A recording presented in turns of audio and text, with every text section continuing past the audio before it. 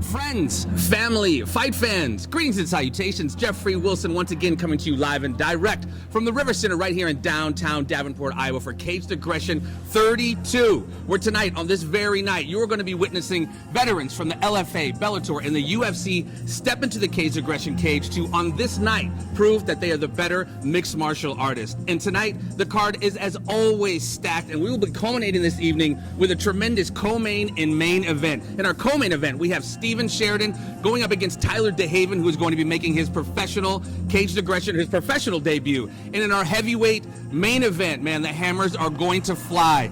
Darian Abbey, who is coming off a very impressive first-round victory over a very game Martin Vancel, will be facing off against Alec Lorenz, who is coming in 4-0, undefeated with all of those victories by either the first-round knockout or TKO. It's going to be a banger, ladies and gentlemen. And joining me on the stick, calling the action, he needs no introduction, but I'm going to give him one. He is the very first UFC welterweight champion. He's a trainer of champions and a Hall of Famer. Pat MIletich. Patrick, good to see you. We are back, my friend, and the Caged Aggression combatants are moments away from stepping into the cage to do what they always do without a shadow of a doubt, put on an amazing show. What say you, sir? Well, I mean, the main event, Lawrence and Abbey, between them have 15 first-round KOs or TKOs, right? So it's going to be exciting. I guess we're going to find out which one has the chin out of the two, ultimately, is what's going to go on. Both of them love to stand up. They love to impress the crowd. They love to make the crowd roar. So that's what we're going to see there. You know, in the co-main event, though, Sheridan against DeHaven, that's an interesting matchup because Sheridan is very dangerous on the ground, very good submissions, and DeHaven is a guy who loves to wrestle, loves to put people on their back and beat them up, ground and pound them, but also has knockout power on his feet. So it's going to be a very interesting matchup on how they play their games against each other. Well, and we saw in Tyler DeHaven's last fight a ridiculously incredible first-round knockout of Caleb Gall. Ladies and gentlemen, the champ has spoken. So without further ado, let's get on the good foot and do the bad thing and toss it up to Jason Vargas to get this party started. My name is Jason, your official voice from inside the camera cage, and it's my pleasure to welcome you here tonight. A night we've all been waiting to happen for almost 700 days. Almost 2 years worth of no's at every turn. Restrictions on every single night of fights. And tonight, the word no is finally in our favor. Tonight, Caged Aggression MMA and its fans are back. And this weekend, we have no limits, folks. Let's make some noise for that. Before we get started, I want to give special thanks to our event partners for helping to make the entire weekend possible. First and foremost, special thanks to the River Center, the official home of Caged Aggression MMA, 7G Distributing Bud Light, thank them often and responsibly, La Quinta Inns and Suites, Ducky's Formal Wear, Galesburg, Ruby's, Tap On It, Iowa Auto Club West, Marigold, McCarl Family Racing, Yabba Dabba's House of Glass, Old Town Heating and Air, the QC Sneaker Vault, Elite Loyalty Combat Sports Management, Stand and Protect, Walking Window Tinting, and Dragonfly Jones Shop. Let's make some noise for each and every single one of our event partners, ladies and gentlemen.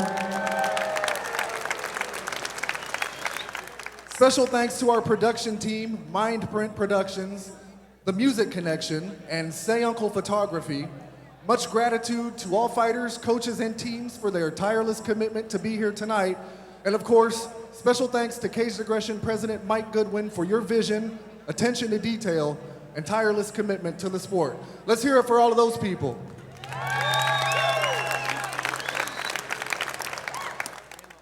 Of course, all of tonight's bouts have been sanctioned by the Iowa Athletic Commission, Executive Director Don Chamberlain, Deputy Ben Wilson, Inspectors George Chamberlain and Benji Williams, cage side officials for tonight, Greaseman Kevin Night Anderson, our timekeeper Larry Stone, our judges Alex Orozco, Ian Haas, and Matt White, our cage side physician Dr. Metcalf, and helping us keep track of rounds tonight, the lovely Serena, Dot, and Jessica.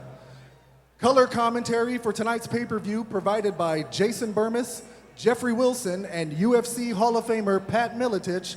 And when the action begins, our referees in charge, Josh Stewart, and the boss, Bruce Allen.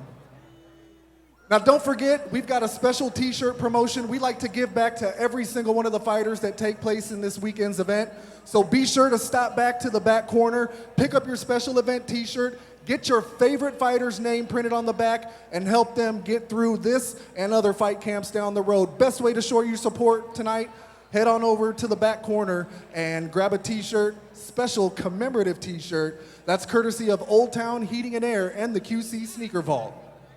Now, folks, if you'll please rise and help me welcome Local 4 News WHBF TV host and former Miss Iowa, Michaela Hughes Shaw, for the playing of our national anthem.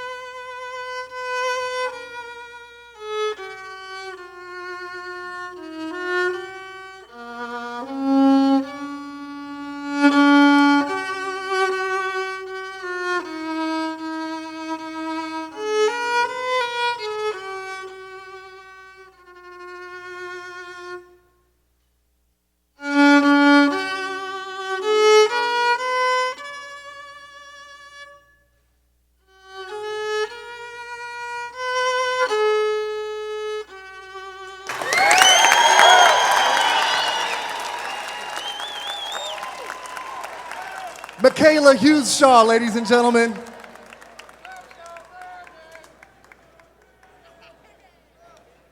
All right, River Center. Now, I know everyone in the building has been waiting for this part. And I think you all know what's next, right? All right, this is No Limits. So I need you to get out of your seat and let's let the folks in back in the locker room know what a no-limit crowd sounds like. Come on, if you're ready for the action to begin, let's make some noise. Let them hear you in back.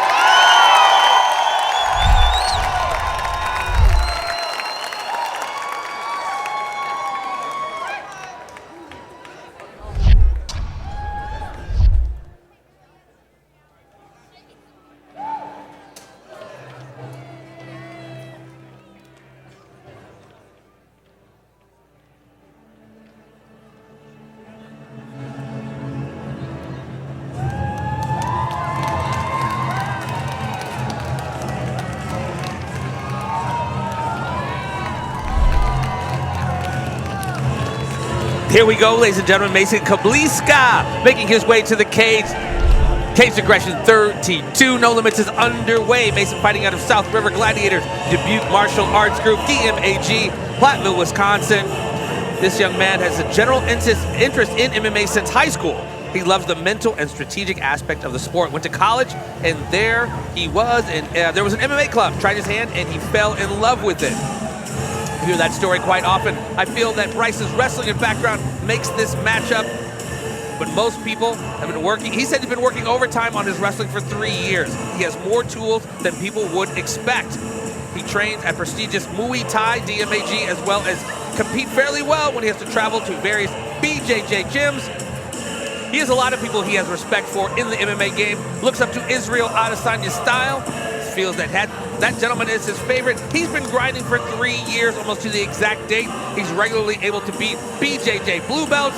He's actually built lots of grappling experience against high-level wrestlers. He can submit from his back on top from wherever it goes. JB, what's that poll looking like, my friend? Well, Mason's actually coming in at a considerable underdog at only 36 and change, with Bryce Everson, who's about to make his way to the cage at about 64%. So the fans are going with Bryce. But I got to tell you, Mason looked extremely confident in that walk-in. Bryce Everson out of Iowa, top team and Summit Training Center out of Comanche, Iowa. I'm glad. I'm sorry, go ahead, champ. I can tell you're a local. You didn't say Comanche. He was brought on as a wrestling coach at ITT in November in 2020, did some traveling and decided to train to compete in July of 2021. So he's kind of new to the game. He feels very good about his skills, not only in wrestling, but 20 years of experience. He feels his striking and his BJJ has come a long way since he first started. Some of the things that he feels are his strengths in the game: wrestling, takedowns, and transitions to important ground and pound situations have been my strongest suit since he began. He knows this, he thinks it's gonna turn into a grappling match, and he feels he's winning 10 out of 10 times. No shortage of confidence there from Bryce Everson. Really loves watching, as his people he looks up to, really likes watching Khabib and the other unique techniques he uses to dominate on the ground. Without a doubt, he does that very well. And he's a big fan of Kamaru Usman as well. Success leaves clues, as that gentleman is a very dominant champion, because his striking has become world-class even though he has started as a wrestler. Always developing, it sounds like, Mr. Bryce Everson. And some of the interesting stories and facts regarding his MMA career: he started in college, and because of that, he preferred to start his career out of not cutting weight. He cuts from about 170 to 133, and so moving forward, he really doesn't see himself competing below 155. We're on our good foot and doing the bad thing as our first fight gets underway. Ladies and gentlemen, our first bout of the evening is scheduled for three-minute rounds in the Caged Aggression Amateur Welterweight Division, powered by Walking Window Tinting. Introducing first, fighting out of the red corner. He stands 6 feet 1 inch tall and weighed in at 169 pounds. He trains at Southern River Martial Arts and Dubuque Martial Arts Group and is sponsored by Rosemeyer Jones Chiropractic and Charlie Gum. Joining us from Platteville, Wisconsin, Mason Kobliska. And his opponent, fighting out of the blue corner. He stands 5 feet 10 inches tall and weighed in at 166 pounds. He trains at Iowa Top Team and is sponsored by Pinnacle Supplementation, Weber's Gym, and Everson Construction. Joining us from Comanche, Iowa, Bryce Everson.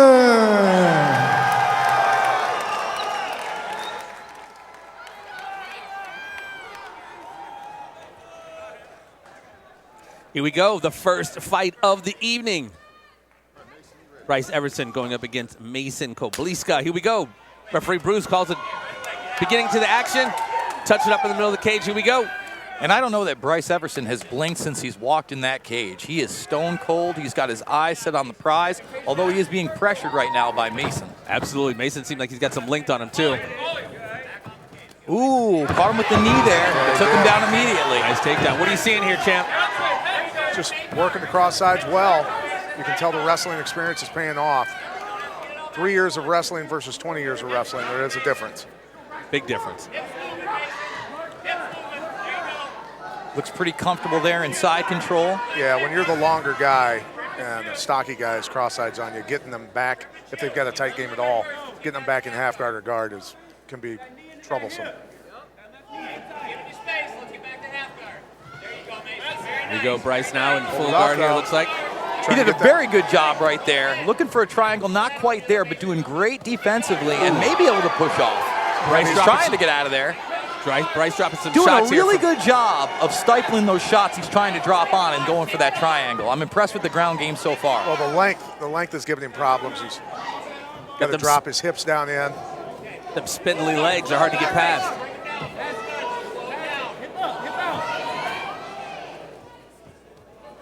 Bryce postured up big for that shot. Dropping the ones and twos. Watch for the up kick. Yes, without a doubt. And Mason almost gets to his feet, gets a swing at, and there he is. There you go, lets him up. Both fighters back to their feet.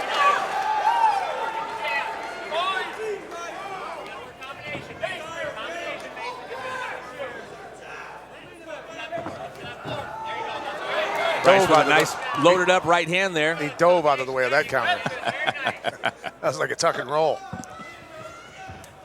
Good leg kick low. Swinging for the fences with that right. It seems like that's going to be Mason's move. Their strikes from the outside there, keeping him on the end of his strikes. Another good leg kick from Mason. Oh, He got clipped. he caught him, but didn't quite do damage. Nice counter from Bryce. Takes him down with some force. Mason's coming in there with big swinging shots. It's leaving him vulnerable for the counter and then the takedown, and that's what we just saw there, Pat. Yeah, well, and you know, the thing is, I mean, you've got to throw some feints and fakes in there, keep them guessing a little bit more. You'll hear me say that several times tonight. It's your go-to. Well, I have to say it to reinforce it in people's heads. Fighting's really simple when your opponent doesn't know when they're fighting. Ooh, big shots raining down. Bryce has him There's possibly. a triangle started. He's definitely working that ground game here, right in front of us. Into the first round, ladies and gentlemen. How we scoring that one, boys?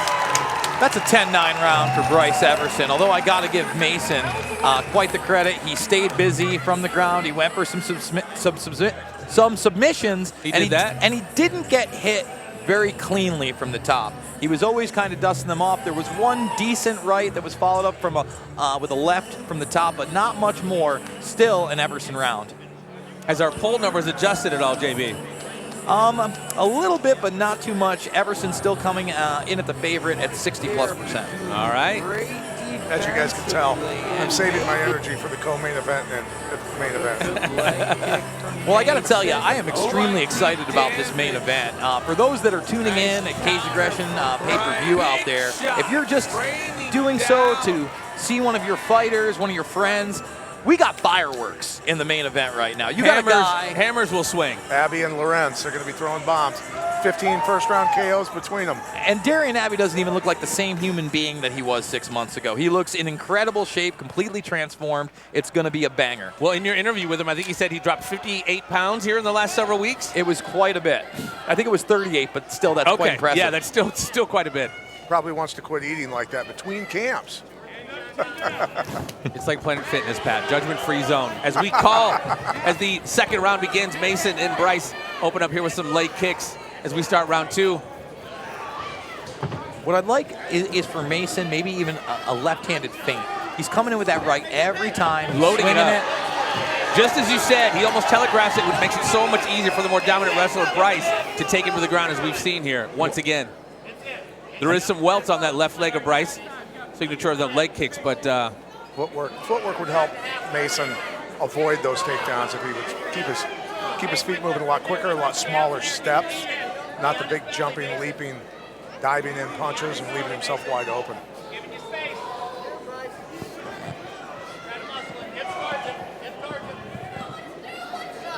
side control here for Bryce.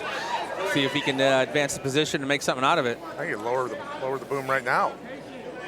Seems he's rather conservative with his offense, with somebody he has pretty much control of here on the ground. Well, if I'm his coach, I'm telling him, trap that arm with your leg, with your shin, From crucifix, possibly? Sure, free up that left arm to, do some damage. Absolutely. I mean, if you get that left arm out, short elbows are going to be what he really needs to go to if he's looking to strike here. But instead, we've got Mason turning around, getting back in full guard. Yes. Matt Hughes in attendance, of course, tonight. He was the king of the crucifix. His son, Brandon Mills, will be fighting tomorrow night. You don't want to miss that. Yep. See the next generation. Going for the choke. Going for the choke. He's definitely got it in there. That is deep. He's got to drop that left hip hard. Trying to keep that pressure there. It's a tough angle to tell. He's got to keep the pressure there. Don't go back. He's going to slide the knee across. Nope, yeah, he's got that out. He's got out the now. full mount. Full mount. There we go. Nice transition. He's got less than a minute to work. Bryce, yes. Bryce in a very dominant position to see if he can make something out of this. Are we going to see some ones and twos getting dropped here? He's moving his head. 30 seconds left. Let's see if Bryce can do something. Oh, that's a big one right there. Those are definitely landing. Those are landing. This could be the beginning of the end right here, fellas. He's doing his best to guard, but he's getting ducked up right here. Oh, turns out he's got 15 seconds to survive. He's trying to get out of there. He's trying. I think the bell will save him, but it's definitely a harbinger another for good things. left. Possibly a harbinger of things to come here in round 3. Bryce doing serious damage in that mount position. It's not a fun place to be. No. And the only question I really have with like that last 45 to 30 seconds, is that enough to get a 10-8? A full mount, rain those down. It's not a knockdown. Yeah, I mean, I think it has to be longer, more damage, to be honest with you. Had him on the ropes a bit, though. Absolutely, absolutely. But that is definitely another round for Bryce Everson, and I would say he's up 2-0, and Mason needs a finish. Yeah.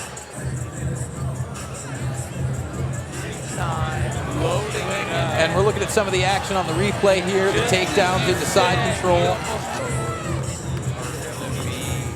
And again, Mason trying to stay active, getting him back into that full guard, but Bryce Everson later on finds a way to get that full mount and rain down that damage as we're watching right here. I do believe that has something to do with the 20 years of wrestling experience that we talked about in the beginning here. Certainly helps. That's where he finally started zeroing in. And he eventually grabs him by the neck, which is legal as long as you're not Pressing in, right? sticking a digit into the throat, yeah.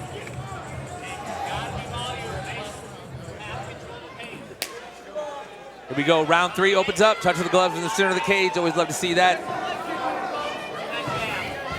Whoa, loading up with that right.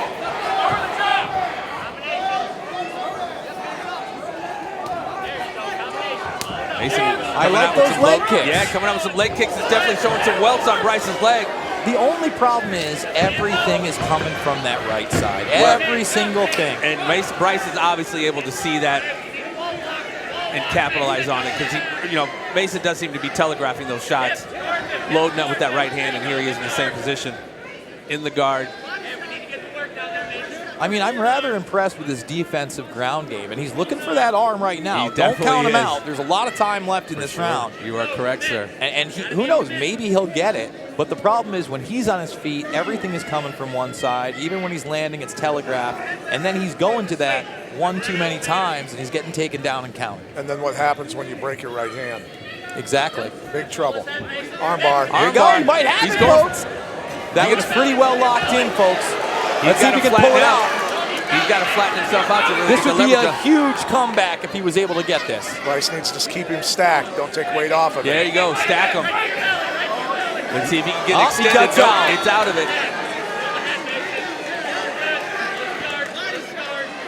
E for effort for Mason with that ground game. Like you said, JB, he's definitely capitalizing on Bryce being in his guard. But right now he's got to say, look, I've got 90 seconds. It's not over. I got to try that again. He's got to believe in himself and not be discouraged that that one didn't go through. He's moving his hips to do just that. You can see him setting up for it, like you said, champ, rocking them hips. Here he is.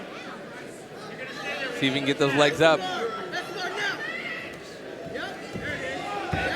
Oh, Bryce switching to side control here, out of the guard. And I just saw Mason take a couple deep breaths from underneath. Yeah. Now, you're a coach right now, Pat. There's less than a minute to go. What are you yelling at Mason Koblashka? Well, look, either get him back in guard and go for, submissions. Chain some stuff together. Most likely a triangle would finish it, if any of them, because the arms are so, they're shorter and stronger on his opponent. So, or get up and go for the knockout. I like that knee from Bryce Everson. I feel like that's underutilized, along with what we discussed earlier, people getting into that crucifix position. Knees to the ribs definitely can do some damage. There's another one. I love it. Mason's corner pleading for him to get moving. Only 20 seconds left, 10 seconds left at this point. Seems to me Bryce has done enough here. Yes, he has. Absolutely, and that right hand was the cherry on top. That should be a 30-27 across the board, folks. Mason looking a little worse for wear. Got a little mouse under that left eye there. Those shots obviously doing some damage. There's the armbar attempt. Bryce is stacking him best as he can. Gets the arm free finally. The stacking was key to stopping that, shutting that armbar down. And you know what? He did a great job of it. He was never really in trouble. He had that thing locked in, and he pulled it out with that first you know, big pull. Right. A lot of guys do that, and they get their arm extended. Yes, they take their weight off of their opponent, allows their opponent to, isolate the arm. They've taken their body out of the equation of defending their arm. Gravity and weight on top of them, right? Well, it certainly seemed that at the end there, you know, Bryce realized he had the fight. He was lying there in the last minute or so, crowding him, kind of exploded the last 15 or 10 seconds. Smart. But at the same time, yeah, he felt that arm bar. He did not want to see himself lose this fight to a submission. Thinking through it.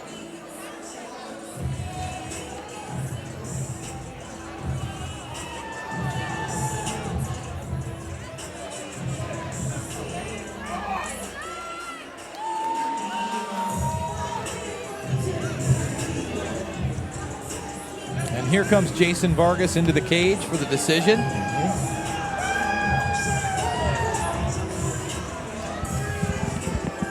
I don't know what the holdup might be. Let's hope we don't have an atrocious call by the judges. Well, it can't be the math on that one. You would think that, but it's 2021, Pat. All bets are off. Oh, might need damage. Nice counter from Bryce. Every time. Loading it up. Ladies and gentlemen, we go to your judges' scorecard for our decision. Our judges scored this contest 29-28, 29-28, and 30-26, declaring your winner by unanimous decision, Bryce Everson. I don't know what round they found for Mason, but apparently 2 judges did, and then one of those judges, I guess, agreed with me that there was a possibility of a 10-8 round. So like I said, it's 2021. All bets are off. You never know until they actually call the fight. I thought it was a pretty clear 30-27, but the judges didn't agree. Great point. All right, first of all, congratulations on the win tonight. Hey, talk to us how it feels opening up the night with a big win. Hey man, first thing I want to say, thank you to my sponsors, Pinnacle Supplementation. They're doing it different. Please check them out. My buddy runs it. He's very diligent in his research. Please check him out. Everson Construction, Weber's Gym, best place to train. Iowa Top Team where I train. It's awesome.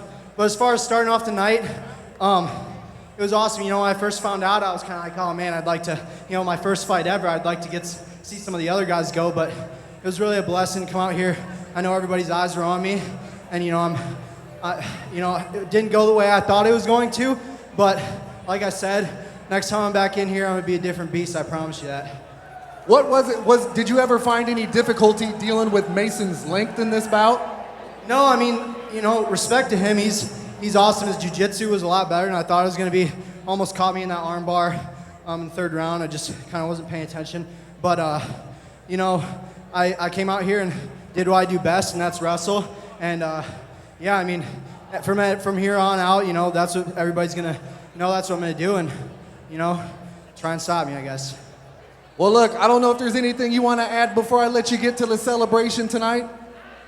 No, man, thank you to all my supporters. You guys are awesome. I love every single one of you. Even the people I haven't talked to since high school. If you're watching this on live pay-per-view right now, or if you're in this building, I love every single one of you. Thank you so much for this opportunity. I couldn't do it without you. Ladies and gentlemen, let's hear it one more time for your winner here tonight, Bryce Everson. Congratulations, Bryce. Oh, Bud Light Seltzer Retro tie-dyes?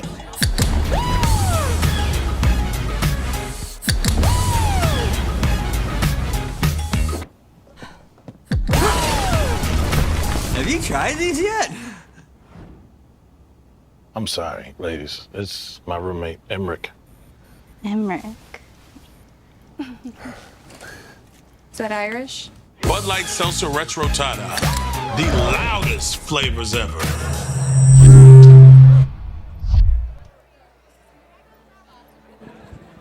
Bryce Everson picking up the W there over Mason Bliska. You see, I noticed he had Lee Colvin. Bryce had Lee Colvin in his corner. He will be fighting tonight, Lee will, against Bryn Heathcock. As we move it along, Ka Hato versus Roger Hickman coming up next.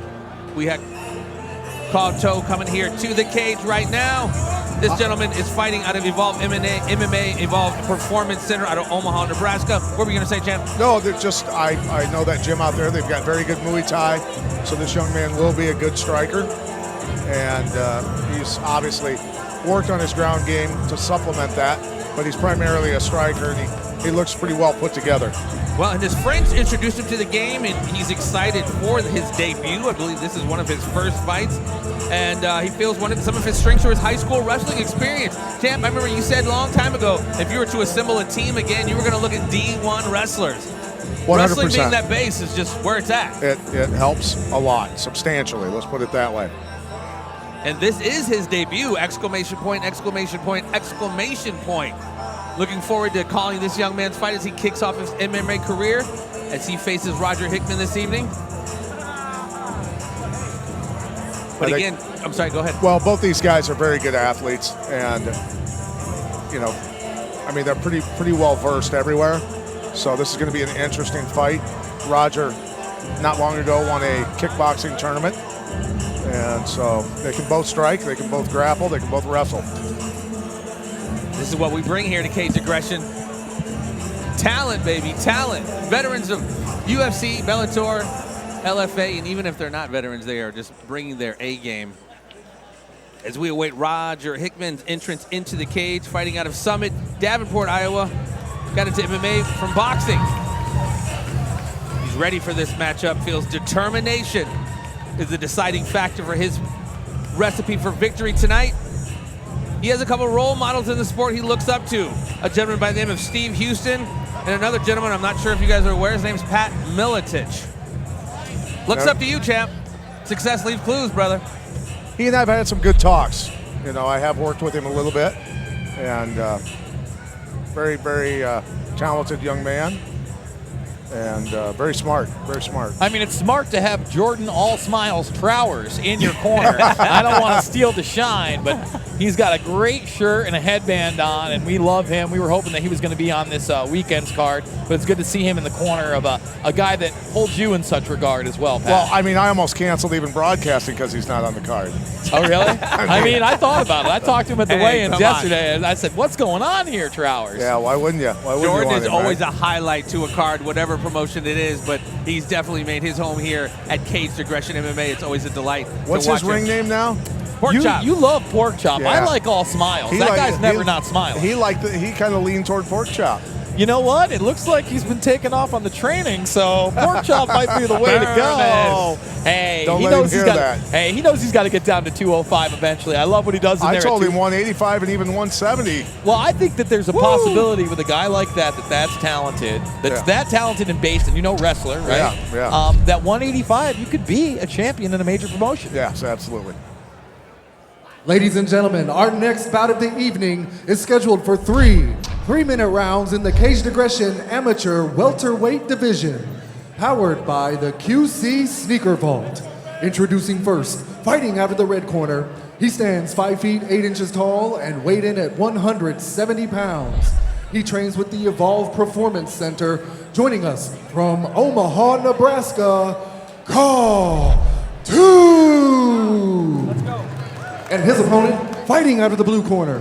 He stands 5 feet 9 inches tall and weighed in at 170 pounds. He trains with Nyquist Roundhouse Martial Arts and is sponsored by My Ride. Joining us from Davenport, Iowa, Roger Hickman.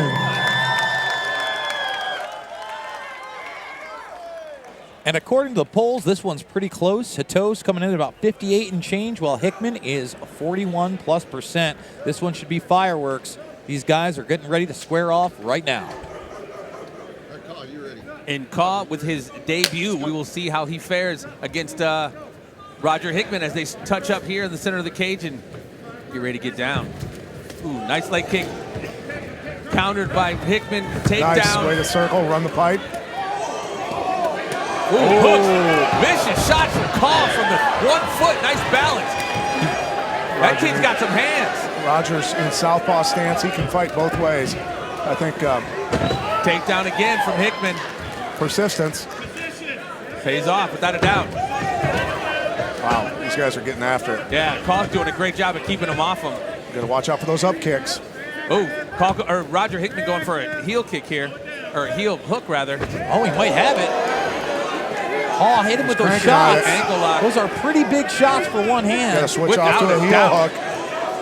Hickman trying, though. He's got it locked cranking in. on He's it. trying to get He's that cranking on it. distance. He might have it. He's definitely He's rolling cranking on the that right bad way boy. right here. He's trying to take him away from the cage and extend. He's hurting his ankle, that's for sure. Kaw doing a good job, though, Without a doubt. of closing that distance and not letting him extend off the cage. What's that what, pole looking And like? now he's JB? out. Defending every strike with, or every There you submission go. with strikes. Kaw now moved to side position, dropping some shots. What's our pole looking like, JB? Roger's got to roll out of that. Kaw's Roger's at got to roll. Kaw's at about 52%, but Hickman has definitely closed the distance at about 49. Keep that arm trap. There you go. Keep that arm trap. Smart. He can trap that arm, like you said here, and just rain down the shots. Roger's got to get out the back door. Smart. There he is. Back to his feet. Ooh, good takedown right there. Kaw doing a great job of keeping Roger Hickman busy. Even when he seems to be in a down position, he's still striking and still knocking him upside the head. Catching his breath here, you can tell. He Hickman easily slides moving, right over. Yeah, moving to that mount position. Call reversal. Nice reversal. Got to post up when somebody's going to roll you. Body shots from Kaw. Wherever Kaw is at, he is striking. He is laying some blows in wherever he is at. Tough guy. Without a doubt. That first round here, man, they are busy. Working on passing that guard. My question is what happens after this round? How's he going to look in that second round, maybe the third if we go there? Because he has expended a lot of energy. Without a doubt. And he's constantly been striking. Tough to keep that pace up. He definitely has been staying busy. Hickman out from under, grabs a leg. Still striking from the bottom. I tell you what, these two are going at it. Yes, they are. Great way to start the evening. Case Aggression 32, night number 1. Roger needs to start striking. And we want to say what's up to every single Push off person and who start picked boxing. up this pay-per-view from around the world. Case Aggression is a global promotion. Thank you guys so much. Going for a key lock here? No, it took his back. Oh. You opened him up a little bit, too. Yeah, Roger's cut. End of the first round. Close one to call, boys. What are we thinking? I mean, that is a tough one. That is a very tough one. Back and forth, two landed a lot more strikes. Hickman with more takedowns. I mean, again, but you got to do something with them. That's very, right? very true. For the scoring, you've got to. You know, that's you've got the submission attempt, but at the same time, he was able to get out of them. Yeah, the thing is, there was so many strikes landed by two, even when he was on the bottom. Yeah, without a doubt. Inflicting damage, right? Even when he was being taken down, hopping on one leg, he was dropping some bombs. Yeah. And there's right Roger there. running him across the ring finally. Nice balance shown by two. Two definitely keeping Hickman busy, without a doubt. I'll be interested to see if Hickman changes it up at all, or did he continue to go for the takedown? He needs to stand up and box. Well, like you said, JB, Two's definitely expended a lot of energy in that first round. We'll see. But I keep that pace up. I have to argue with you guys about that a little bit, because Roger was the one going for takedowns constantly. Right? Yeah, right. That's the guy that expends a lot of gas. And he is looking a little gas in that corner right now. Yeah. In fact, the ref's having a hard look at him right now.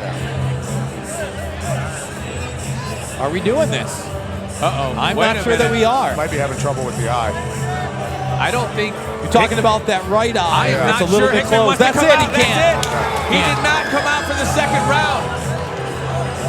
Well, that could have been an eye injury. It could have been a combination. We're not quite sure what happened there. But again, that goes to show you, being aggressive on the bottom, strikes from the bottom can be effective. Kaw 2, picking up a victory in his first fight. Referee Bruce coming over and let us know that Roger Hickman was just out of it, not able to respond to the referee. I'm not sure if that was from strikes or from fatigue, champ, from what you've seen throughout the years. What was that? Might have been fatigue.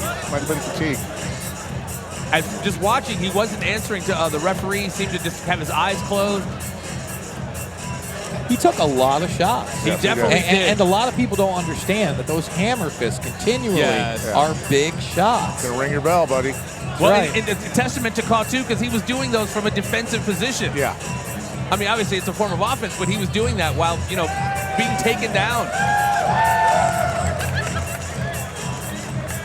So that's going to go into the books probably as a TKO, right? Or how are they going to do that? Yeah. It'll be a I was TKO. going to say, that's... Round 1, Kaw 2 picking up a W in his first foray into the world of mixed martial arts. That eye looks pretty closed up as well. Ladies and gentlemen, your referee, Bruce Allen, has called a stop between rounds, declaring your winner due to inability to answer the bell. Call 2.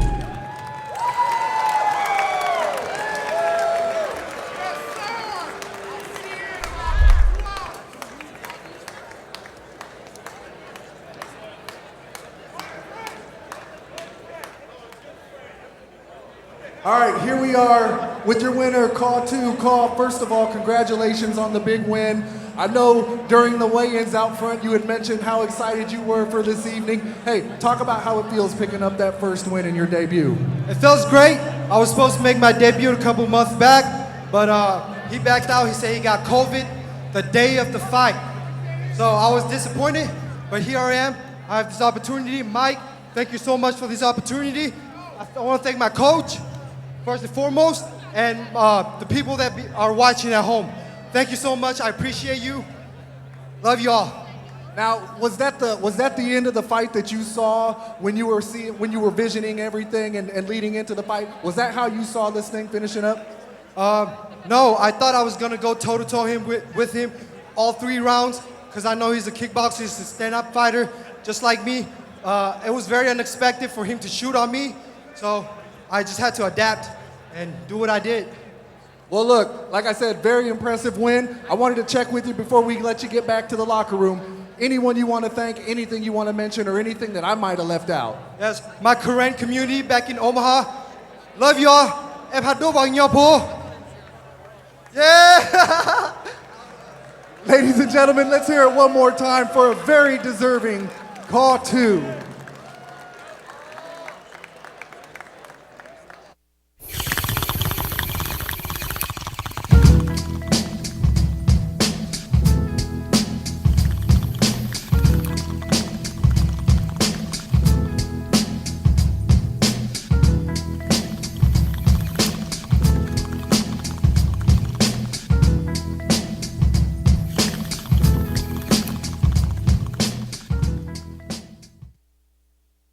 Smoke weed every day.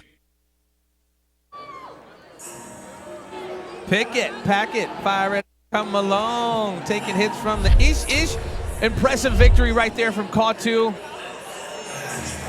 in his debut against a Roger Hickman. And here we have Adam Smith going up against Liam Morris as Adam Smith makes his way to the cage, fighting out of Hard Drive MMA out of Cedar Rapids, Iowa. It's always been something he's wanted to do, he says, since high school. He thinks it's going to be a fun one, and he feels that his grappling is going to be the difference maker. What are our polls looking like on this one, JB? We got Liam Morris at 66 and change, and Adam Smith coming in at the underdog at 33 and change. Right now, you got an entourage in there, including Eric Koch, obviously a veteran coach, a veteran of the UFC himself, yes, of many, many talented and upcoming fighters. Well, he's definitely the coach of not only Adam Smith, but our main event, Alec Lorenz, one of his coaches as well. But like you said, yeah, definitely a healthy entourage there. Wu-Tang Squared coming to the cage with Adam Smith. It's always good to have that support system. There's Alec Lorenz right there as we see him giving kudos and shout outs to his teammate as Adam Smith makes his way into the cage, aggression cage. And it's just so great to be around all these people, full capacity, no smiles limits everywhere. No limits, no restrictions. It's beautiful to see, Bermas. You are absolutely correct.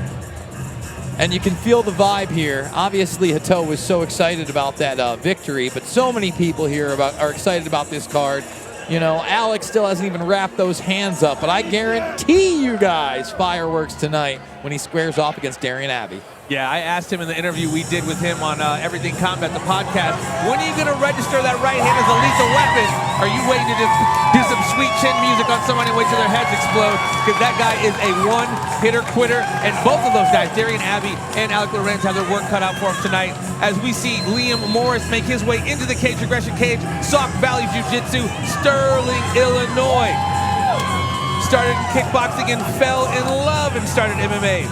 He absolutely loves it. It's gonna be a scrap and tons of fun. He feels his cardio and his defense is gonna be, and his striking is gonna be the difference maker. Looks up to a couple people we might know, Michael Chandler and the great late Bruce Lee.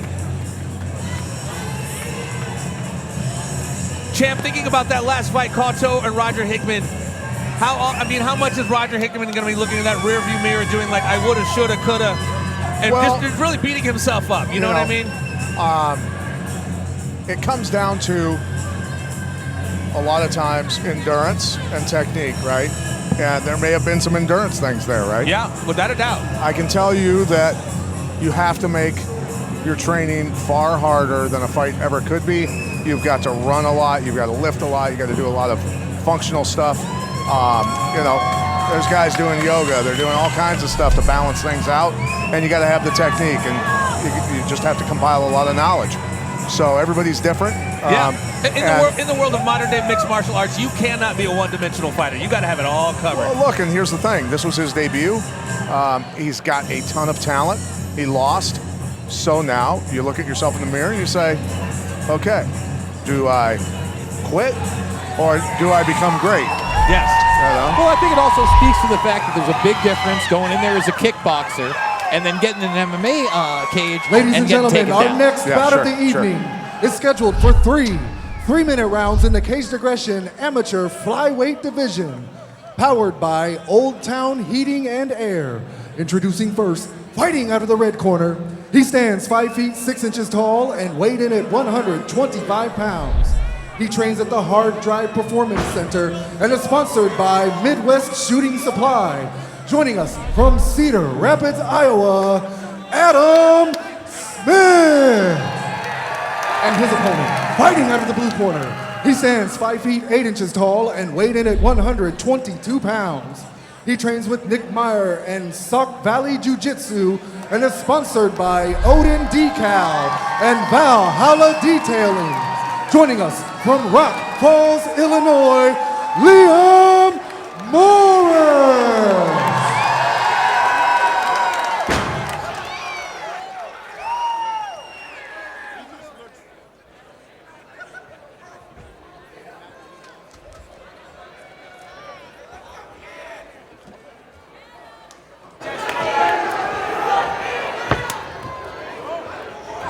Ooh, big head kick.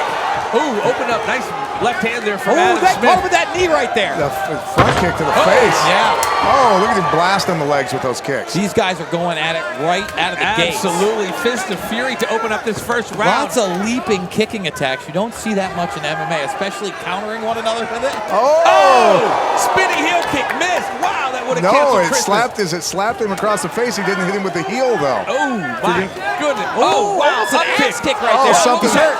He's hurt. It's over, I think. Shot to the groin, I think. Are we going with the groin show? Is that what that was? It happened pretty quick. Did happen pretty quick. I think he recognized that he hit him in the groin. I don't know that it's a groin. He's hopping around. Adam Smith's ready to go. It was the jewels. It was the jewels, I Jensen. want to see that replay in the back, guys. I want to see that. We'll see if they catch it. Watch the giblets, boys. Watch the giblets. Here we go, touching up. We're ready to go. Back at it. Good These leg boys kick. are firing away. Another head kick attempt. A variety of offense being displayed here by both fighters. Nice little leg kick there. Hey, fake the jab first. Oh, he got clipped there with that right. Wow. These guys are firing away. It's almost a capoeira type kick. It is. Oh, takedown. Nice takedown from Adam Smith. Beautiful double, driving Look at double. those legs. Oh, Passing in the the side guard. guard. And here he looks like he's going to work. Got the full Oh, mount. wow. Got his back here. Let's see if he can take advantage. Adam Smith pounding away here on Liam Morris in this first round. Oh, Liam Morris has got, let's see where he gets the arm right here. It's tough to see. He's looking for the neck. He's trying to get that second hook in from the bottom. Looks like he's got it. Adam with that body control there, getting the legs wrapped around. Let's see if Looking he for the body triangle, not quite there yet. Didn't quite get Got the He's wrist turning control. into him. Liam turned into him. He's got the wrist control. There he goes, got the hooks in. Now both hooks are in. Shots from the back. Wow, those are solid shots. It's underneath. He's There he locked is. it in. Whoa, he got it in there. He's trying to push it up. It's still not quite under the chin. Not under the chin. Yeah, Not you are quite correct. under the chin. He's turning sideways. He has did the right thing right there. And now he's out. He's got to figure out how to get his back to the mat and get his opponent off his back. Smith still with over a minute to work, however. Definitely has some time. Explosive from both of these gentlemen. Explosive offense is displayed. Ooh, good shots. Big good shots. right hands. Big shots. Man, loosening him up. He's got very good back control. Liam was attempting to get to his feet right there, but yes, as you said, champ, Adam Smith's back control has him back to on the ground here. Stuck to him like a spider monkey. Absolutely. Without the body triangle, just separating his legs and staying into the crotch area. I love it. Still trying for that choke, trying to get underneath. 30 seconds left, and here in the first round, Liam Morris doing a good job with his left hand protecting that neck. ridiculously explosive first round from both of these fighters. Well, you've got to be able to climb up into their body. He's trying to turn into it here. Got it, reversed him. High guard, high guard. It's hard to see from this angle. Ah, there you go, into the first round. Wow, score that one, boys. You know, Liam got a couple of decent shots in from the bottom, but obviously a very, very dominant round from Adam Smith. Yeah, yes, Adam Smith showing some serious explosiveness with his offense.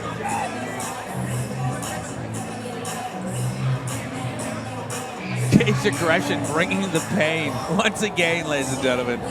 A ton of energy expounded by both fighters in that first round.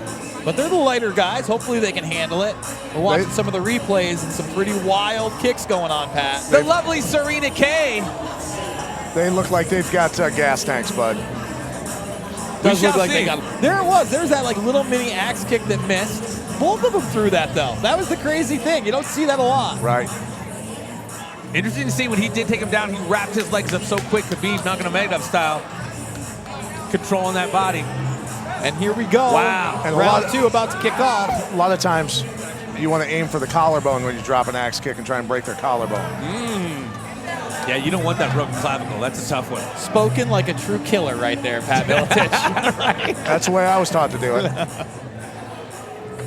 It's a bigger target, longer target. Catch it on that ledge and snap it. Here we go, opening up round two, touching up in the center of the cage. Adam Smith, Liam Morris going at it. Oh, inside leg kick there. Liam drops him. Ooh, good leg kick from Adam. He's got solid kicks. Good body kick right there from Smith. Wow, Smith again kind of faked with what looked like a leg or a body kick. Yeah, and then switched it up, looked for the head. Yep. Crocodile tail. Is that what that is? Yep, go low and then leave it up to the top. These guys are swinging, boy. Another big head kick attempt from Smith. I want to say this, though. Liam Morris not backing down. Very much in this fight. Very much in this fight. Very much so. These boys both clearly have respect for each other's prowess, but they're in there to win it. Swinging for the fences right there.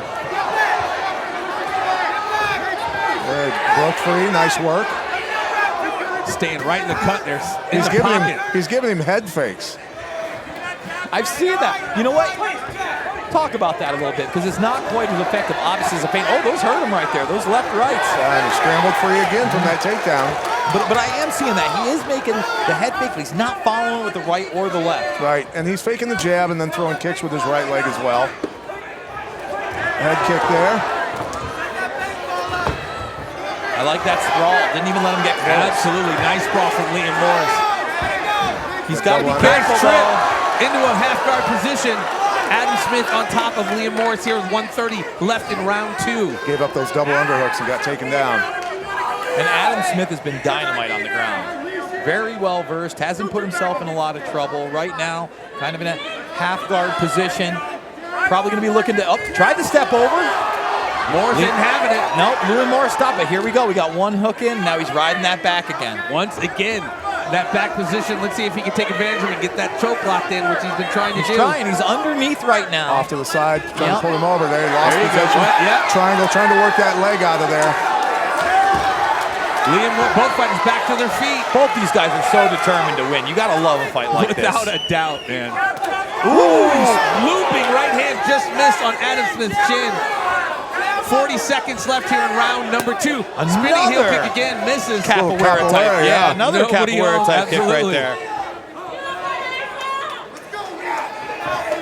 30 seconds left in the round. Good right from Smith. Good head kick right there. Man, so much being thrown. Looks like a Matrix fight. It really is. I love the variety of offense these guys are throwing. Ooh, Wow. good Right shot. now. Good right. Adam Smith is well. He's still got 15 seconds left. He needs to go in for the kill right now. Can Liam capitalize with 10 seconds left here in the second round? He has him wobbled. Ooh, nice front kick to the grill. Smith didn't have a lot on that kick. I think he's doing a good. Off balance. It looked Had like plenty on that one, though. Whoa. These boys are Great back second round. in. See, he's still hurt. He tired, wobbled too. back. He did a good job of fooling Liam into thinking that he wasn't rocked in those last 20 seconds with the hand movement and kind of stepping around. Right. But you saw him step towards us. He was definitely not on full legs. Still not 100% there. One of the Coke boys in there, cornering. Yep. No stranger to the UFC. Him and his brother, badasses from Cedar Rapids. Yep. Trained with Duke Rufus for a lot of years. Came down to my gym a little bit with Duke. Tell you what, when they were babies, they were tough. Let alone now. They were. That's how it is now, man. These kids are coming out of the womb with blue belts, baby. Just breeding warriors around here. They could especially in bang Iowa. standing up. He was so fast. There the two are going at it.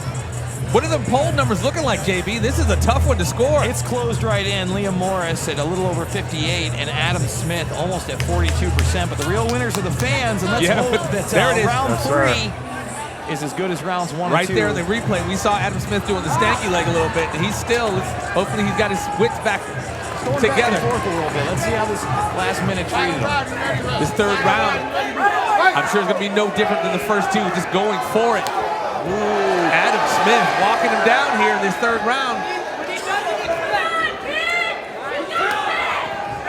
Oh, caught that kick. Caught that with a nice takedown. He was wanting to go for the arm bar there from the bottom as he was going down. You could tell. Just couldn't get his hips turned over. You know, if the judges saw that last shot by Liam Morris in the second round, we really should have 1 round to 1 round. And this I agree. Decision. Yeah. Agree. We open up this third round here. We got Liam Morris in the guard of Adam Smith. It's been a very toughly contested fight by both guys. They're unloading the gas tank here as they want to put on this incredible performance, which they definitely are. And I'm not sure, even though Liam Morris is on top and he's striking, that this is where he wants to be. This is not where he's had the most success. Adam Smith can go from the bottom to your back in the blink of an eye. He's proven that in this fight time and time again. And he's throwing up plenty of offense from the bottom with these triangles. Absolutely. Trying to isolate some arms here, a little rubber guard. I tell you what, when a guy's that busy on the bottom, it's trouble. It's trouble. Because it's hard to mount any offense when they're that busy. Yeah, Look keeping at him you trying busy. to knife the knee through to pass the guard. Good recovery there. Smart move. Back to it the up. feet. Yep. Less than 2 minutes left in this fight. Somebody's a little bit bloodied up. Yeah, it looks like Liam's caught himself a little leakage.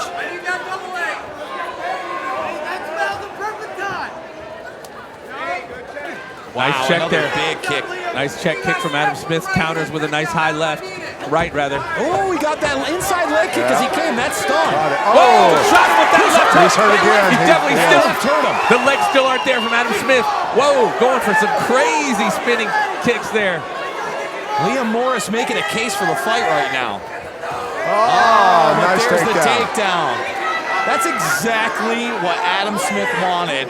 That's and what he if he needed wants to to do. put a stamp on it, either he's got to finish it or he's got to get some ground and pound. Under a minute left to go. Taking his And back Adam Smith again. taking his back. Yes, Looking for once that again. neck one more time, and you know what? This time that arm's a little higher. Although Liam Morris doing a good job getting his left arm in between, kind of that phone position. Not quite there right now. Tough to tell from this angle, guys. Turning into him. Turning into him, absolutely. Oh, back up to their feet. Liam Morris. I'd let him up. Let him up. Here we go, 30 seconds left. Here we go. Got to lay it all on the line here, boys. Really anybody's fight right now. 20 Gotta seconds. get off the Adam Smith cage, going gotta for get that off the takedown cage. again. Good right from Morris. That hurt him again. You can see it. Yeah, Yes, gotta get on without him. a doubt. Got to get on him. Liam Morris finding a home with those rights and lefts there on their feet. Blasted Big right. him. Couldn't see if he caught him with that. 5 Oh, he seconds caught left. him. He caught him hard. He just kept coming forward. Yeah. Wow. I'd hate to be the judges Great in this fight. one, man. Great fight. This is a tough one. I'm going Liam Morris pulls out that third round, and I think that he's 2-1. But I don't know. You know, there might be people that don't feel that Liam Morris won that second round because they didn't see how badly Adam Smith was hurt with that shot. Right. Yeah, you're right. Adam Smith was rocked in both the second and the third rounds. You can see he's barely able to stand right now. He's really gassed. He's probably hurt. You know, he just went full 9 minutes. How That's important tough on is these that amateurs. in the judges' eyes, champ? After the fight's over, the coach is saying, "Look like a winner. Walk around. Get off your back." You know. Well, either way, yeah, you want to be walking around acting like you won. Certainly as close as that fight was. Yes. But does that do anything in the judges' mind, or are they scoring the fight? They're scoring the fight. Okay. They're scoring the fight. If they're, if they're real judges. Well, yeah. We have great judges here at Cage Aggression MMA. Iowa generally does a very good job.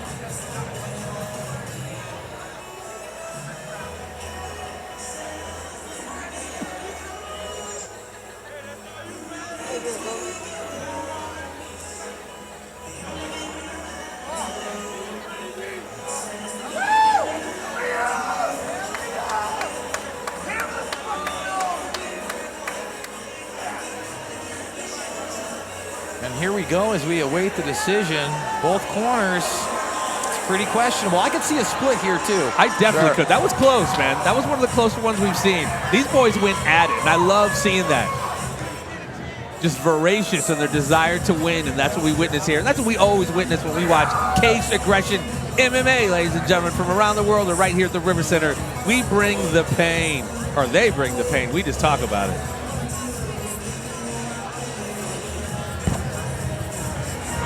Well, that's the thing that generally Mike Goodwin always does a very good job of matchmaking equal talent, so the fights are competitive. And that's always going to make for an exciting battle. Ladies and gentlemen, we go to your judges' scorecard for our decision.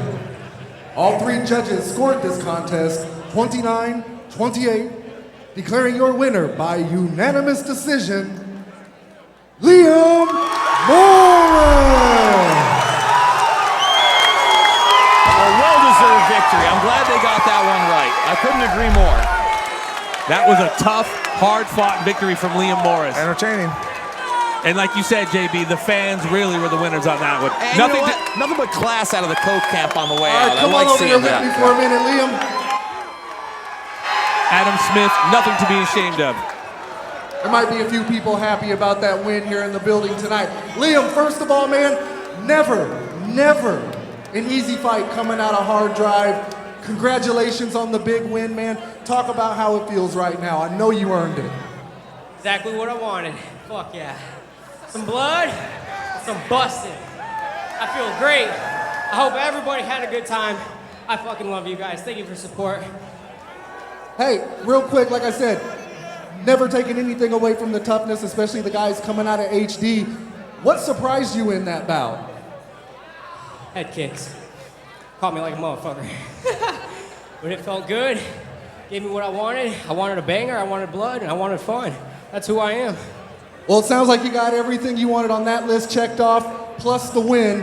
What did we leave out before I let you get to the celebration? I want to thank my family. Sorry. If there's one person I want to say thank you, and I appreciate him so much, just in case no one knows, the motherfucker is Nick Meyer. If you know Austin Hubbard, Justin Wetzel, Stephen Gladhill, my homeboy, teammate, brother Noel Bellini, gonna be fighting tonight, 5th fight. You might want to tune the fuck in for that. He's gonna knock him out. I just want to say I love you, Nick. Thank you, Tony Garza. Thank you, Justin Pettiford. Thank you, Sauk Valley team. You guys are my brothers. I put it all out there for them. Thank you. Thank you, Liam Morris, for the performance tonight. Congratulations once more on the big win. Looking forward to seeing what comes next. Hey, let's hear it one more time for your winner, River Center, Liam Morris.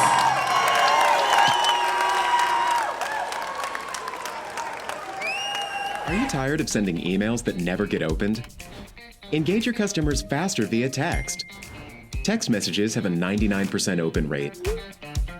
Let us help you reach your customers in the fastest, most efficient way possible by building a database of people who have opted in to receive messages from your brand. Tap on its easy-to-use, all-in-one SaaS platform turns customer communication and engagement from a repetitive task into a fun and simple process. People are visual. Our brains process images 60,000 times faster than words. Why just send a boring black and white text? when you could be more creative and drive visibility and engagement. Highlight products, promotions, and calls to action by including multiple images, animated GIFs, or even short videos. Why choose Tap On It? We offer simple sign-up options for your customers, easy in-store and online redemptions, and enhanced text and social sharing capabilities. We'll create a custom microsite or can link to your brand's app or website with robust reporting and analytics, and use our audience manager to segment and target your audience with the right message to drive engagement and increase awareness. And you will have a dedicated client support specialist to help you with anything and everything along the way. Set up a demo with us now and get on your way to building your business through text with Tap On It.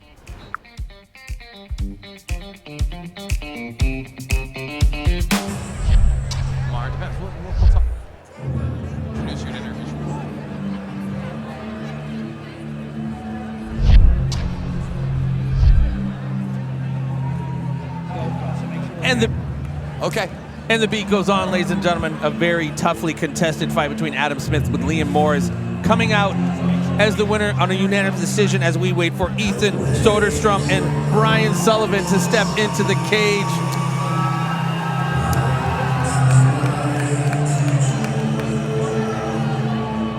No disappointments thus far in our scraps this evening.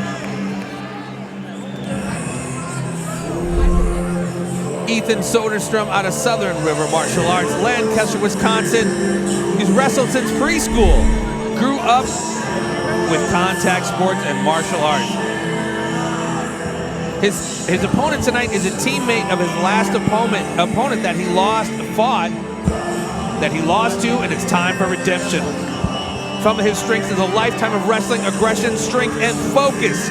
Looks up to Anthony Showtime Pettis as well as Chuck the Iceman Liddell. Champ, this gentleman is a two-time high school state wrestling champion who wrestled at the University of Dubuque. So clearly his pedigree in wrestling is not too shabby. Deciding whether the fight goes to the ground or not, most likely. You start talking about state championship, that means you're good at some wrestling.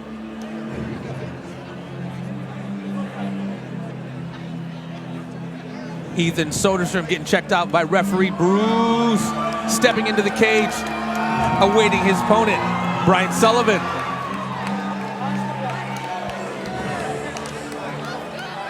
And again, thank you to everyone on the Caged Aggression team to put this together. Obviously, Mike Goodwin, Justin Holstein, Paul Martinez, and the whole crew, man.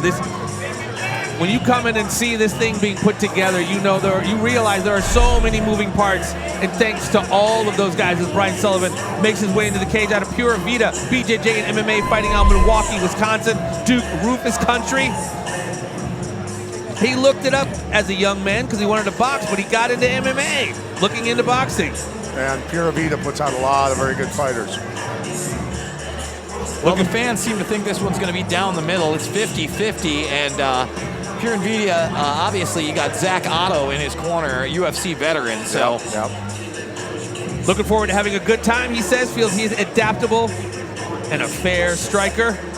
That's going to be the edging part of his victory. He feels.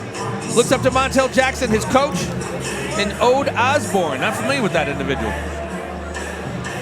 but that's who he looks up to as Brian Sullivan gets ready to step into the cage to get on the good foot and do the bad thing as he faces off against Ethan Soderstrom. And we toss it up to Jason Vargas to get the particulars. Ladies and gentlemen, our fourth bout of the evening is scheduled for three-minute rounds in the Caged Aggression Amateur Middleweight Division, powered by Marigold. Introducing first, fighting out of the red corner. He stands 5 feet 10 inches tall and weighed in at 183 pounds. He trains at Southern River Martial Arts and is sponsored by Emerald Buddha Tattoo, Southern River Registered Longhorns, and Sups.com. Joining us from Lancaster, Wisconsin, Ethan Soderstrom. And his opponent, fighting out of the blue corner. He stands an even 6 feet tall and weighed in at 186 pounds. He trains at Pura Vida, BJJ, and MMA. Joining us from Milwaukee, Wisconsin, Brian Sullivan.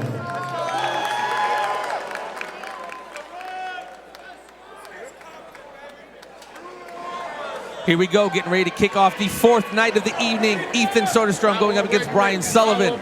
Referee calling a start to the action as they touch it up in the middle of the cage. Pole still looking 50-50, JB. 50-50 down the line. Both these guys got a little bit of footwork going on, some checks, a little bit of a leg kick. There's a left. Soderstrom getting caught, though, up against the cage. Nice T-kick there from Soderstrom to get a little distance. Sullivan in that southpaw stance. Always tough to train for that, is it not, champ, the southpaws? Yes, it is. Nice whizzer there to get him off. Good knee to the body right there. Another good knee to the body. Big knees from Sullivan. Good shots. Ground and pound's working. Another those knees knee are to the body. Yes, they are. Sullivan trying to catch that plunge. Now down to the ground. Soderstrom inside mount there. Let's see if he can take advantage of this position. You know, Ethan weathered that storm. A lot of shots. Got the takedown. Let's see what he can do with it. Yeah, Soderstrom's strong. Powerful guy. Yeah. Some ground and pound shots right there. Still, Sullivan able to get to his feet. Yeah, good underhook there. Trying to get out. Oh, back to his back. Soderstrom.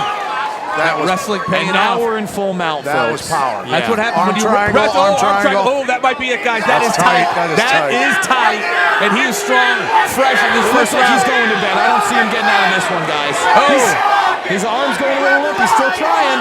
He's trying to defend that. Left arm is not looking great. He's still not tapping, though. He's turning. Champ, what's he need to do to He needs to throw a punch with that arm that's trapped and turn. Testament to Sullivan surviving that. That was... I thought that was locked in. Getting a little bit high, Sullivan too slipping big out. of a hurry.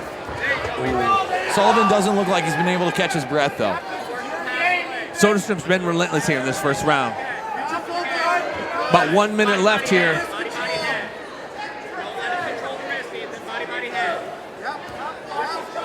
Sullivan maintaining some wrist control there. Ethan taking his time, trying to posture up right here. Goes with that left. On his feet, still going for the ground and pound. Couple good lefts right there, trying to hold his head in place, making it more effective.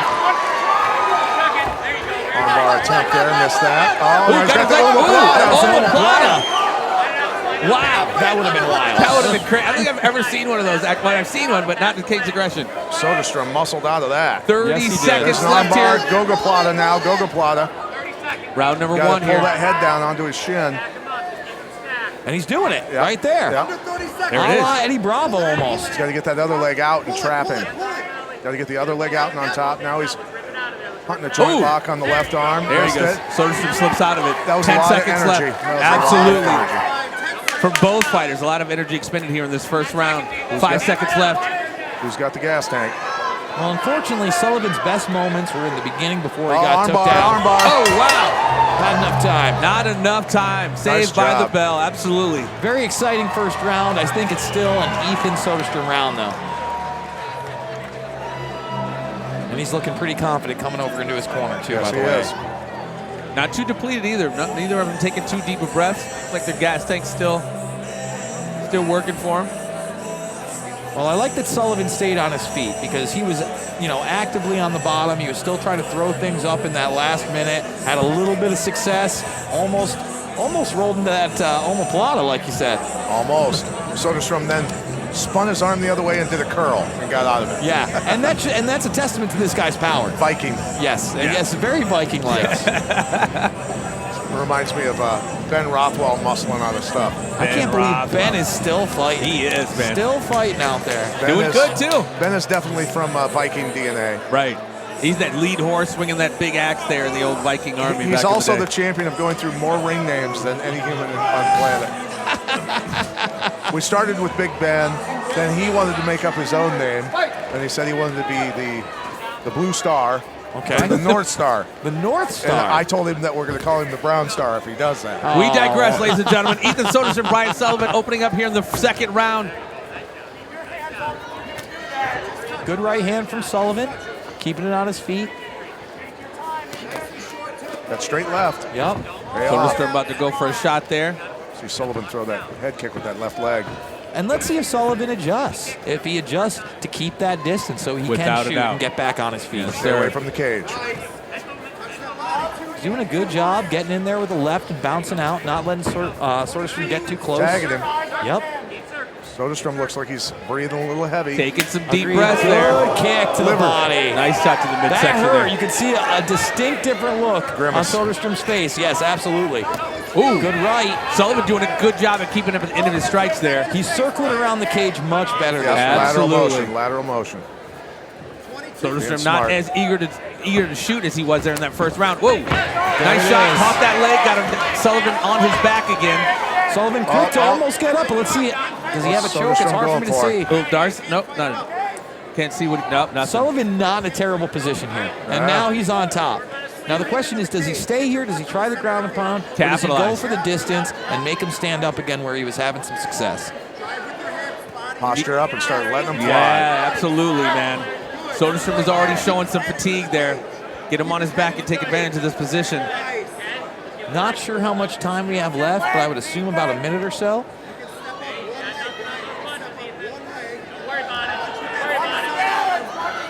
Sullivan, ooh, lands 2 big shots, 3rd shot. Covering up Soderstrom. Yep, Soderstrom on his back covering up there. Evaded most of those shots. Sullivan pushing down on the neck. Oh, look at him. Being very conservative, though. He's not blowing his wad as Sullivan. He's maintaining some poise here in this position. Got his arm there. That's a fatigued armbar there. Fatigued armbar attempt. Sullivan doing a good job of crowding him. Definitely his round at this point. Yeah, capitalizing on that fatigue Soderstrom seems to be displaying. Posture up and start punching. Working that body, too. Not just head hunting, pounding that body.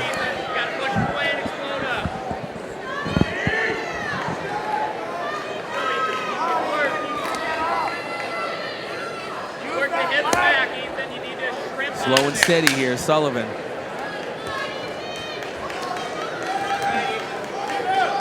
Slowly grinding down here, Soderstrom, here at the end of the 2nd round. How much are these guys going to have left in the 3rd round? That's the big question. Without a shadow of a doubt. They're both getting up slow. Soderstrom taking some deep breaths. Sullivan seems to be pretty fresh over there. Yeah, he's over there laughing. Seems spry. Still pretty spry. Oh, it's nasty. I'll say this, I think we're at about a round apiece. Yes. And it could be anybody's fight. Sullivan does look a lot more relaxed, but that doesn't guarantee him a victory. Right. As you know, if Soderstrom can get it into the ground, he's definitely the more effective fighter right now. This 3rd round will definitely be the difference maker, without a doubt. After Sullivan had reverse position there, landing some good shots.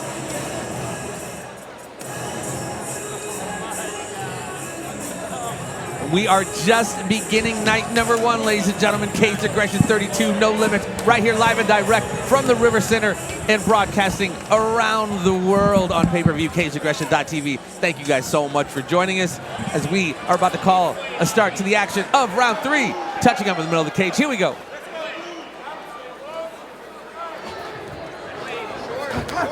Sullivan looking really fresh with that one, too. Absolutely. Bouncing around there, light on his feet. Switching stances. Caught him with that left. Caught him with that left big. Yes, he did. Caught him with another Seems like left. he's wearing Soderstrom down. No, Soderstrom's very, with very a shot hurt. there. You can see right there, he didn't have a lot on that takedown. Does not He's have able the to push same- him off. He's getting struck out right now. Does not have and that same Sullivan energy. almost looking to clean him out. Trying. If he keeps it on his feet like this, that's exactly what's going to happen. Soderstrom caught that shot. That body kick hurt him too. He wilted as he grabbed his leg. Those are hurt. Yes, He and did this not- might Leg be lock, it. leg This lock might be it attempt. right here. I think he's going to go down. Those Leg shots lock are hurting him. attempt. Yeah, you can. You might be right, Mr. Militich. He's locking it. Might be. What the hell are you talking about? I didn't think he had it in him. He's got to put his feet on the hips. Now he's going to get counter leg locked. Yeah. You got to control where your legs are. Sullivan weathering the storm thus far in this leg lock. Just under 2 minutes to go in the fight. What does he need to do, Kent? You got to split the feet. Now he's hoping for a reverse heel hook, which is the nastiest leg lock. Sullivan going for it. There he is. He's trying to counter with the push off there with his right foot is Sullivan. He's just not got his feet in the proper position. A good leg locker would be taking Paul Harris would have taken that leg right off. Soderstrom would be in trouble Paul right Harris would be, putting that another leg on his wall. Yeah. Ooh, he's got to watch that. Those are legal. They're all legal. Those didn't feel Keep good. dropping them. Drop on the clavicle. I like that clavicle shot. I know you do. Well, I got to tell you, he hasn't looked in trouble from this. He's out. Is he out? No. He's pulling back. It's hard to see. His whole neck was back on that shot. That didn't tickle him. 1 minute left here in round 3. This is going to be a tough round to attempting to lock in this leg lock. Sullivan doing a great job of defending and landing some good shots of his own. He's out. Got that foot out. Here we go. And he's about to get on the good foot. Do the bad thing as he's raining down shots on Soderstrom right here in the center of the cage. When you get out of a submission and you end up on top, you have that thought in your head. Now it's time to pay. Payback. Payback time. That get back. 30 seconds left here in round 3. Sullivan inside control. Soderstrom just looks gassed at this point. Isolated that arm. Sullivan could just really have his way with him at this point. Soderstrom definitely fatigued. This third round is the difference maker here. I would have loved to see some elbows instead of those shots. He had them lined up. They were wide open right there. And honestly, I don't think that's his fault. I think the coaches have to say, hey, you've got open elbows. Sure. Try to clean them out right there. Both fighters gave it all. Sullivan looking gassed, Soderstrom looking gassed. I do believe my man Sullivan here edged that one out there in that third round. I would say so, yeah. Pretty safe bet on that. Both fighters emptying that gas tank there in that third round. Sullivan leaning on the ref.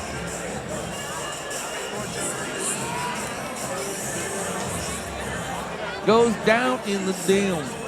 Sullivan throwing down some water. That was a good scrap, man. We've had nothing but good scraps here tonight, which I expect nothing less here when we talk about cage aggression MMA. Look at that. Let me do a cowboy roll and the dust away from you there. Did our poll tighten up there at the end there, JB, at all? Stayed 50-50 the entire way through, right down the line. That makes sense. That was a 50-50 kind of fight, except for that third round where I think Sullivan pulled away there. Edged him out there. Had the gas tank a little more full than Soderstrom. That's the beginning of that leg lock. You know, you need to be able to transition to other leg locks, other offense than just the Achilles lock. Going to move on to the heel hooks and roll them into knee bars, things like that, toe locks. Serious heel. That pec is going to be sore tomorrow. Oh, man. Oh, wow. That was a pretty serious shot there. Sullivan dropped on him while Soderstrom was trying to lock in that leg lock. Woo. The gas tank, the gas tank, the gas tank. Here we are with the final decision. Ladies and gentlemen, we go to your judges' scorecard for our decision. All 3 judges scored this contest 29-28, declaring your winner by unanimous decision, Brian Sullivan. Brian Sullivan picking up the unanimous decision victory over a very game Ethan Soderstrom. All right, come on over here, Brian. I got to congratulate you on a big win over a very tough Ethan Soderstrom, man. Hey, how does it feel getting that win in the caged aggression cage? It was like a war. Amazing. You know, you don't get these moments a lot. And I'm just happy I was able to stay in here and show my skills. So, hell yeah, man. Hey, there was a moment there, I think it was the second round, you guys were kind of close over to the timekeeper. I thought I heard one of you apologize to the other one there. Very rare that happens in a fight. I gotta ask, what happened? So when we were going, I kind of swung a little too wild and my forearm smacked him in his chin. And honestly, I felt really bad, so I was like, I'm sorry. I'm a fair sport, man. I just try to keep it clean. So look, there was another moment there in the third round. I know Ethan was working on his submission. Looked like he had it kind of deep at a couple points there. You landed a big shot on the ground, and there were a lot of people cage side that thought it might have put him out for a second. Did you notice any different after that big shot? No, I was just worried about my ankle, you know, like, first things first, my safety. So, like, when he didn't let go, I was like, just try again. And as soon as he started lighting off, I was like, okay, maybe I can start like rising up and start finishing my job. Well, look, we know you're at a very young point in your career, but a very exciting fighter to watch. We're definitely looking forward to see what's around the corner. But before I let you get to it, is there anything that you need to add or anything that I might have forgot? Hey, Mom. Hey, Dad. I just want to say rest in peace, Charlie. I'll always love you, man. You'll never left my soul. Rest in peace, Tyrone. I'm sorry I'm not going to make your funeral, but I'm glad I made you happy. I know you guys love that I'll fight, so here I am. All right, well, I want to congratulate you again one more time on your win tonight, Brian. Enjoy it, enjoy the celebration, and enjoy the rest of everything else. One more time for your winner, ladies and gentlemen, Brian Sullivan.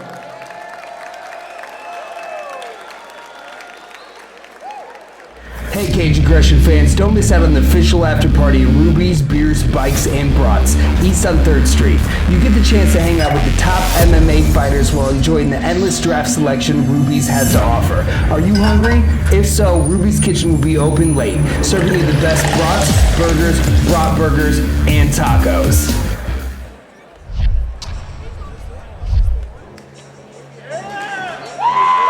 Here we go. On to the next one, Nada Shadrick going up against Noah Bellini.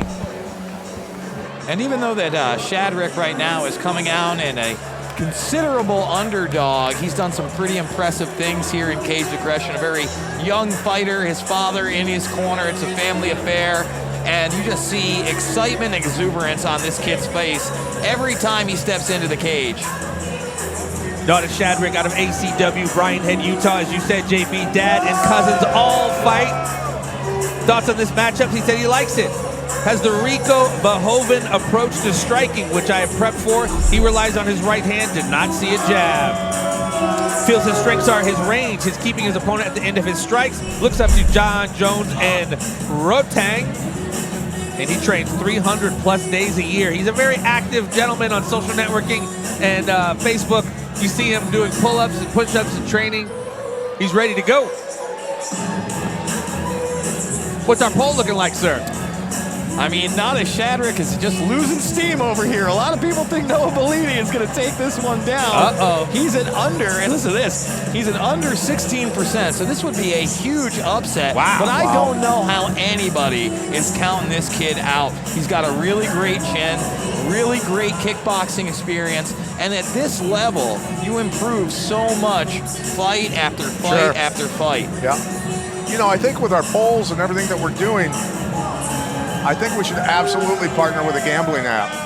You know, it's one of those things where you hear that, DraftKings? You hear that? You know, as we expand over here at Caged Aggression, it certainly makes sense. Yeah. And now the hometown favorite making his way down, No Bellini. No Bellini out of SUJJ, Nick Meyer out of Rock Falls. Watch local events getting started, including Caged Aggression. He thinks this is a good matchup stylistically. Also for the position of his career, or both of their careers so far, I think this is a great fight for both of us. He says he looks up to his coach, Nick Meyer, Justin Pinafore, and Tony Garza. Also, Austin Hubbard as Nada Shadrick and Noah Bellini getting ready to step into the Caged Aggression cage to get on the good foot, do the bad thing, and put on another incredible performance.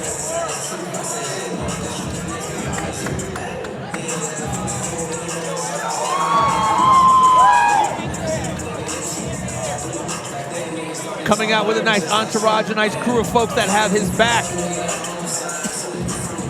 As well as Liam Morris, I see him in the mix over there, walking his teammate to the cage. I think I even see Tyler DeHaven, who will be making his appearance tonight in our co-main event against Steven Sheridan. Tyler DeHaven making his professional debut after most recently being signed with First Round Management. Kudos and congratulations to him. But right now, it's Nada Shadrick and Noah Bellini taking the stage.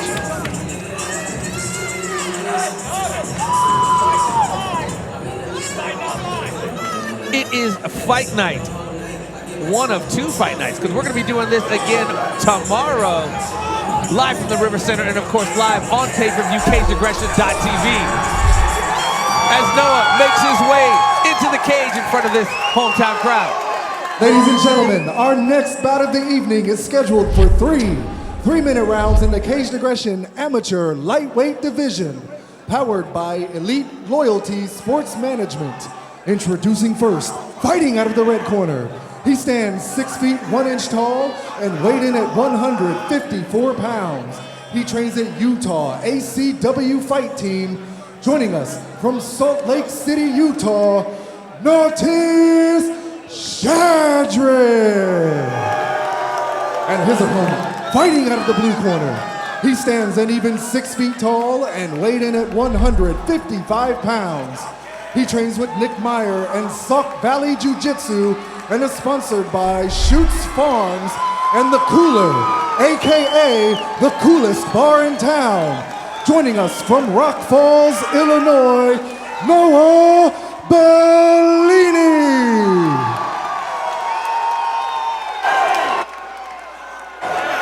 Noah Bellini definitely with a hometown crowd having his back, giving Nautis Shadrick the business. As clearly they are for Mr. Bellini. As we get ready to get started here, Noah Bellini, Nautis Shadrick, here we go. Round one. No touch of the gloves in the center of the cage.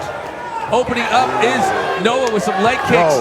Let's work, in the cut, both these boys firing away. Left hand right there on the chin of Nautis. Bellini's doing a good job at distance. That's right, he is. And Shadrick is trying to crowd him, trying to come forward, but he's getting clipped just about every time. Absolutely. Bellini with the front push kick there. Knocked him down. That's the best defense when somebody grabs you. Oh, wow, attempted a spinning back fist there. Noah Bellini ate a couple shots as a counter. Those low kicks are already hurting him. They are. And Shadrick's, best offense there were those straight lefts that brought him in. He's watching the legs. He absolutely is. Noah's without a doubt. You can see his eyes. Look at him blocking those kicks and destroying that leg. Noah Bellini doing a great job of keeping Nautis at the end of his strikes there. Nautis' face already looking worse for wear here in the opening seconds here of this first round. Yep, he's got a cut right around the right eye. Nautis walking forward. Oh, nice right hand from Nautis. He keeps coming forward. He's a gamer. Gotta set stuff up. Absolutely. No one-hitter quitters.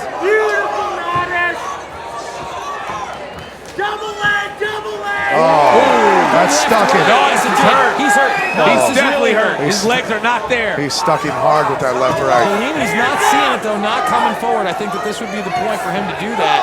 I think he's very, very content fighting as a counter fighter because he's had so much success. Yeah. Oh, good left right there. Nice 1-2. You see Shadrick just keep stepping in. Oh, eating shots as he walks in there. Just stepping into these shots from Noah Bellini. Good leg kick from Bellini. Oh, he's looking over to his father for coaching right there, Shadrick. Losing focus, man. He's got to pay attention. Noah's in there to take him out. Noah seems to be sticking to his game plan. Circling around the outside of the cage and countering. Did a good job of stopping that shot. Seems to be the stronger fighter, too. Better fundamentals.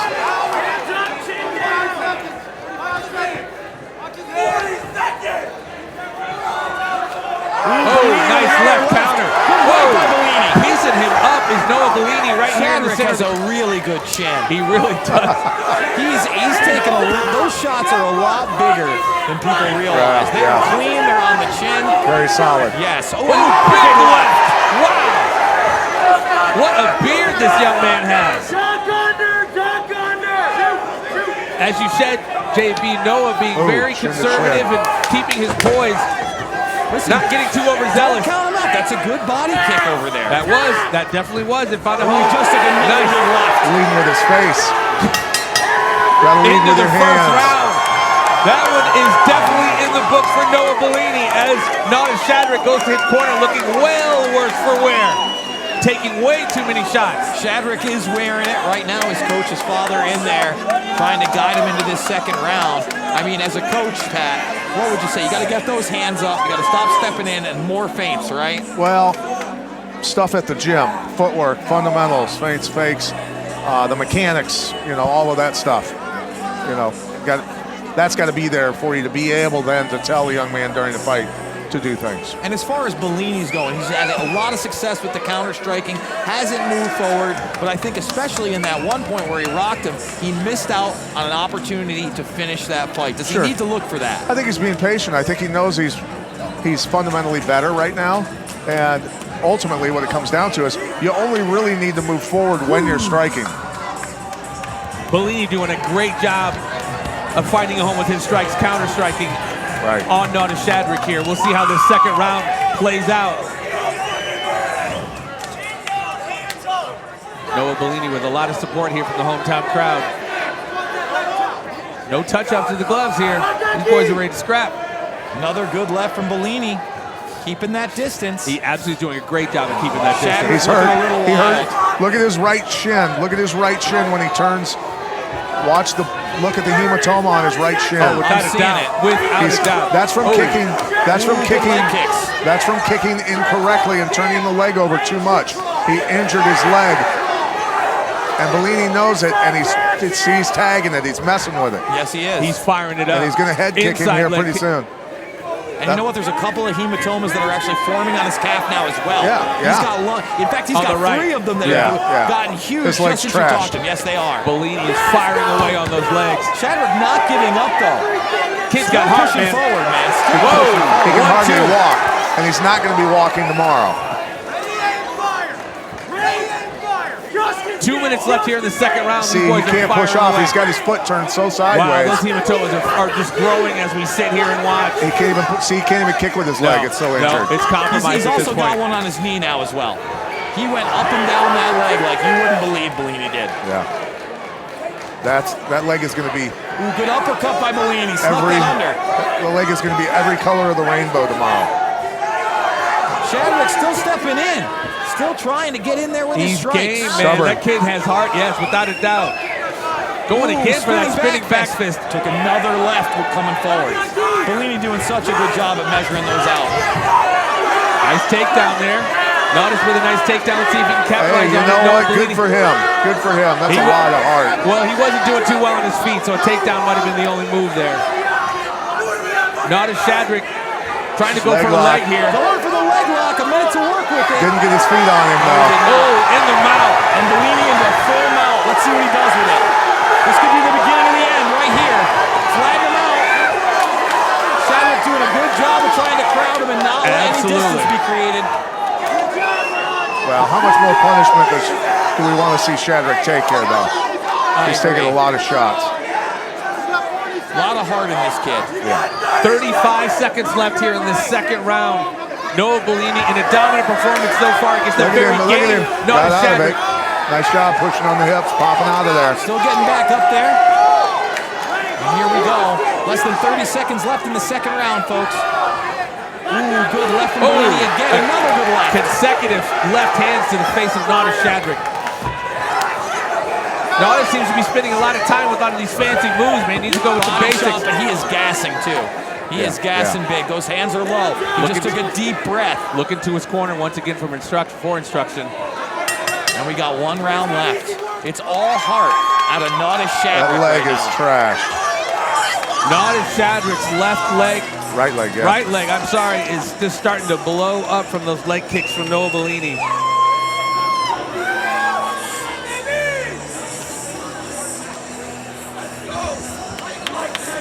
Nada Shadrick's father giving him the business.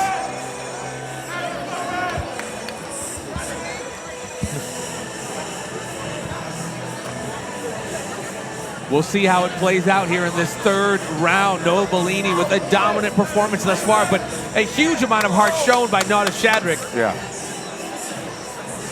I mean, Bellini up on top right here, couldn't quite get the finish. Shadrick still trying to get some distance. Again, you can't measure heart when it's that big, guys. Yeah. And the folks at home are checking out the new GoPro cam. Without a doubt. Studly fellas over here. We're so pretty. My gosh. Pat MIletich is a handsome gentleman. Let's not fool anybody. Yeah, he makes us all look better. Come on. And here we go. But when I talk, it all goes to shit. No, stop it. You're the reason for the season, Big Pimp. Here we go, Nada Shadrick and Noah Bellini in round number 3. You know, as much as I talk about some things, Maybe my ring name should have been Discernment. Ah! Doesn't quite roll off the palate the same way, bro. I like the Croatian Sensation. I like it too. Pat, the Discernment. No. The Sensation is what it is, bro. Well, Nodis has got those hands up at least right now. He does, and he's walking down Noah here. We'll see if that... I don't know that there's a part of the fight when he was on his feet, he wasn't walking him down, which is crazy to me. Yeah. Man, that leg is just looking crazy.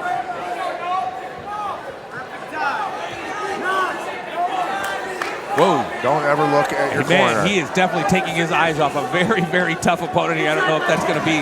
Wow, Noah just firing away here. The hometown crowd definitely cheering on Noah Bellini as he fires away on Nodis Shadrick here in the third round with 2 minutes left. Oh, big right hand there. Nice right hand, absolutely. Wow, what a comeback that would be if he knocks this man out. Got a lot of heart. Man, huge. Bellini looking a little more uncomfortable. His mouth is open. His mouth is open. He's still doing a good job. Going for those spinning. Keeping distance and countering him. He's hurt. He wobbled on that. Shadrick's hurt again. Good body shot from Shadrick, though. Not giving up. His hands are low. Welting up on that right quad of Shadrick as well from the leg shots from Bellini as well as those hematomas. I mean, how many counter lefts has Shadrick taken from, overextending? Whoa! Jumped into the Superman punch but got countered by a vicious right. Coach is crying or screaming for the Superman punch, which he's tried a couple times to no avail. Less three-pointers, more fundamentals, more layups. Agree, champ. Agree. More Less layups. is more at this point. Almost 1 minute left in this third round. I apologize. Shadrick with his hands super low, which is definitely not the move, considering the pieces he's taken to the grill so far. Left from Bellini. Shadrick smiling.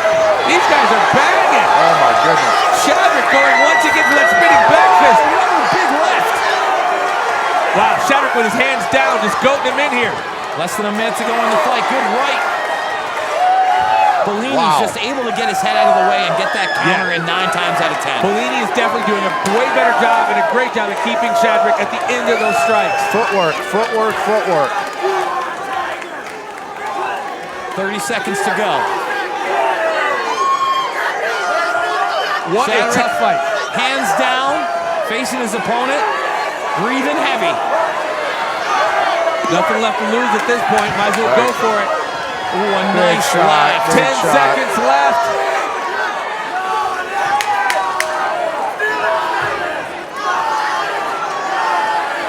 There it is, ladies and gentlemen. A very, very toughly contested matchup.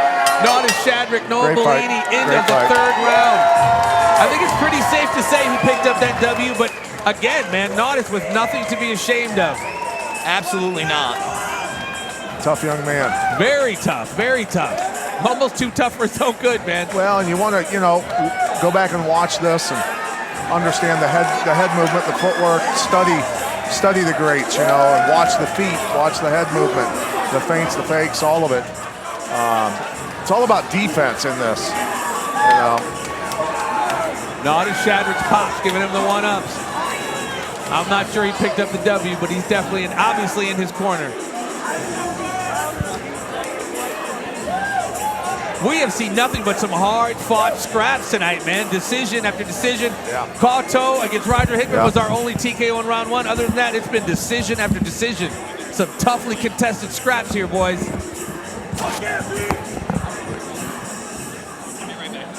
And we are just getting started. This is night number 1. This first half of night number 1. Bellini. We still got the second half and night number 2, baby. Bellini showing that counter striking. Without a doubt. Had those few inches on him, and he definitely utilized that to his advantage, keeping Noah at the end of those strikes of his. Yeah.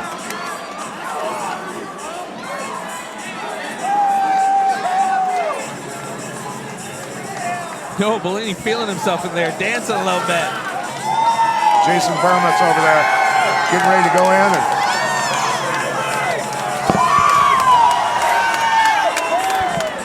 not a mark on Bellini.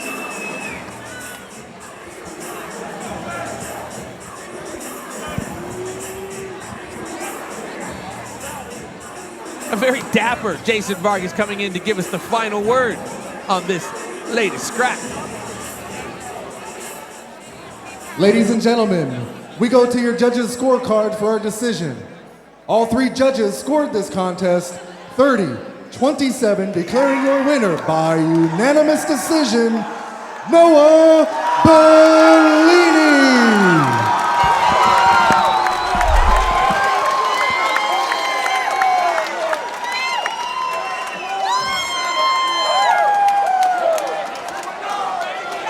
All right, come on over for a second, Noah. First of all, man, congratulations on the big, hard-fought victory. Hey, kept the team perfect so far tonight. How's it feel? Feels great. It was definitely a lot better having my boy come out with a W before I came out. Gave me a lot of spirit, and then having everybody here to watch me, family, friends, girlfriend, everybody.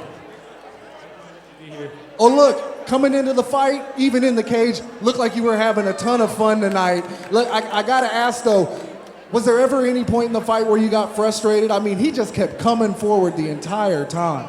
I wasn't too frustrated. That's kind of how I like to fight people. If they're coming at me, they're just gonna walk into it every time. So it's kind of what happened, and I came out on top. Well, look, you were landing some good and some big and some clean shots. Were you surprised any of those didn't put him away?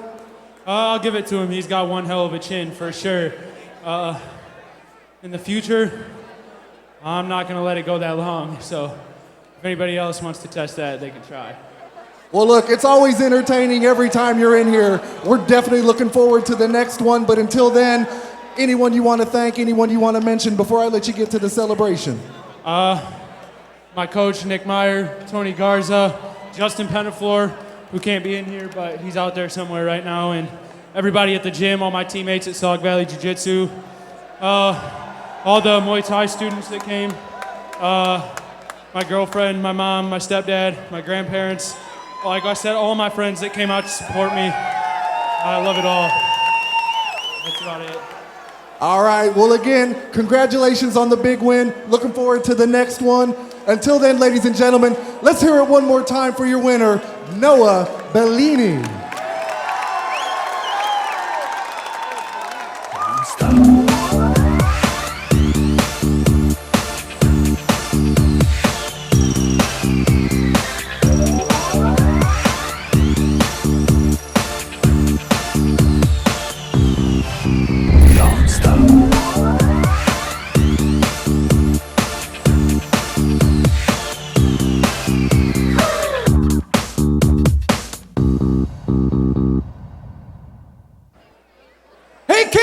Fans, how we doing out there? Who wants some free stuff? We all love free stuff, right? Let's bring the girls in. Let's bring in Serena, Jessica, and Dot. Let's make some noise. Who wants it more, guys? Who wants this stuff? We got beautiful ladies. We've got t-shirts, and we've got a killer main event. This one is brought to you compliments of McCarl Family Racing and Dragonfly Jones .shop. Give it up! Give it up, Caged Aggression! There we go. That noise!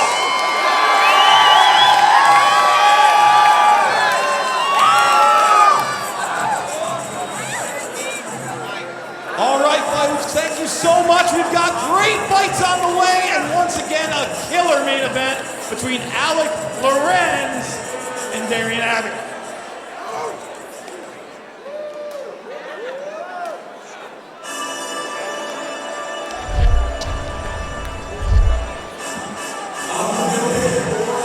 Going here, we keep going. Michael Boylan getting ready to face off against Elijah Sabo as Michael Boylan makes his way to the Caged Aggression cage, fighting at a Porcellis Training Center.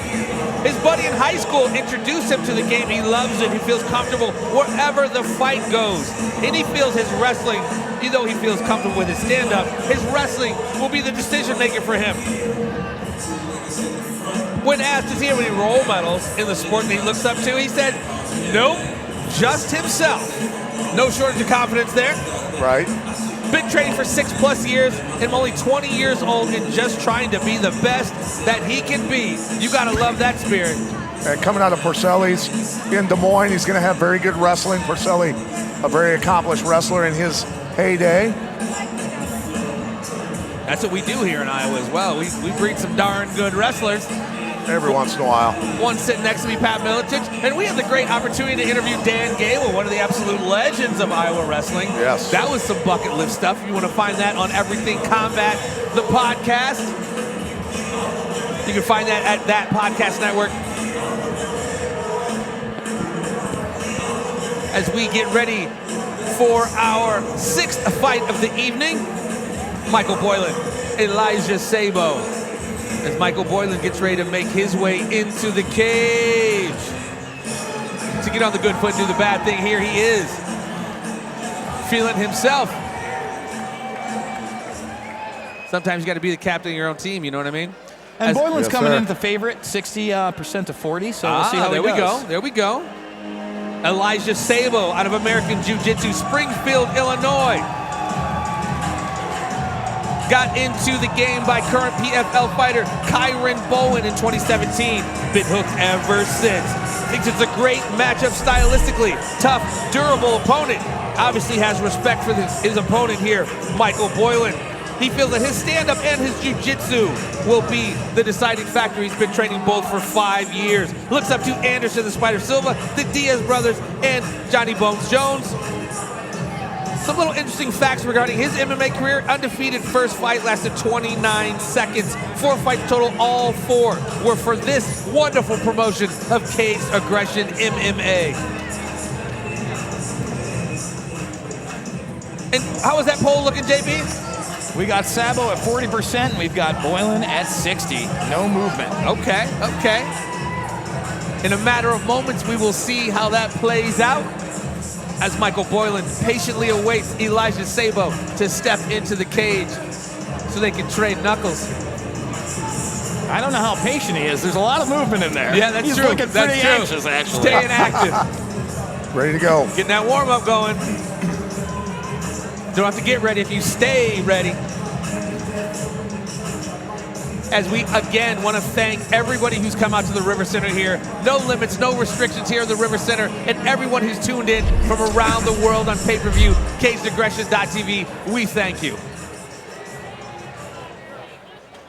Ladies and gentlemen, our next bout of the evening is scheduled for 3 3-minute rounds at a catchweight in the Caged Aggression Amateur Division, powered by the Iowa Auto Club West. Introducing first, fighting out of the red corner. He stands an even 6 feet tall and weighed in at 160 pounds.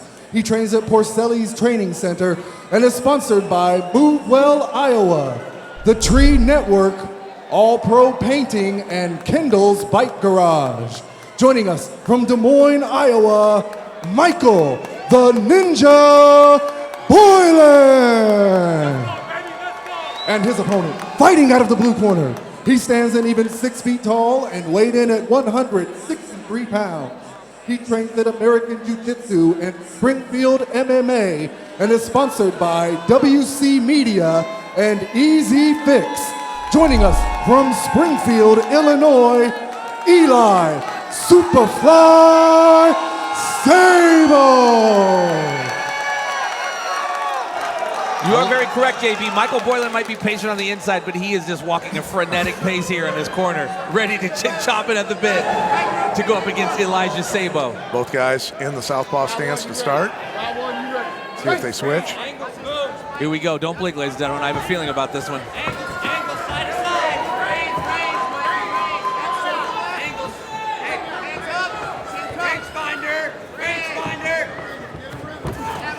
Both fighters starting out firing almost away. ran into that knee on that takedown. That was close. Takedown attempt here from Boylan. See if he gets it. Elijah back to his feet. Sabo did a really good job there of utilizing the cage, getting back up. Doing a good job of getting his hooks underneath. Oh, it gets taken down in the process. Nice little trip. Boylan on top here. Right up against the cage there. Boylan has Sabo on his back here in full guard.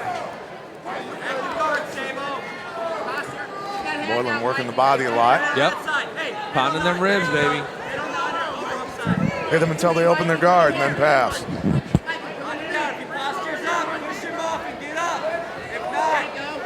super fly on the bottom, trying to crowd him, make sure there's no distance. Definitely holding on to not create any distance, like you said there, from Michael Boylan in that on-top position. Boylan's got to be careful. You know, he's sneaking that right hand in, but right now Sabo's knees are very, very high. Easy to throw up a triangle if the wrong move is made. Keeping him very close here, has that right arm of Boylan hooked. Sabo being smart, tying up those arms as much as possible. Yeah, a little wrist control going on there. Yep. He's tried to feed it, test it, see if he can feed it between his legs, see if he can throw up a triangle.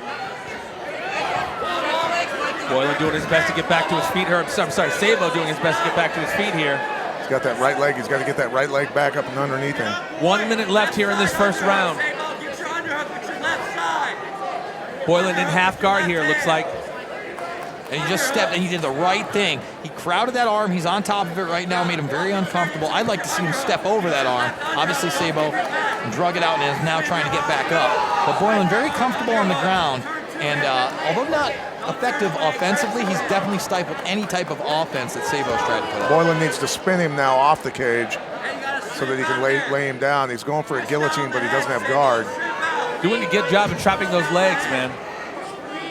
Can't get back to your feet when you have your legs crossed up like that, trapped. Figured up, figured forward up. Yep, Khabib style. Got to twist him off the cage, though, so he can lay him down and work up into a higher mount. 10 seconds left here in this very first round. Now take his back. I would say from ring generalship, I'd say Boylan's got this one. Sure.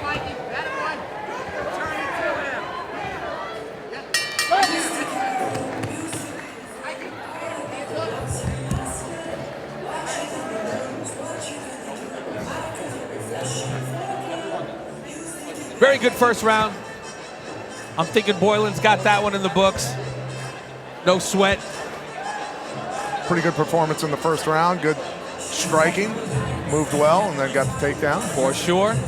Good groundwork. Good fundamentals. Elijah spending most of that first round there on his back, tipping to get back to his feet, but Boylan doing a good job of just keeping him on the ground. That's where Boylan on that takedown almost ate that knee. Checking out some of the replay here. There you see Boylan with the legs trapped there, Sabo.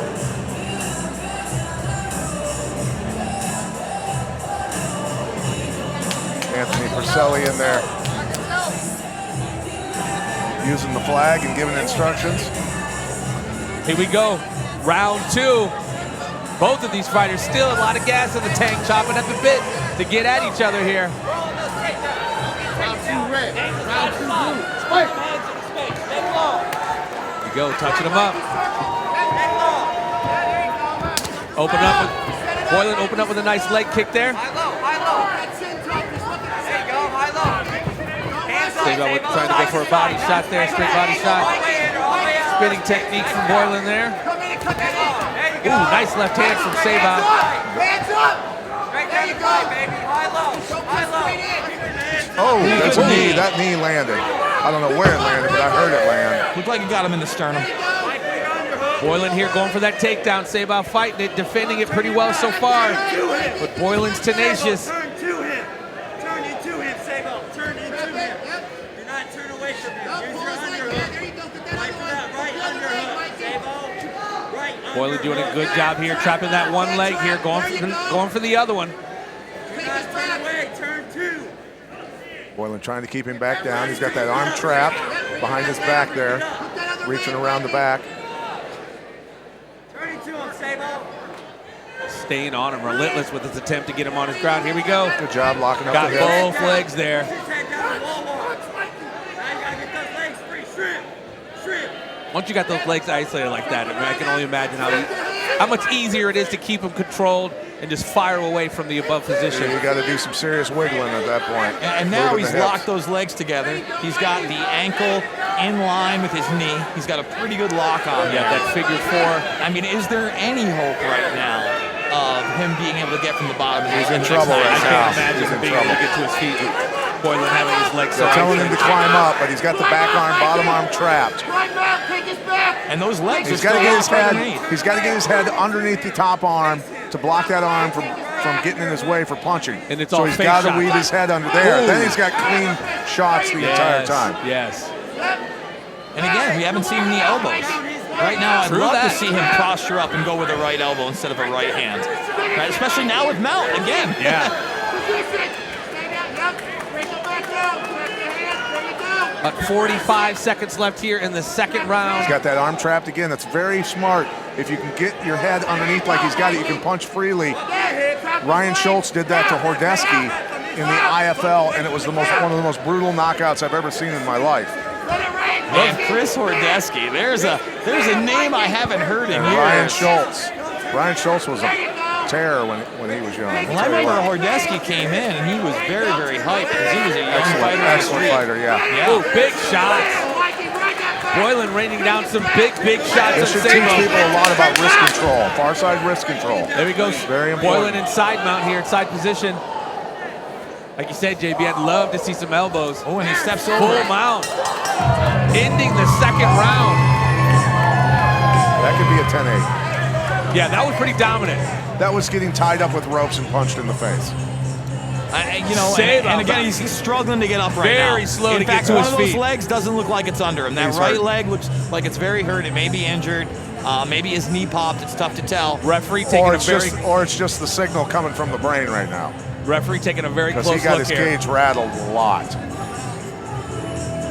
Yes, our officials at the Caged Aggression have one thing in mind, and that's the fighter's safety when it Without comes a doubt. to something Very like good this. referees here.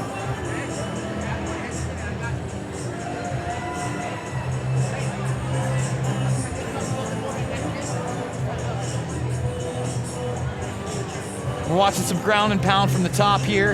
And again, in this round, Sabo just couldn't get anything together. No. He was being crowded, he was being smothered, he was being attacked from all That's it. angles. Referee calls and that's it going off. to be it. Yeah. Sabao not answering the bell here for that third round. A lot of punishment. Absolutely, taking its toll here. As you said, very slow to get to his feet. At the end of that second round, like you said, Bermas, he was smothering him. He gave him no room to breathe whatsoever.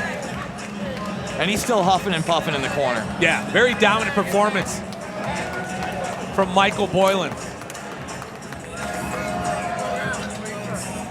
Again, anybody who has the testicular fortitude to step into the cage has nothing to be ashamed of. And that goes for Elijah Sabo as well. Very game fighter, but just dominated by very tenacious Michael Boylan. Yeah.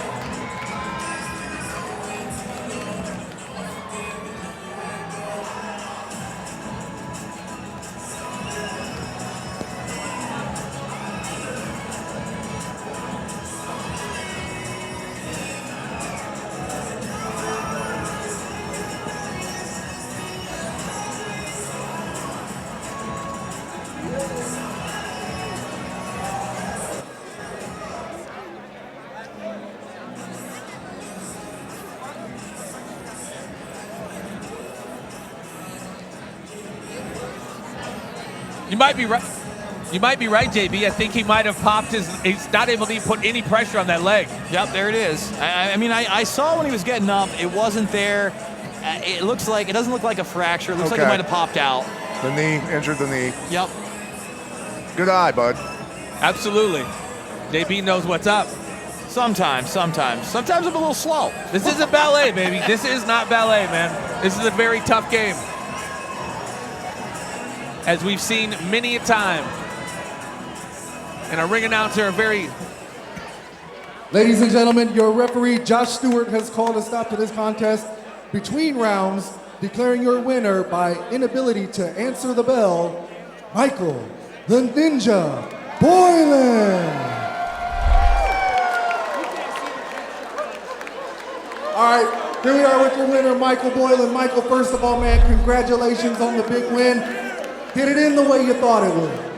I mean, I didn't expect it to end between rounds, but I mean, I was expecting to get a TKO or whatnot, so finished it. That's why I wanted.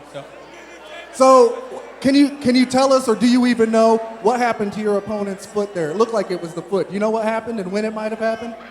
He said he thinks he torn his ACL, so yeah, that's all I got. So it wasn't the foot. Yeah, as far as I know, you know.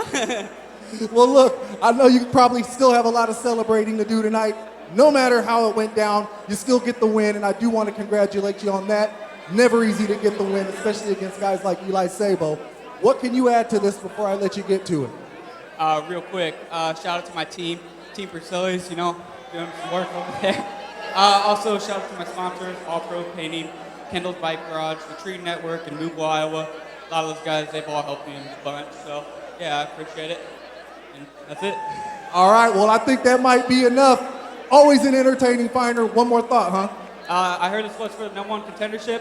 So, next fight, I'd love to come back. And next time you're down for it, fight for the amateur 55 belt. That'd be great. All right, well, I think we know a guy that can maybe make that happen. Hey, until then, enjoy the victory tonight. Enjoy the rest of it. Stay safe. And let's hear it one more time for your winner, ladies and gentlemen, Michael the Ninja Boylan. Bud Light logo makes people think our seltzer is a beer, so we recruited retired NFL player Nick Mangold to block it out. Twice this year? My mom so listened. Oh, it's a hard seltzer. Wow, that's a lot of tape. Bud Light Seltzer. No beer, just great taste. All right, ladies and gentlemen, we're going to take a brief 10-minute intermission. When we come back from that break, we're going to have our main card for you featuring our championship title fights and our all-pro card. That's coming up here right after our 10-minute intermission.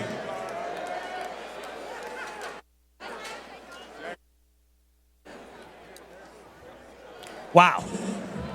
What an incredible first half we have had thus far. I mean, we've had just decision after decision, man. Some hard-fought scraps. You know, our first TKO in round 1, called 2 up against Roger Hickman. His very first fight in Cage Aggression debut, coming out with a very impressive victory. But my goodness, man, we've just had some very, very hard-fought victories. Michael Boylan picking up a very impressive W right there. Elijah Sabo unable to enter the bell. And that was the second one. We had another individual, I forget which one it was. Well, Roger Hickman, that wasn't able to unanswer the bell and took another first round. I wanted to, and that was from fatigue mostly, and he took a lot of shots. So, you know, a little combination of both. But Soderstrom and Sullivan was a great fight. I'd like to talk about that a little bit, you know, where, I mean, Soderstrom looked strong early on, good wrestling. You know, we thought, okay, you know, Soderstrom's looking strong. And all of a sudden, Sullivan starts coming back, and you can see Soderstrom starting to fatigue, right? And, you know, Soderstrom had done a really good job to power through some of those strikes, those knees to the body, to get mount and do damage. But like you said, Sullivan changed it up in the second and third rounds, and it was a totally different fight. Now, you look at something like Nada Shadrick and Noah Bellini. Talk about a scrap and heart. You know, you talked about Nadas not being able to walk tomorrow. I just saw him limping right now. Yeah, well, and, you know, when you watch a fight like that, for me as a guy who coached a lot of athletes and commentated a lot of fights, there's things in their fundamentals where you wish they had them, right? And it's, I guess for me, in my brain, the way I look at it, there's a cookie-cutter way of teaching people that stuff. And you teach them footwork and head movement and all the fundamentals of how to move correctly before you teach them any offense. There's nothing else that exists until they have those fundamentals, and that's something that he needs to work on a lot. And, you know, it showed in that fight where Bellini, he just had superior fundamentals. Well, he was doing great to, you know, keep that, use his length to his advantage in keeping his opponent, Nadas, at the end of those strikes, and it obviously paid the toll. Well, and the thing is he didn't necessarily, he might have been a little longer, but ultimately it was the footwork that allowed him to move away when he needed to make those punches miss, move his head enough to make those punches miss, and then be able to have the footwork and the quick feet to be able to move back in and strike. That way ultimately that's what your feet are for. They get you out of the fight and back into the fight when you decide to fight, not when the other guy decides, right? Absolutely. Well, you heard it from the coach. And this is just night 1, the first half of night 1, and we still have a second half of night 1 and night 2, which is going to be absolutely incredible. Their second half here tonight, I'm so looking forward to this. We have Bryn Heathcock, and Lee Colvin. Brent Heathcock will put you to sleep. Lee Colvin is coming off a loss against his teammate Tyler DeHaven, who will be fighting tonight. He's anxious to get back in there. Lee's a very, very good athlete, very good fighter, very smart guy, a veteran as well. Without a doubt. Yeah, he's solid. That's going to be a great fight. You talk about, you know, when his mother passed away not long ago, and within days still fought. I mean, I just had nothing but love for that kid, man. Lee Colvin, Brent Heathcock coming up. Daisy Perez and Lindsey Spencer, gonna be a banger. Lindsey Spencer, obviously an absolute dynamite in her hands. Daisy Perez with a blue belt in jiu-jitsu, so she needs to look. Lindsey needs to look out for those takedowns. Well, and the thing is, in that fight, we've seen Lindsey Spencer dismantle people quickly, Yes. right? She's not your average woman. She is a CrossFitter. She throws up big weights. She does 1 million pull-ups. She's an athlete. She's an athlete, and she can pull the arms off of people. She can pull the arms off most men. Yeah, without a doubt. She's definitely ready to go. We had a great conversation with her on Everything Combat. Yeah. She is definitely ready to go. And in our co-main event of the evening, Steven Sheridan going up against Tyler DeHaven. This is Tyler DeHaven's first pro debut fight as becoming a pro. Just got signed with First Round Management, who, they have a whole slew of talented people. Used to have John Jones, BJ Penn, a great many of people under that management. And then, of course, our main event tonight, Alec Lorenz, Darian Abbey. As I said in the intro, Darian Abbey coming off a very impressive performance with a first-round knockout over a very game Martin Vancel, and Alec Lorenz bringing his 4-0 undefeated record, with all 4 of those coming by either first-round knockout or TKO. Do not blink, ladies and gentlemen. Yeah. I don't see it going to the judges. They both pull the pin and throw the grenade. Absolutely. So it's going to come down to whose chin is the strongest. And speaking of that, that's the main event, right? Yeah. Alec Lorenz, huge hands, and Darian Abbey coming down from heavyweight into light heavyweight, looking like a completely different human. Yeah. Also big hands and a little bit more length. I can't tell you how excited I am for this fight. And how will he adjust to the speed at the lower weight as opposed to heavyweight? True. And he will have, more power. He's got to feel that way coming in, but you still have to deal with the speed because speed kills. Absolutely. Alec Lorenz reminds me of some Ivan Drago. Whatever he hits, he destroys. So I'm telling you, when that goes down, do not blink. Don't go to the bathroom. Make sure you have your stuff prepared before that fight starts, because I don't see it going to the judges. And again, ladies and gentlemen, this is just the first half of our first evening. The second half is coming, and we still have another night tomorrow night. Tell your friends, tell your wives, tell your neighbors. Tomorrow night will be just as dope as tonight. CageAggression.tv. If you can't be here in the Quad Cities, boy, this is awesome, dude. Every time I get to do this, I pinch myself being able to hang out with you two guys and calling these fights. I would rather be nowhere else. And you know what? I don't even have to get on a plane or drive my vehicle hardly. What do I drive, like 5 miles to get here? That's beautiful. Absolutely. That's beautiful. I can sleep in my own bed. That's a good thing. Well, I'm sorry. Go ahead, JB. No, it's a big plus. And again, full capacity, big smiles, lots of action, Full caged aggression. capacity. Thank you for pointing that out. Here we are in good old Iowa. Here we are. This is our last event of the year. So again, we thank all of you guys for taking the time to check us out at CageAggression.tv from around the world. Caged Aggression is a global promotion. We might be broadcast regionally here in the Quad Cities, but the moment that first buy was bought internationally, I'm biased, but we're an international promotion. We thank you guys from around the world for checking us out. And again, this is just the first half of night number 1. Night number 2 is just going to be equally as off the chain. Stoked to be here. Yes, sir. Prepare for part 2, guys. Here we go. Hey everybody, Jason Bermas here for Caged Aggression, and we're with Daisy Perez. She's squaring off with Lindsey Spencer tomorrow, and this is your first fight in Caged Aggression. Tell us how you've prepared for this. I've prepared for a long time. I'm trained nonstop, so it's not just this 6-week camp or a 4-week camp or whatever.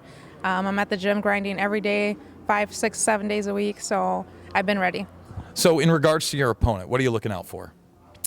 I saw some of her previous fights. She's got a good right hand, and that's what I'm looking out for. I didn't see anything else.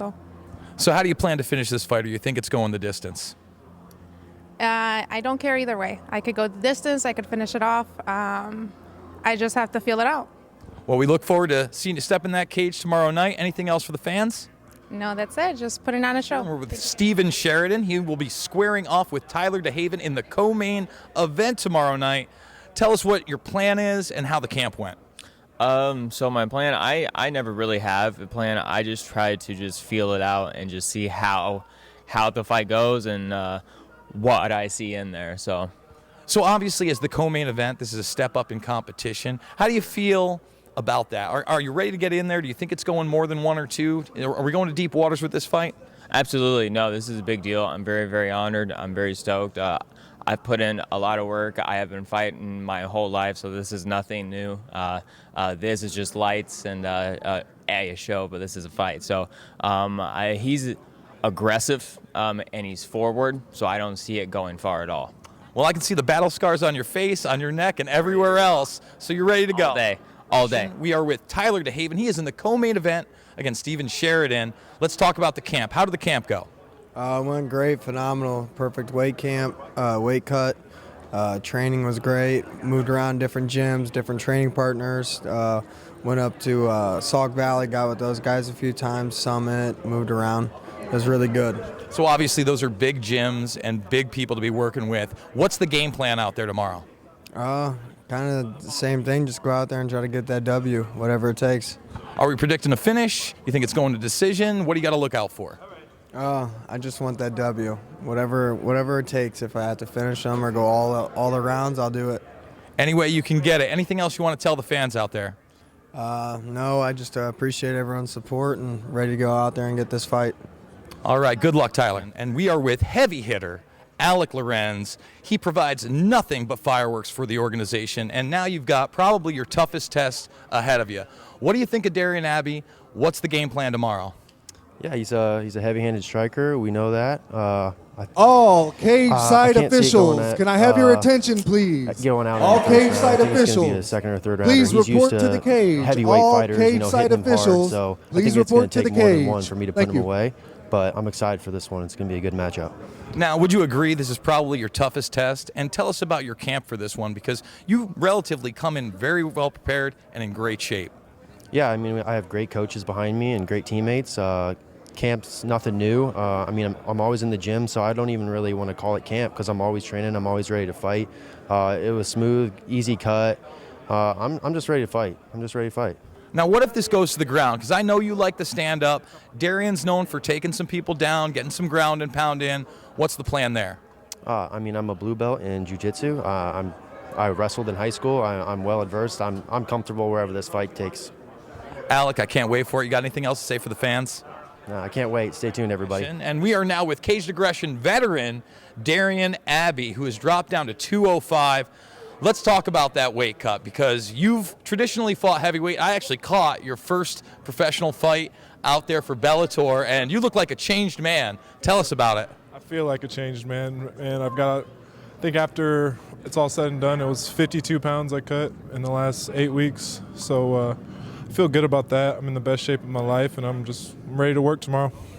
So what is the game plan out there? Lorenz is a dangerous guy. He's got knockouts under his belt. You're a dangerous guy. You've got heavy hands. Is this just going to be a slugfest, or you got another plan in mind? I guess we'll just see what happens, man. I don't know what's going through his head. He don't know what's going through my head. We're just going to fight, and whatever happens, happens. And obviously the future for you is at 205? Yes, sir. Yes, sir. All right, anything else you want to tell the fans out there? Get ready for fireworks. That's all I can say. Thank you, Mr. Abbey. I can't wait. Don't forget, tomorrow night's card, we've got a special deal for Caged Aggression fans in attendance here tonight. Bring your ticket to tomorrow night's show and receive $5 off your ticket to watch tomorrow night's show. Your stub from tonight will get you $5 off and get you into the show tomorrow night. That's for fans here in attendance tonight. Don't forget that stub. And one last reminder, last chance for you to support your favorite fighter. Head on over to the back booth over there, visit our friends from the QC Sneaker Vault, and pick up a commemorative event t-shirt. Get your fighter's name printed on the back, and they'll receive a portion of those proceeds to help them with this fight and any fight down the road. Best way to support your favorite fighter and get a nice little souvenir to remember the event. All right, and don't forget, that's courtesy of Old Town Heat and Air and the QC Sneaker Vault. So we're gonna get into the main portion of tonight's card, where we have all of our title fights and our professional card. That's coming up now.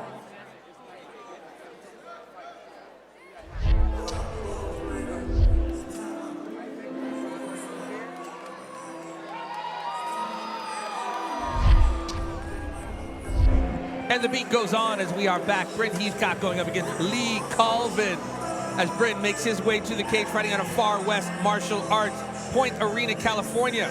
Hometown Decatur, Illinois.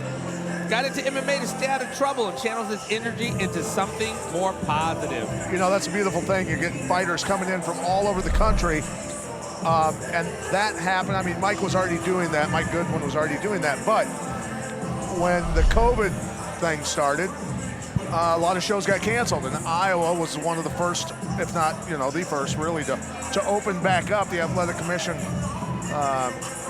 helping us out, right? Without a doubt. I So, mean, yeah. Fighters coming in from all over the country because there's just less shows all over the world right now. Well, and again, it was a Herculean effort by Mike Goodwin to keep the shop open and to do back-to-back shows like he did last year.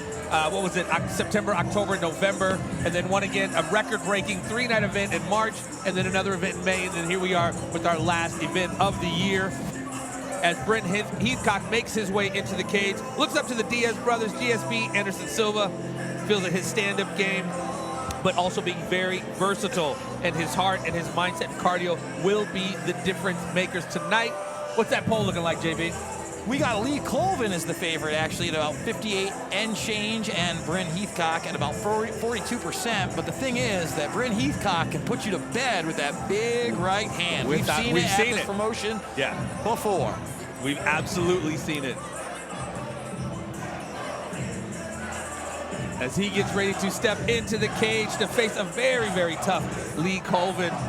Looking forward to this one. This whole all these fights have been amazing, but this second half is definitely going to be off the rack as we start out this post-intermission portion of the card for night number 1, Caged Aggression. No Limits right here in downtown Davenport, Iowa. And of course, worldwide on the old pay-per-view. This will be an entertaining fight, Without a doubt. Absolutely. Brent Heathcock, as you said, JB, he can end your night quick, man. Make sure you have my pillow fluffed up, because if he touches you with one of them right hands, it's definitely sleepy time as Lee Colvin makes his way into the cage out of Breaking Point BJJ Summit Training Center as well, fighting out of Rock Island, Illinois. Feel that his striking is going to be the difference maker. Looks up to all of his coaches and training partners. You know, I don't say this when I do broadcasts, but I'm actually, I have to say it because Lee Colvin, I enjoy talking to him so much. I'm a fan of his, just, the way he carries himself. Yeah. Are you bringing announcer bias into the Caged Aggression arena, Mr. MIletich? No, I'm not. I'm just saying I like the guy a lot. He's a good person. So as a good person, I guess we can get away with that. But we see where MIletich is leaning. We're going to keep him on course over here and keep him honest. However, Lee Colvin looking like he's ready to go. Pumped up and coming down the runway right now, folks. In shape. Really, really good guy, too. I've been spending the last, I mostly live in St. Louis, been spending a lot of time here in the Quad Cities these last several months. With Lee Colvin living downtown Davenport, if I had $1 for every time I run into this cat, and we just always have just awesome, awesome conversations. A really, really cool guy, really insightful, really smart kid. Yeah. Looking forward to him facing off against Brent Heathcock again, a killer in his own right. Looking forward to this.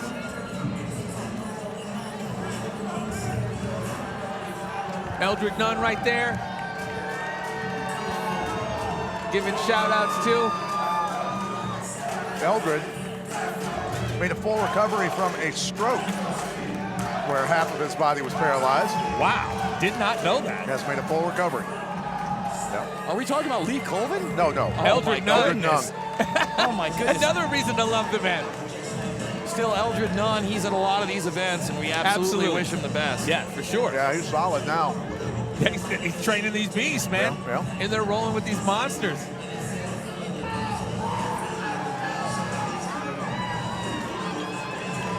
Yeah, this is where the tempo picks up here in the second half of the evening, ladies and gentlemen. No discredit to all the fights we've seen so far. Wow, just amazing contest with these boys here and these gals as we see here in the next fight with Lindsey Spencer and Daisy Perez.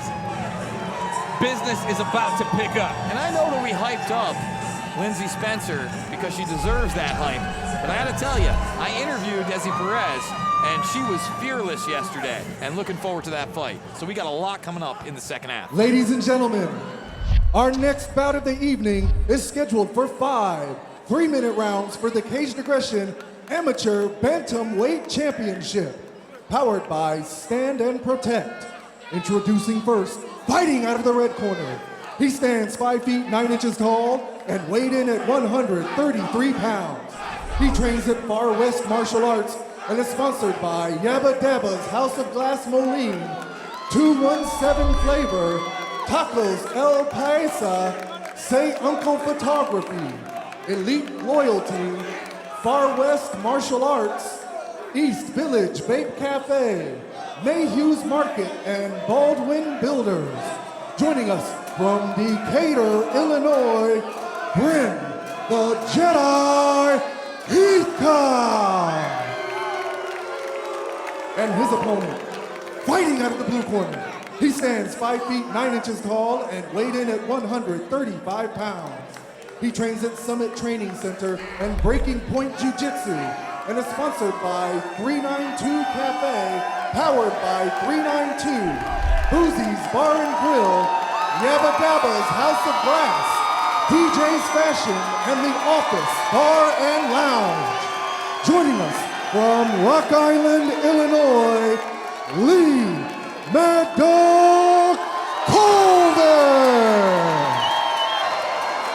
Lee Colvin absolutely having the fans back on this one. Fired up, and I know it doesn't win fights, but Lee is shredded right now.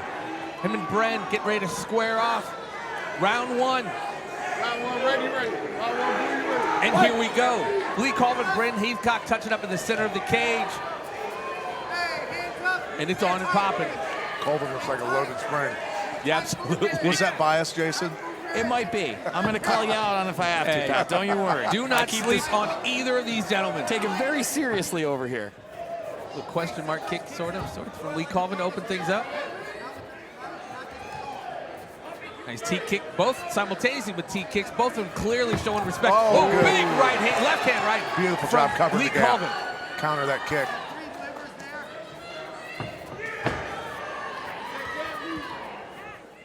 Both fighters looking rather loose. Ready to handle their business here as we kick off the second half. Cage Aggression, no limits here, Friday night.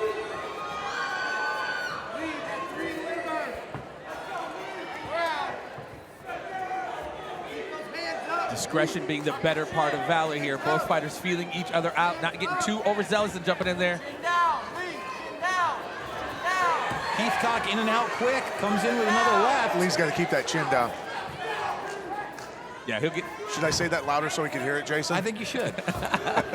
Perhaps you'd like to share it with his corner, Mr. MIletich. I will. Okay. I will. Shoot him a text.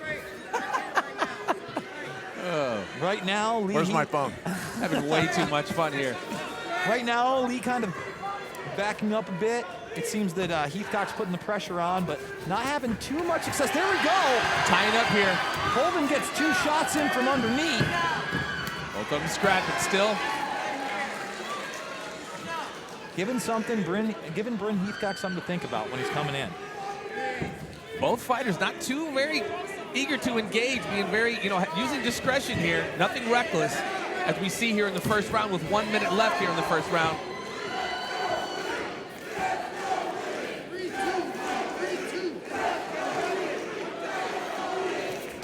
Nice straight left. Good nice combo. combination there. Bryn did a nice job of defending against those. Those uppercuts are sneaking through.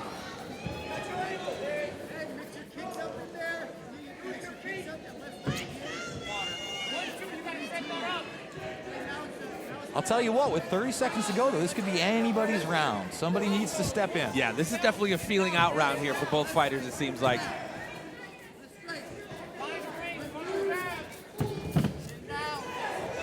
Well, somebody better want it because there's 20 seconds to go in this round. Yeah, like I said, it's up in the air. Only got 3 rounds, man. You got to make each second count. Lee here with his getting the back of Bryn Heathcock with 10 seconds left. Heathcock needs to control those wrists. Don't know if he has that much time. 10 seconds.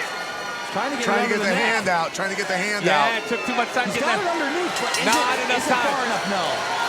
Not enough time. But I think that wins him the round. I got to be honest I with do believe you are correct, sir. And you know, it was Bryn who had a body kick, and Colvin took advantage of that body kick, jumped all over him, went for that submission, and I think that was just enough to win that round. Jumped on him like a stank on fisses. Lee with the very, that last 10 seconds, I think you are right, JB. What's that poll looking like, my friend?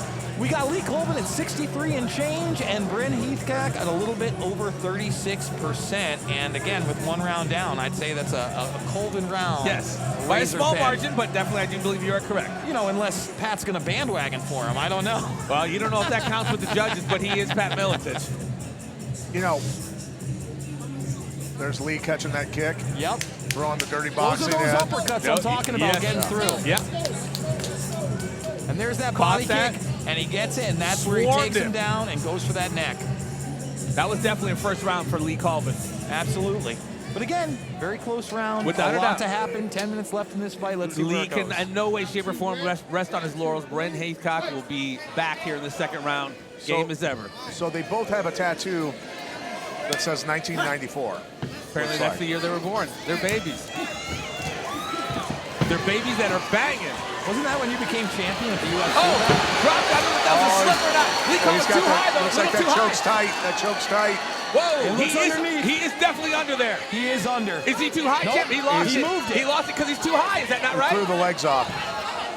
Great job by nice Heathcock to get out recovery of there. Yeah, without absolutely. a doubt. Had to get those hooks in. Couldn't get them in. Very exciting second round so far. Opening up with some banging going on. Inside leg kick there from Bryn.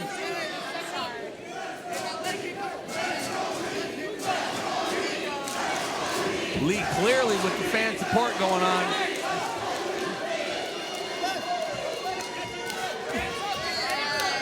Nice little left short jab there on the chin, on the face of Bryn there. Colvin's still putting the pressure on. Like to see him set things up a little bit more. It did seem like he's like one Superman shot. punch caught him. Caught him with two more on the way in. Yeah, Going three-punch for that combo. neck. Not quite under there, but Work trying to those get the knees. in. I like that. Left knee to the head. Absolutely. Lee definitely being the aggressor here in the beginning of this second round. 1 minute and Trying to get 35 his- seconds left to go. Trying to snap him down.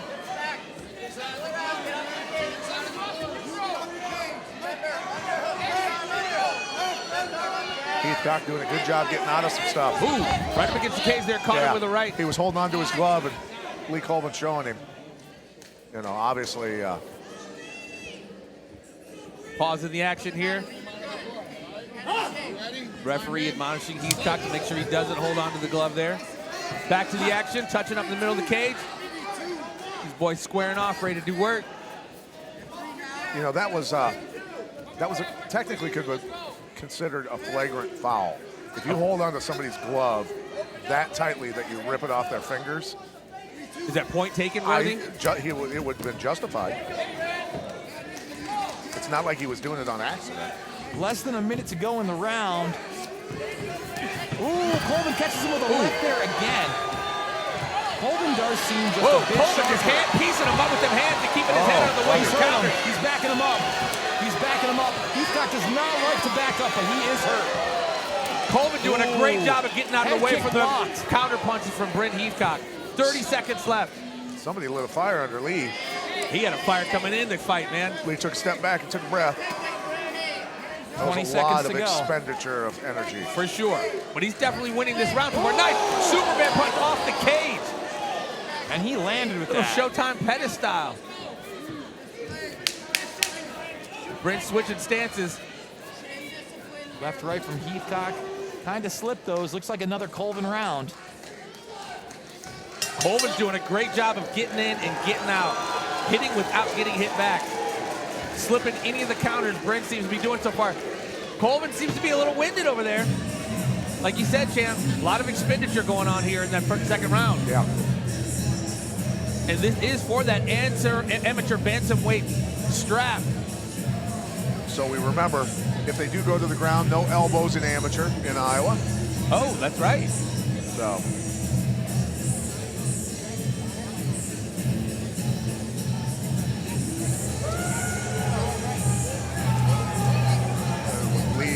Lee went off there a little bit. He did. He did.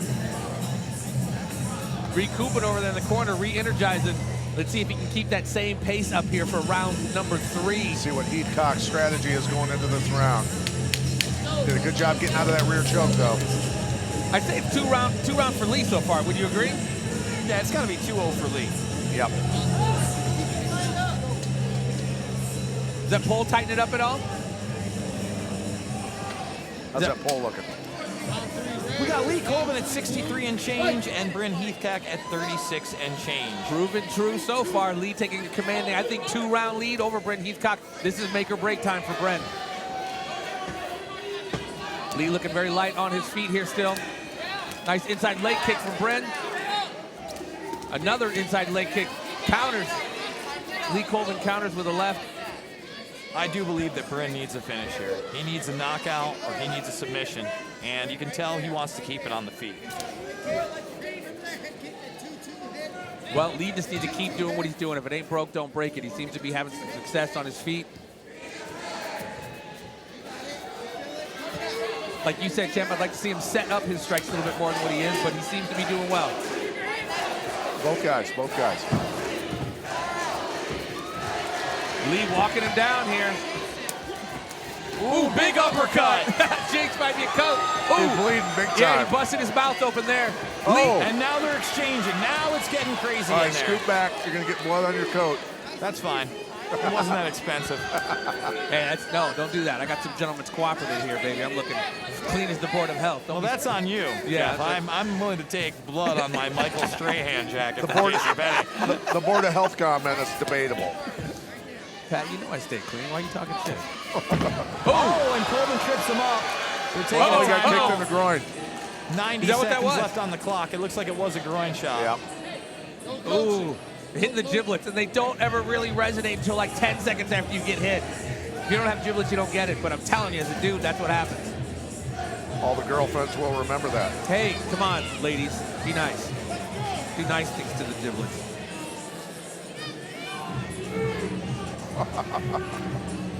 Lee taking a knee here after that shot.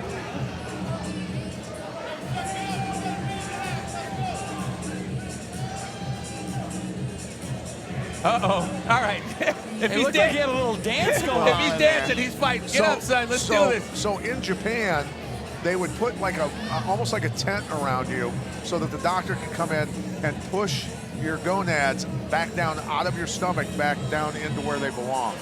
Wow. If they ended up getting blasted up into your stomach. Some people pay for that. All of that sounds nightmarish to me, Pat Hilton. All of that sounds nightmarish. Some people pay Maybe they should have done that in happen. Japan with Mark Hunt and Josh Barnett. When Barnett refused to come back out, they really, or no, it was Hunt who refused to come back out, Okay, right? yeah. Yeah, and Hunt didn't want to come back out. That ended up being called. Here we go. One of the very few times Mark that Hunt has a happens. really dope new documentary out, just to digress. But here we go. As we got 1 minute and 30 seconds left in the third round, Lee Colvin has recuperated from his growing shot. Brent Heathcock appears to be bleeding from the mouth, and here these guys are exchanging in the center of the cage aggression cage. I think underneath his lip there's a gash there. It looks like He might have punched through his teeth. where he's got a hole. Wow. That could have come on one of those uppercuts. Yeah, it did. It definitely did. Yeah. I think you are correct. And how that happens, folks, is if your mouth isn't clinched and all of a sudden that skin gets up there, Ooh, it'll pierce off right the through case with the right again. shot. Superman shot missing. That's why I wore a double mouthpiece and always had my mouth closed for the most part, clenching down on it. Yeah, avoid that sweet chin music, man. You mess around and break your jaw. Or since we're using technical terms, Pat used gonads, your mandible. I guess they could be Manda marbles. Lee Colvin with an outside leg kick there. 30 seconds left in this fight. Brent Heathcock has to put it together if he wants to. He absolutely does. 30 seconds left, 20 seconds left at this point. It appears Lee is going to take this, possibly with a unanimous decision. This is a close round. This is the closest of the three, in my opinion. But first round was really close, and Colvin pulled it out by getting on his back and going for that submission. Colvin's tagging him right Those now. shots are pointing up. Oh, Yeah. he hurt him. Put him down a little bit. Heathcock That's it. refuses to quit, though. Refuses to quit. Yeah. Tough young man. That is it. Is this a 5-rounder or 3? 3-round fight. 3-rounder? Okay. Are you sure? Wait, I guess not. It looks like we are going 5. This is going 5. 5 threes. Single rounders.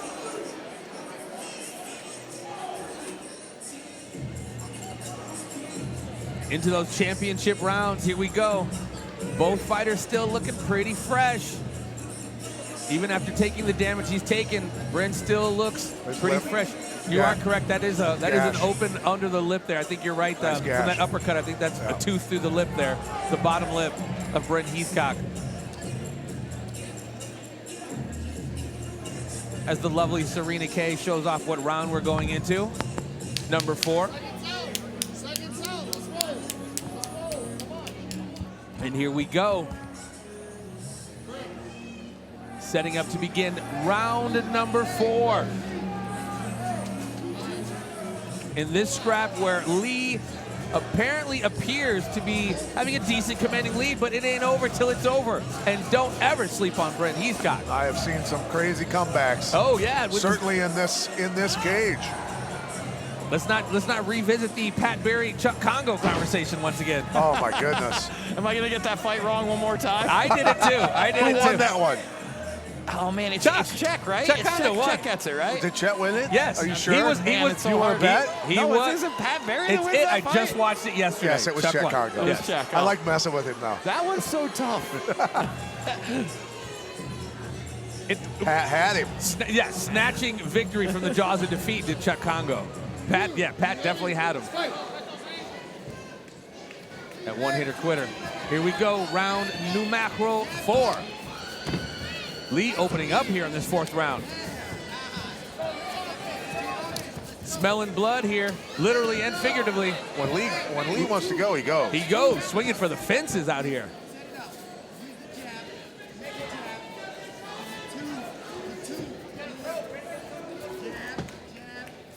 Colvin looking extremely fresh out there. In fact, his footwork looks like it may have even improved over the Without a last doubt. few rounds. Very light on his feet.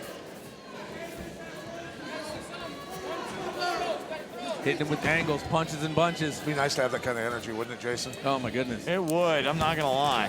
Wait, you got a gym in your garage. The new We gotta put that together. What I don't have is a big left hook like Colvin does. Well, we'll work on that. Are we? We'll work on Okay. that. Yeah, we'll fix that. Soon, ladies and gentlemen, we'll see Jason Bermas in the Cage Aggression cage. Let's not get wacky. Yeah, when we're throwing out T-shirts, that's when you're going to see me in the cage. That's it, right? Nice switch kick there from Lee Colvin. Nice Colvin, front another kick. body kick, Opening uppercut. up. The uppercut got through again, but again, Heathcock still winging those big punches. He hits you with one of those rights like that. Oh, buddy. It could be lights out. You've got to watch Lee those. doing a great job of being out of the way from those counter strikes from Brent Heathcock, though. Heathcock coming on strong there after taking some heavy shots. You can never count the man out. Nice He's body definitely shot, tough too. as nails. Yeah, definitely firing Digging, with. digging. Ooh. Oh, my goodness. Careful, Lee needs to get out of there. Uh-oh, Lee's ready to go. Don't sing it, bring it, son.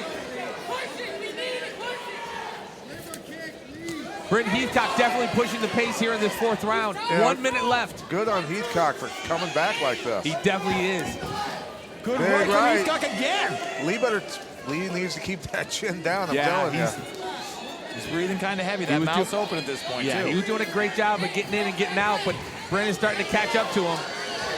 Both fighters swinging for the fences. Oh! Lee seemed Heathcock to went for a judo toss there and just came up short. Yeah, and Lee it got felt the like better. Colvin came down on him. Lee got the better of that exchange there. 30 seconds left here in round number 4. Brent Heathcock, Lee Colvin, scrapping for the amateur Cage Aggression Bantamweight title. A clump of blood fell out of Heathcock's face. Breathing heavy. Both of them are. Yeah, Lee's definitely gassing. 15 seconds left. That tongue out is dangerous in this game. You do not want to lose a tongue. One thing to bite through your lip on an uppercut shot. It's another thing to take a piece of that tongue out. I see that mouthpiece hanging out of Brent Heathcock's mouth, though. And Both fighters are fatigued. Speaking of a tongue getting torn up, Bobby Hoffman fighting Maurice Smith in New Orleans. I was cornering Bobby Hoffman, and Bobby Hoffman wouldn't listen to me at all during the fight. So I actually, it's the first time in my career, and only time in my career, where I actually just quit cornering. He wouldn't listen to me for 3 rounds, 2.5 rounds, and he took 7,000 uppercuts and bit a chunk of his tongue off. Awkward ride home? Punch stat. Slightly. Yes. Pat Militant with the punch stat. Oh my goodness. And I'm sitting here front row as Brent Heathcock is toughing it out into the 5th round. He is leaking right here from his mouth. Lots of heart. Yeah. And we're watching some of without this a doubt. right here with these exchanges. You know, once again, Heathcock was keeping distance and hitting him with those shots. Here's another exchange right here, kind of wild. You can see Colvin also backing off there. No shortage of heart in either of these fighters, man. getting into those kinds of exchanges, though, which there have been many in this fight between these two, is kind of a Russian roulette situation. For sure. I mean, you're kind of rolling the dice. You are definitely rolling the dice. And if they stay doing it, it's going to catch up to one of them. Final round, ready. Final round, Booty, you ready? Fight. Here we go. Our final round here for the Cage Aggression Amateur Bantamweight strap. Lee Colvin, Brent Heathcock squaring up in the center of the cage.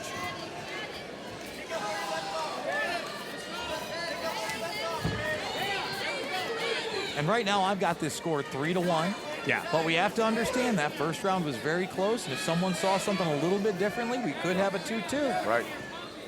Well, through a judge's eyes, it could have been definitely different than what you saw. Yeah, absolutely. I'm, even with my 20/20 vision, I like to imagine things. Oh, they're exchanging again.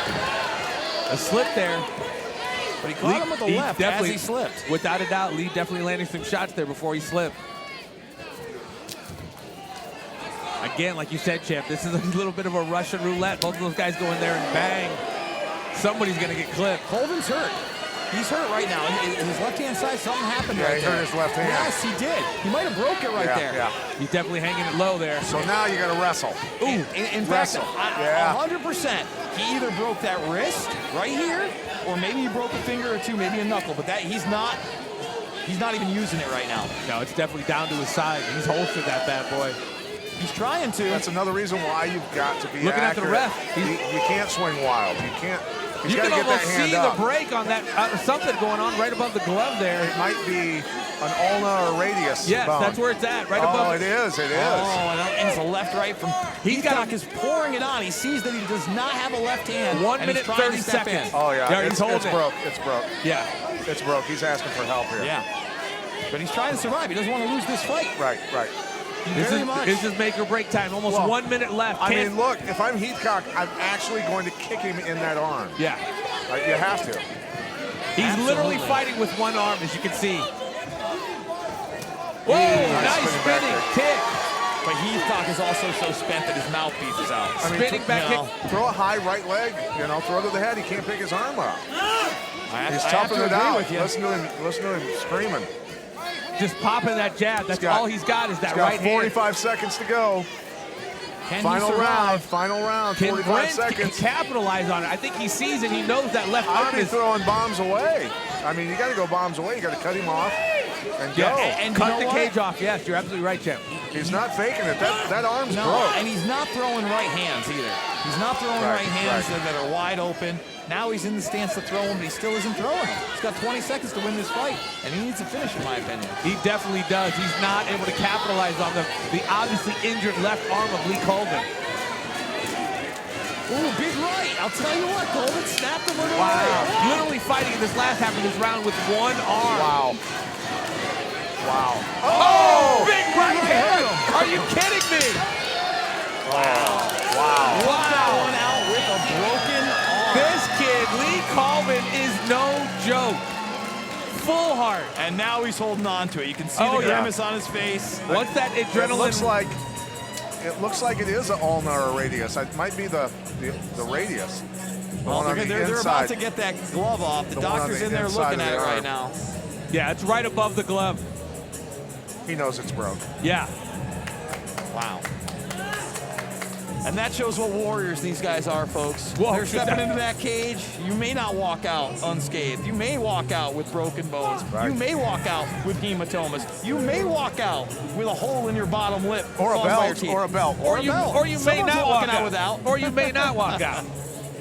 I've seen cats carried from this cage. It's not fun to break your arm in a fight, I can tell you. Did it. Been there.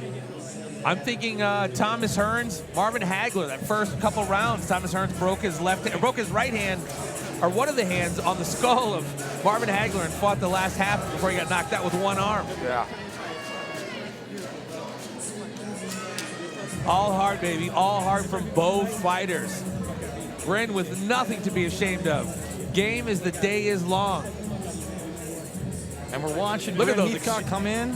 It was that winging left hand of Colvin, I think, that broke it, right? When there he is with his arm down. It could have been a kick, too. Yes, it could have been a kick, but I think the way that he threw a big, giant left hand, a sweeping left hand. Could have been that wild exchange. After he landed it, he took a step back. Well, it was certainly in the first minute of that final round, Yeah. and they were swinging wild in that See if we part. see it in here. Ooh, that was that Right. nice right. He's got both hands there. Right there, he's still got both hands. It might have happened right there, like you said, Pat. Because all of a sudden, there it goes down. Yeah, it was a huge sweeping left hand. So it was the fifth. You guys think he broke it? Oh, yeah, absolutely in the fifth, in the beginning of the fifth round.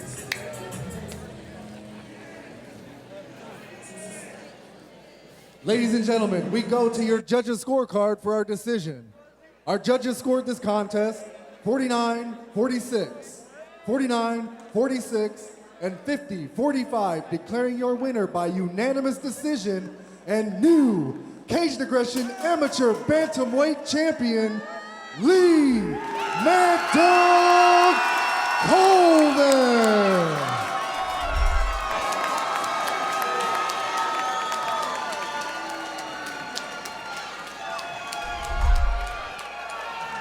All right, come on over here, champ. I know you've been waiting for me to say that, Lee Colvin. How does it feel to hear it again?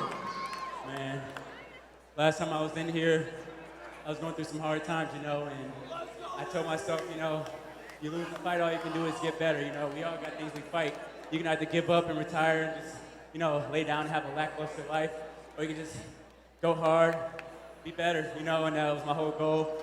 And lost a little more than I thought, depending on what happened with this arm, but I'm really grateful. You know, I'm grateful to all my sponsors, all the fans that came out here, you know, my sponsors, if I can remember them.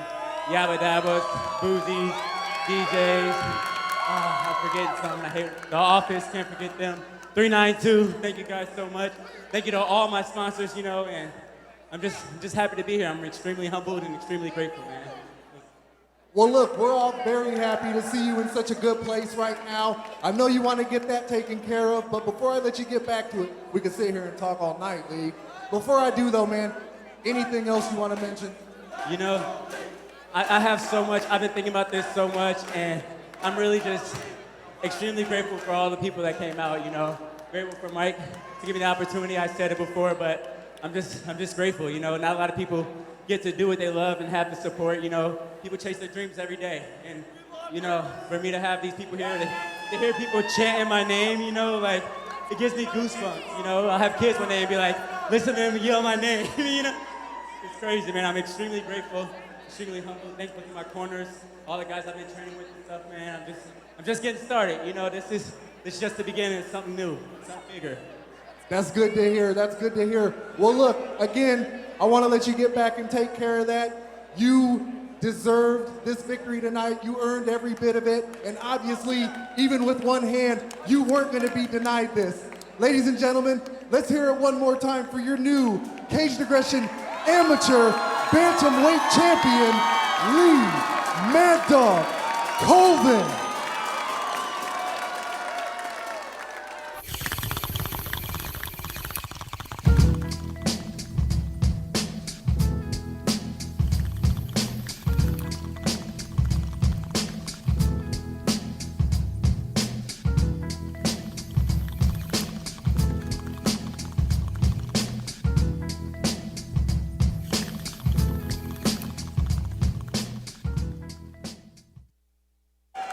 Smoke weed every day.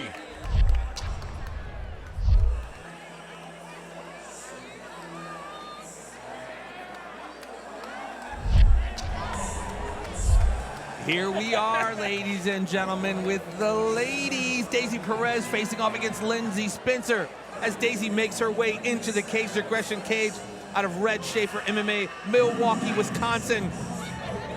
Says her husband got the kids involved in BJJ and kickboxing, and adult boxing and kickboxing class was offered at the same time. She loved the training and finally got into it and began to compete. She thinks she can outstrike and out-grapple Miss Lindsey Spencer. Some of her strengths are her solid technique, and she's trained and competed in boxing, kickboxing, and BJJ. the people she looks up to is all the awesome females that are at the top right now, or the ones making their way there through hard work, and she is definitely one of them, as well as her opponent. Some interesting stories, in fact, regarding her MMA career. She's a high school teacher doing her master's in educational leadership right now.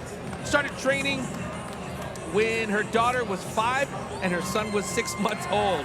Tore her hamstring completely during training, off the bone 2 years ago, and she is back now to step into the cage aggression cage to face Lindsey Spencer. And certainly a lot of energy as she makes her way down to the cage. Well, a lot of confidence. That's the warm-up. That's it right there. Yeah. I like it. What's our polls looking like, JB? We got Lindsey Spencer commanding a 60 to 40% lead over Perez, but considering Lindsey Spencer is a dominator, those are actually pretty close odds right now. I mean, her impressive victory over her last opponent, just opening up with just a barrage of strikes, just overpowering and eventually knocking out her opponent. We'll see how she's able to translate that tonight with somebody who's got a pretty serious ground game and BJJ game.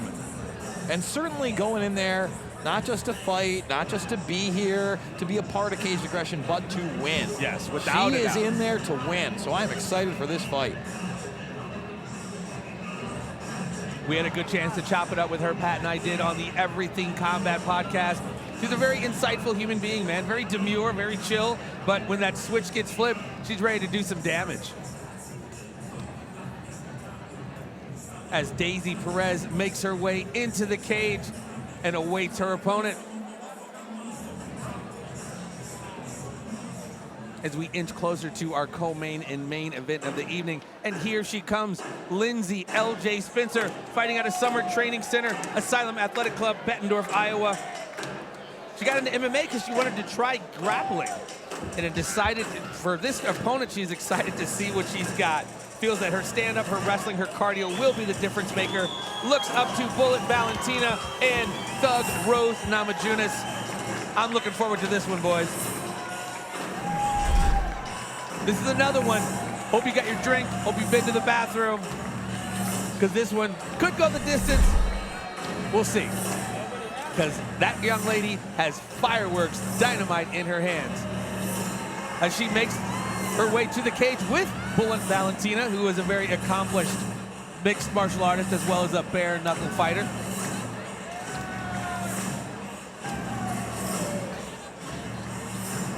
And everything from the walkout to the music to her face says, I mean business, as she enters that cage.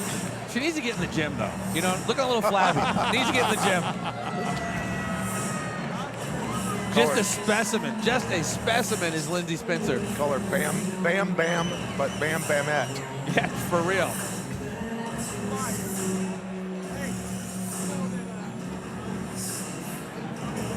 As we get ready to kick off this fight, as we edge ever so closer to our co-main and main event of the evening, but this one has definitely got some co-main main event status to it, as these girls are about ready to get in and bang.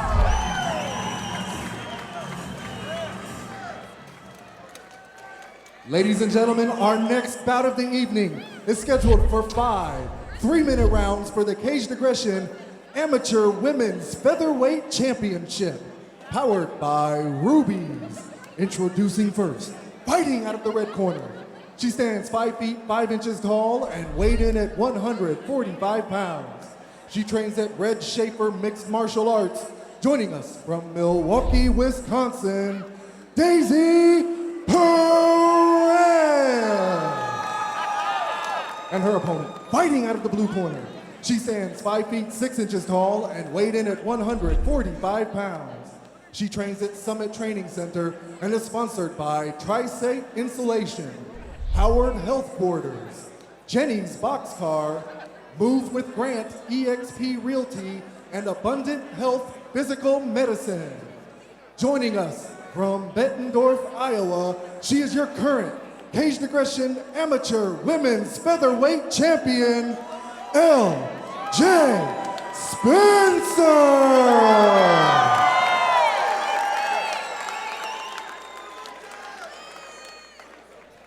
Lindsey Spencer, Daisy Perez. What's that poll looking like, JB? She's definitely gained ground, almost 78% in favor of Lindsey Spencer, but still 22% out there thinking Daisy Perez pulls off the upset. We are about to see it. They touch gloves in the middle of the cage here. Daisy Perez moving like a fighter. Posed. Without a doubt. Inside leg kick from Lindsey.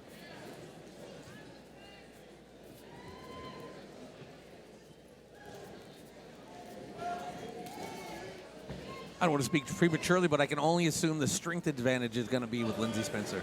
I could be wrong, but Lindsey opened it up with those jabs there. Ooh, piecing her up in the middle. There she here. came right back at her, though. Absolutely, she did. She fired off too quick right here. Back, back.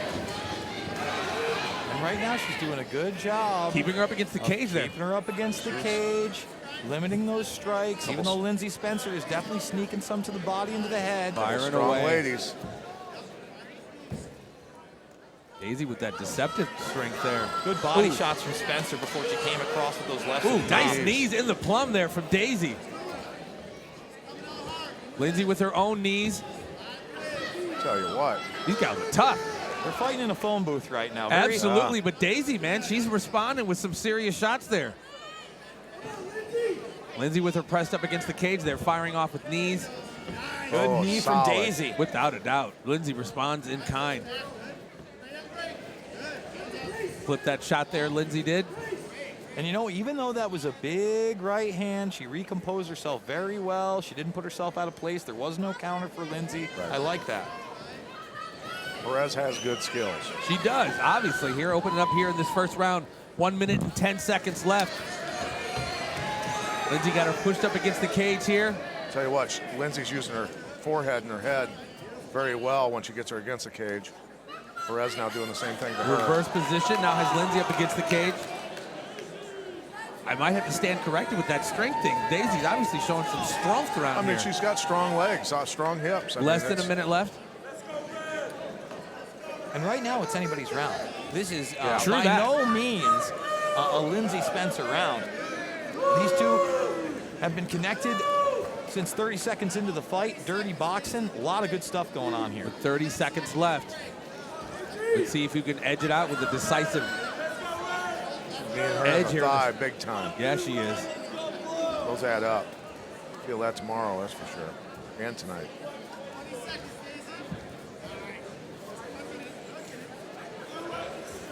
Daisy has definitely come to get her scrap on. I mean, if I'm a judge and I'm watching this fight, and especially the last, 60 seconds, good shots there by Lindsey Spencer, but I saw a lot of control from Daisy Perez. Without a doubt. I mean, this could very well be a Daisy Perez round. That's a very close first round. Both are in shape. Both have come to scrap, boys. Yeah. Absolutely. Absolutely. That was a very, very close first round. And do our polls reflect that at all? We still got Lindsey Spencer at 75% as the favorite, but I can tell you right now, looking at Daisy Perez, she is cool, calm, collected in the corner. The coach has given her very, very good advice, just kind of icing her back down and getting her prepared to get out there. Lindsey Spencer doesn't see a lot of second rounds, and if she does, she doesn't see a lot of third rounds. Right. Red Schaefer's been around. Been around a lot of years, a lot of experience. These guys, great fighters, great coaches. I don't know if she wants to stay in that phone booth with Lindsey, though. I think she wants to probably create some distance or maybe get her to the ground and work that jiu-jitsu. Well, Lindsey Spencer's got very good ground as well. Perez might have I don't know, it's pretty even in the boxing. And obviously the strength, they're tossing each other around. Yeah, absolutely. I spoke prematurely on Could come down to gas tank. Yes. And one of those things is if you're heavily muscled, it takes more oxygen to make those muscles work. Don't get C.T. Fletcher and Joe Rogan talking about that. They had to argue about Tyron Woodley that one time. Oh, yeah. Had a chance to interview C.T. Fletcher with the champ here. Love that, man. Lindsey Spencer open up second round with a nice inside leg kick.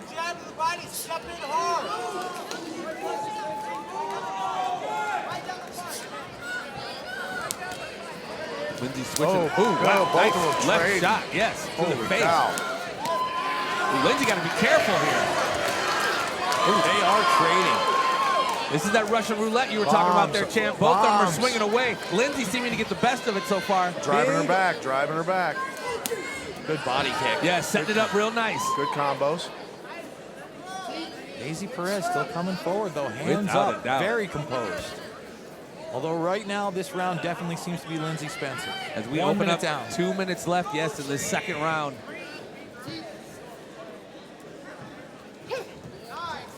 Perez seems a little gun shy right now after eating some of that leather. She's not. That makes sense. No one likes to get hit in the grill. Well, there are people that like to get hit. Some people will take a few to give a few, but it looks like Daisy's definitely erring on the side of discretion at this point. A little more gun shy after eating some of those. Lindsay wants to come back with that right hand after that kick. Absolutely. She looks like she's setting Beautiful them up. job. She's leaning outside. Big left hand. They both rocked each other. Lindsay oh, wow, she stunned her. She stunned her. Lindsay's hurt. Tie her up, yeah. Lindsay is hurt up against the cage. Big knee Lindsay's from trying to Daisy. get that distance right now, trying to square her up. Spin out of that. Spin out of that. Perez finally exploded on her and landed a beautiful flurry. Really hurt her. Daisy Perez has some hands. See how Lindsey Spencer recovers from this. And how she responds. Yeah, that was one of the most impressive showings so far in Daisy here in the second round. Good left, right. Oh, she hurt her. She's hurt. She's out. It is over in the second round. Lindsey Spencer's been knocked out by Daisy Perez in the second round. Wow. I told you not to sleep on her, and there was no sleeping to be done except for Lindsey Spencer after a couple of right hands. Wow. Lindsay's got, Lindsay's asking what happened. They need to set Lindsay down on a stool instead of having her standing right now. Get the stool in there and put her on it. Yeah, she's not there still. I would have her sit down on the floor even. Yeah, they need to get a stool in there. Wow. What a performance.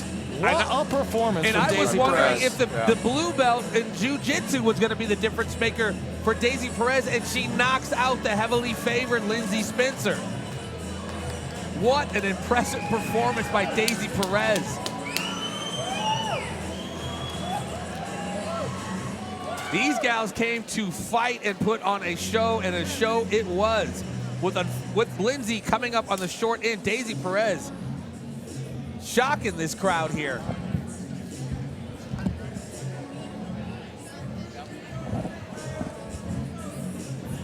They played that Russian roulette fighting in that phone booth like we talked about. Yeah.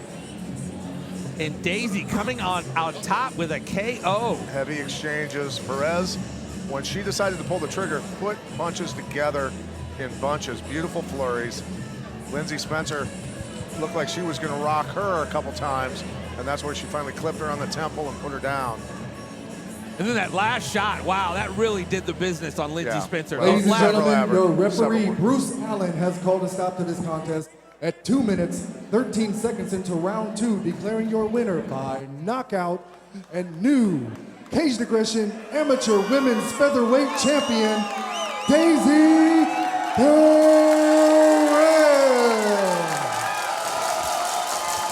Daisy Fuentes winning the Women's Featherweight Champion. Perez, not Fuentes. This isn't 1990s MTV. Daisy. All right, come on over here, champ. We're here with your winner and new Caged Aggression Amateur Featherweight Champion, Daisy Perez. Daisy, you got a big smile on your face. I think that tells the whole story, but hey, let us know. How's it feel wearing that strap? It's great. It's a product of hard work, dedication, at the gym all the time. I was getting rocked a little bit, and I heard my daughter in the crowd, and she's like, "Ah, let's go." I was like, dang, she's in here. I got to do it. Well, look, you said it yourself. You survived, you weathered the storm, took a lot of big shots, and you did something that a lot of people before you have had a hard time doing. You returned some heavy ones yourself. What was the game plan coming into this fight? Just beat her up. That was the game plan. We were willing to go stand up. I was willing to go to the ground. I didn't see a good opportunity for a takedown, so I didn't take it. But I knew I could hold her. That was it. It was just to do whatever I could do best, look for openings, and that's what happened.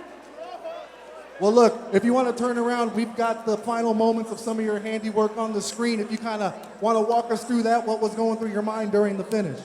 Sure, we worked a lot on on wrist control, knee in the legs, getting those tired. We know she has a lot of muscle. She's in great shape, and so we said we got to get those muscles and that blood flowing.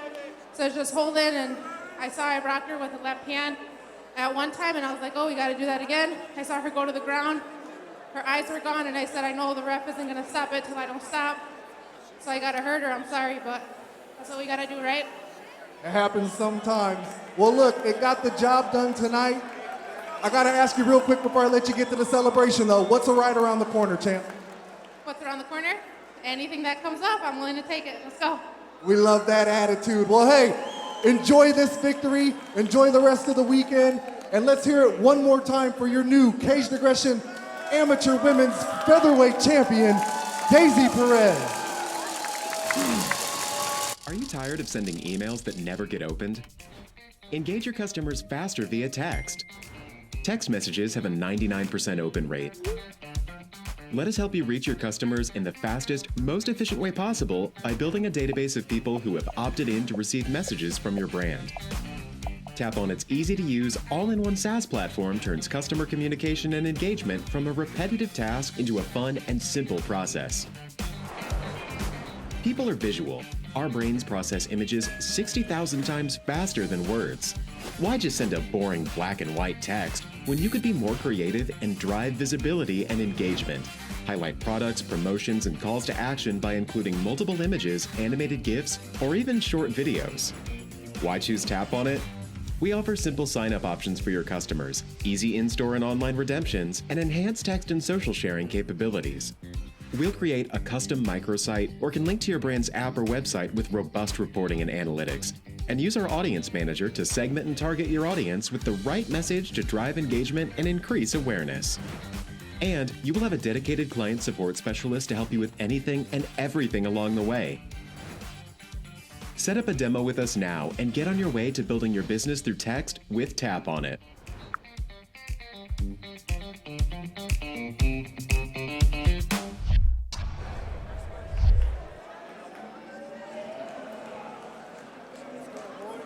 Wow, very impressive performance there. We have a new women's amateur Caged Aggression champion in Daisy Perez. Lindsay dropping the belt in her very first defense as we move on to our co-main event of the evening. Steven Sheridan going up against Tyler DeHaven as Steven Sheridan makes his way into the Caged Aggression cage out of Porcelli Academy, Des Moines, Iowa. Got into the game by watching the UFC and the tough finale. He loves it, he's ready to go, thinks his striking and his BJJ will be the difference maker. He's got a lot of love for Iowa UFC vets. 2 minutes to count, and I can only imagine the gentleman sitting right next to me is one of them. Started training at 16 years old, fell off after 2 years due to dealing with drug addiction and alcoholism, was in and out of prison, then got on my feet, started training in March 2021, then got back at it. So this is a comeback story for Steven Sheridan, and good for him. Gotta love those. Absolutely. JB, what are we looking like? We're just lighting it up, so it's about even right this moment. But, you know, I talked to Sheridan yesterday, and he seemed extremely confident in this fight. He said he had the tools to win, and, of course, not looking past Tyler DeHaven, but definitely thought he was going to get that W today. Well, Tyler DeHaven is coming off a ridiculously impressive first-round knockout over Caleb Gall. Caleb Gall was right here in front of us, convulsing after that ridiculous roundhouse kick. Gosh. It was not pretty to see. Yeah. But again, this is not ballroom dancing, and that is definitely one of the possibilities when you step into the cage. As Steven Sheridan makes his way into the cage, awaiting his opponent, Tyler DeHaven, making his professional debut. Coming out to a little bit of Tupac out of Marty's MMA out of Rock Island. Got into the game from wrestling and training over the years. It's going to be a fun, action-packed fight, he says. Feel that his wrestling and his ground game will make the difference. Looks up to all of his coaches. He went undefeated as an amateur and held 2 belts.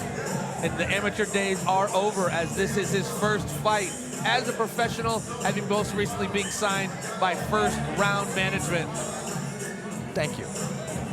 Looking forward to this one, as this is our co-main event of the evening for night number 1 of 2 nights. We still got it going on tomorrow. Another jam-packed stack card, but we are not done with this one yet. Thank you, everybody joining us on CageAggression.tv around the world, and everybody who's joined this packed house with no restrictions and no limits here live from Davenport at the River Center, right here downtown Davenport, Iowa.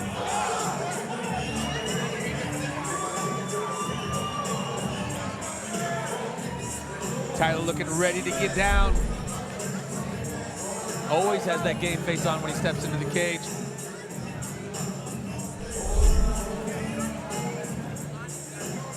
Getting ready to make his way into the cage to get on the good foot and do the bad thing against his opponent, Steven Sheridan. How tight is that pole looking? Is it still? We got 61 and change for Tyler DeHaven and Steven Sheridan at 38.5%. Okay.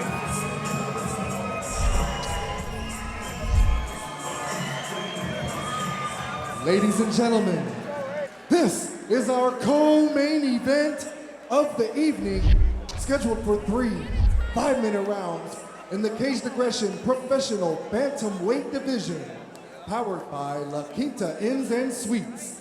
Introducing first, fighting out of the red corner. He stands 5 feet 11 inches tall and weighed in at 134 pounds. He trains at Porcelli's Training Center and is sponsored by Central States Painting and Construction, Bail Bond Pros, United Trades Group Residential Painting, 4 TDS Productions Video and Media Services, and 5 Destination Tattoo. Joining us from Des Moines, Iowa, Steven the Sniper Sheridan. And his opponent, fighting out of the blue corner. He stands 5 feet 10 inches tall and weighed in at 136 pounds.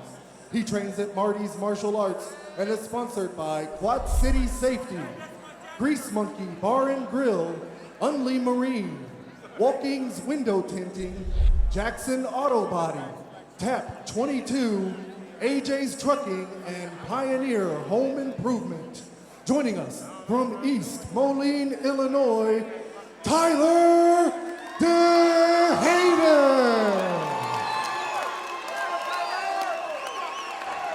Tyler DeHaven walking a hole in that side of the cage over there. He is ready to go. Meanwhile, a stoic Steven Sheridan just stands here on the other side of the cage as we get ready to kick off this co-main event of the evening.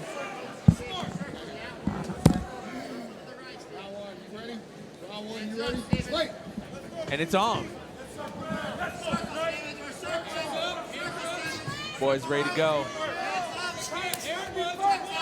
DeHaven opened up with that outside leg kick. Good uppercut by DeHaven as Sheridan tried to come in for the takedown.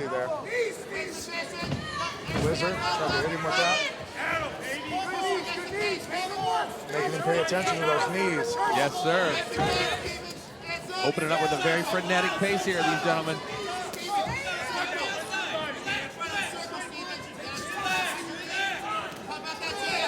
DeHaven with some looping punches there. Another right by DeHaven, big elbow by DeHaven, another good elbow by DeHaven while he's trying to keep his balance. Good balance, yeah, real good job. Good knee in the face. Ooh, Sheridan ate that one. Sheridan takes him down. DeHaven rolls out of it. DeHaven on top right now. Drop it, now away. If Sheridan doesn't do something quick, this could be a quick one. Sheridan's opened up. Yes, right he at the top is. of his head. DeHaven looking for that neck right now, trying to set something up. Oh, grabbed the cage to get up.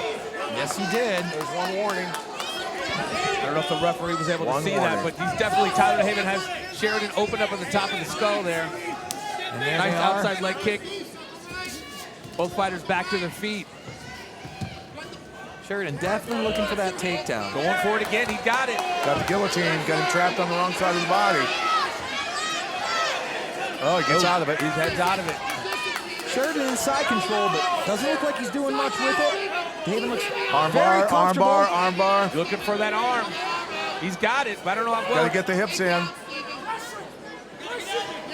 That's getting tight. That's getting Got tight. to flatten out. Whoa. It's tight. in there. That's turning into a bow.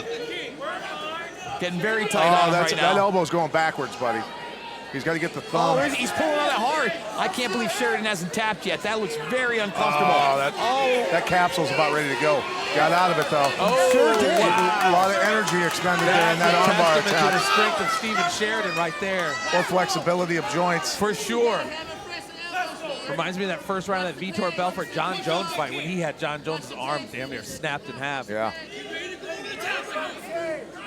Sheridan 2.5 minutes to work on top in the first round. I'd like to see him try to step over that arm. He's trying to push it down and step over DeHaven's left arm. Get that crucifix position. Isolate that arm without a doubt. DeHaven's on the move. Doesn't look like it's going to happen from this angle. DeHaven slithering out, looking at that other arm for a second. It's a scramble here. Sheridan inside position once again.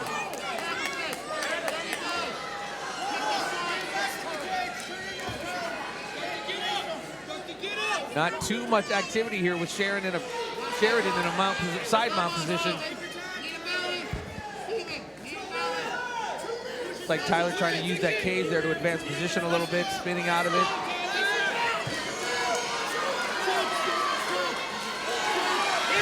Can't see it. Steven Sheridan trying to make a case for this round. Absolutely.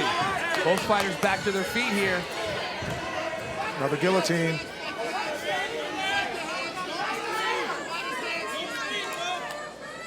Corner telling him to fight the hands. Hands aren't quite locked in, doesn't look under the chin.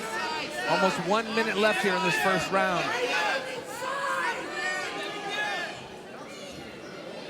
Oh, he's cranking it. He's got it up now. He's cranking it, yeah. He's cranking it. That might be it. He's got a minute left. Oh, he lost it. Got out of it. Good knee on the way out. That's a lot of energy used. Those arms, those biceps are smoking right now, Sheridan buddy. with him back on the ground, though. He's definitely commanding little ring generalship with having DeHaven on his back once again. Sheridan about half mount right here. Going to be tough to step over with the cage where it is and the way that DeHaven is positioned. Still, close enough round where if he stays on top and just gets a couple strikes in, that could win the round for him. Eke it out without a doubt. And the polls are closing in. Tyler DeHaven at 56%. Steven Sheridan at 44%, and Sheridan on top in half mount, closing this round out. Even without doing damage, this is a razor-thin, close round. Without a doubt. You could look at some of the striking and maybe the submission attempts of Tyler DeHaven, but then you look at the cage control and the amount of time spent on top by Steven Sheridan, and it's almost a push. Sheridan definitely came to fight. As we in that first round, very close one. And 4 to go. You know, that's a lot of energy to be expended on the first round if you're not planning on finishing that fight. Right. 25 minutes is a long time in that cage. Can't even imagine. I remember. You might. I might have fever dreams about it, but I can't tell you that I remember. Yeah. Well, it's a thing where you have to trust your endurance, you have to trust your training, and be able to say, if I feel like this, he's got to feel worse, right? And just hopefully, that's how you pump yourself up and keep pouring it onto him, right?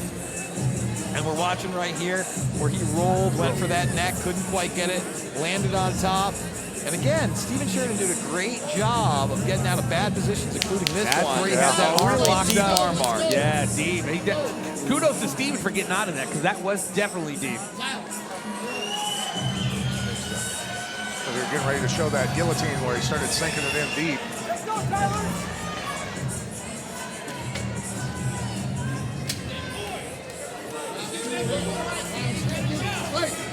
Here we go. Kicking off round 2.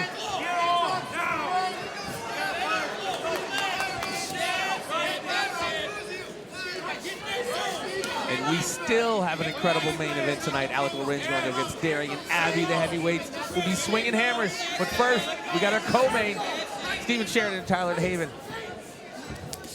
Boy, he swings that right hand with everything he's got. Loads up with got it. his kick caught. Let's see what happens here. Could be another takedown. Steven Sheridan going for it.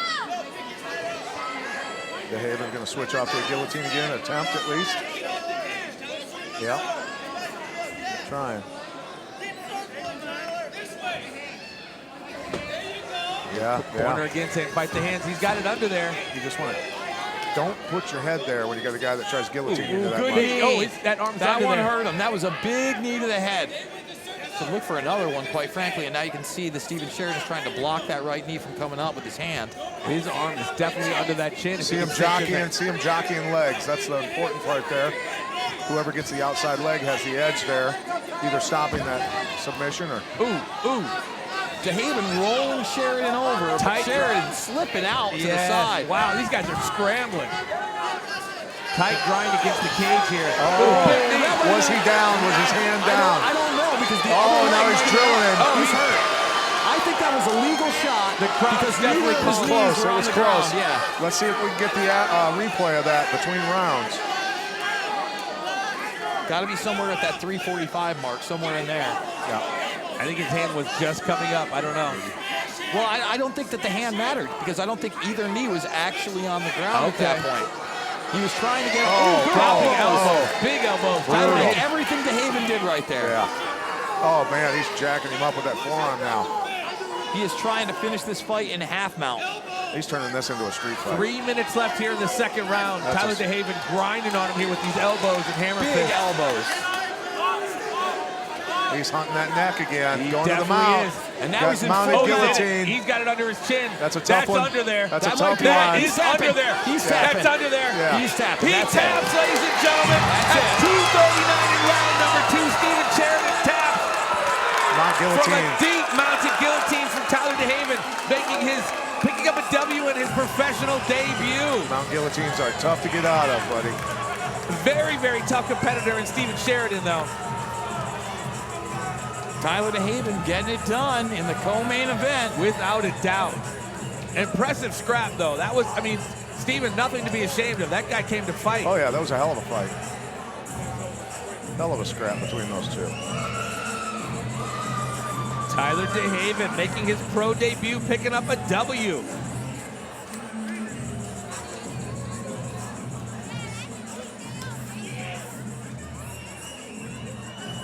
And what a way to get ready for that main event coming up in just a few moments. He just vomited. Oh, wow, he did. Well, at least he puked after the fight. If he would have puked in between rounds or during the fight, That's you it. automatically lose. Yeah. You lose. Really? That's honestly, I've been watching MMA a very, very long time, and that's the first time I've ever seen that. I've seen it during happen a a couple times, but that's leaving it all out there, Jason.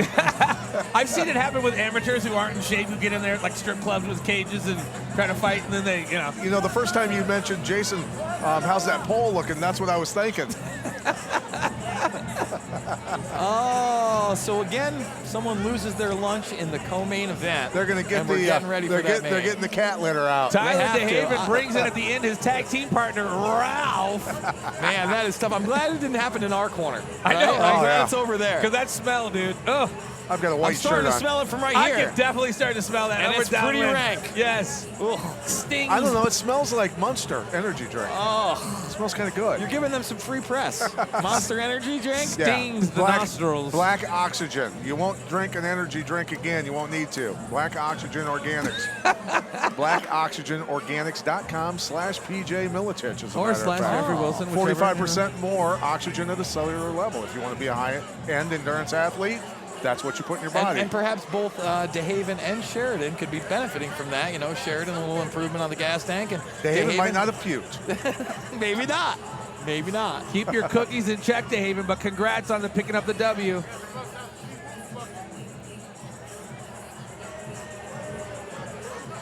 I bet the cleanup crew didn't think they were going to be doing that tonight. You never know.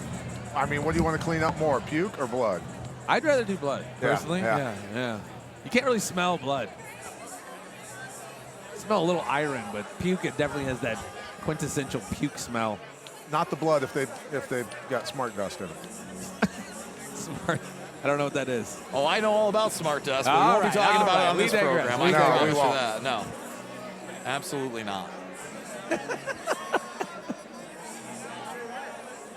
Steven Sheridan, a game performance, coming up a little short against a very game and tough Tyler DeHaven. But the winner is not here to get his hand raised. Oh, did he dip? Well, I don't see him. Oh, man.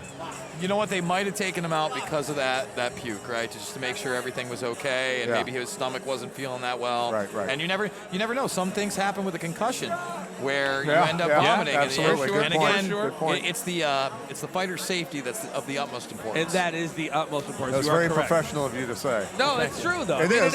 That's what I'm saying. Well, he's coming back out, so it looks like they checked him back there, made sure everything was okay. Okay. I see the doctor behind him, and he's coming out. Good.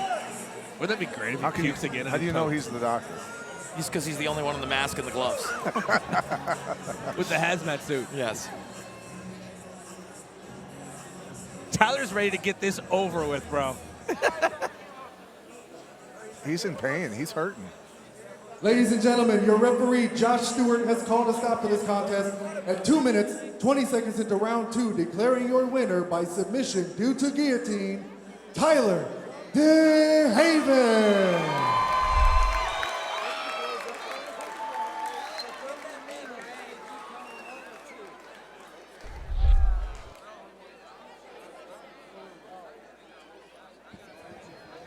All right, here we are with your winner, Tyler DeHaven. Tyler, I'm not going to take too much time from you real quick, but I do want to point out you left the amateur division as a dual weight class champion. You came back in here, picked up right where you left off, man. How does it feel picking up that first win as a pro?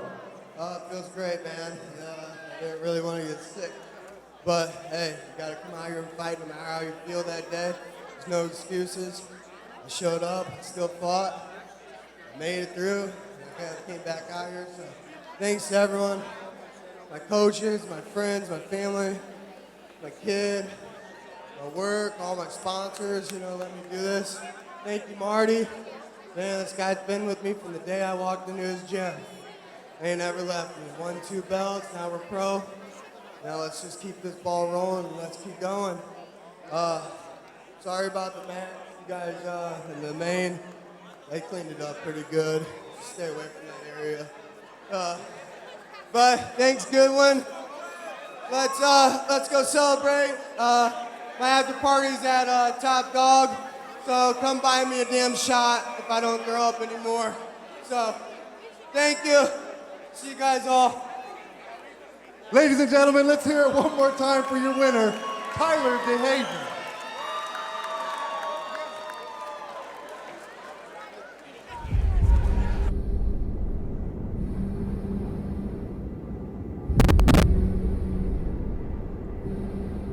Do not go gentle into that good night.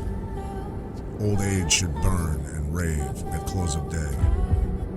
Rage, rage against the dying of the light. Though wise men at their end, no dark is right. Because their words had forked no lightning, they do not go gentle into that good night. Rage, rage against the dying of the light.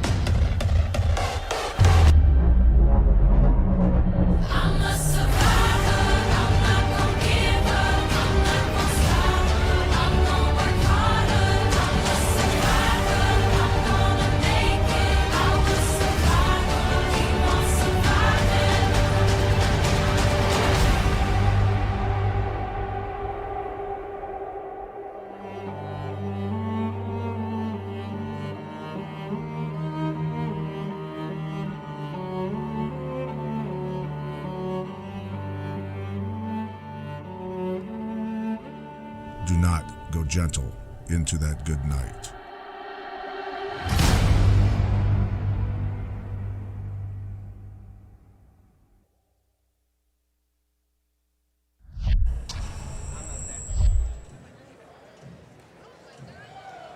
Absolute epic trailer, man. Good voiceover from the champ, Pat MIletich. As we roll into the main event of the evening, Alec Lorenz walking out to some Iron Man, reminiscent of the old LOD, Legion of Doom Road Warriors. Alec Lorenz coming in with a 4-0 undefeated record.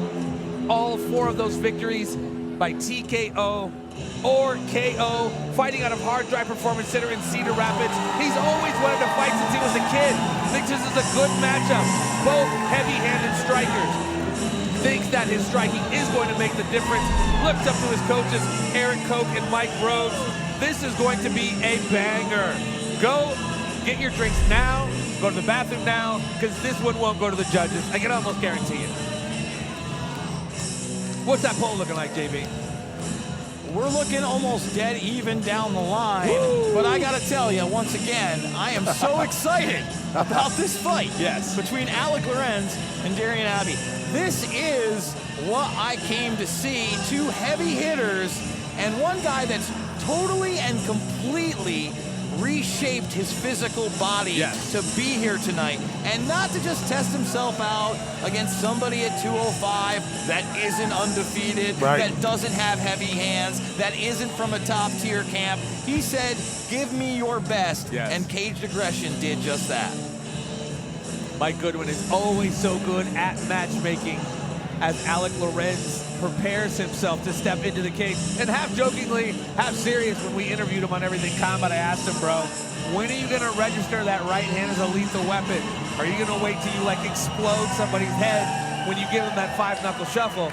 And he said he's just gonna keep going until he gets himself into trouble. As Darian Abbey makes his way into the cage, coming off a very impressive first-round victory over a very tough Martin Vancel. Darian Abbey fighting out of Sanford MMA, Deerfield Beach, Florida.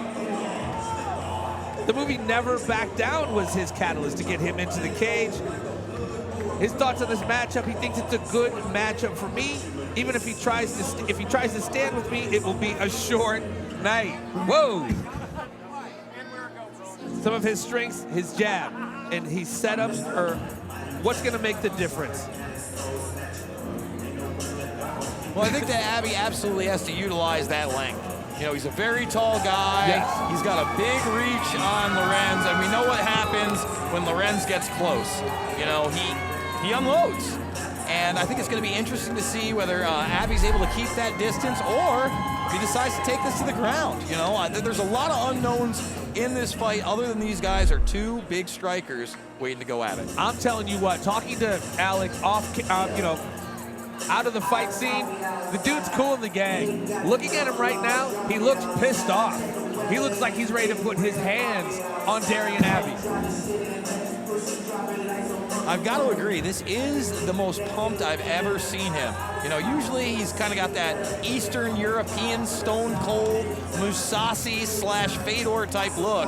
But right now, he looks like he has an enemy in his sights. Yeah, dude, he is locked and loaded right now. He's not taking his eyes off of Darian. I mean, I don't want somebody taking my lunch money. Serious. Right? You know, these guys are both working. They want to go to the UFC. Well, you know, Abbey, you know, think about him. He's no stranger to the big lights. That's what I'm saying. He wants to get back there. Yeah, absolutely. He wants to get back there. So he's tasted it. That's like somebody giving you a taste of the best cheesecake you've ever had in your life, and you've been on a deserted island for a month, right? It always goes back and then to the saying, cheesecake, doesn't it? okay, you can taste that again if you do this, this, this, and this. And right? he's ready to do it.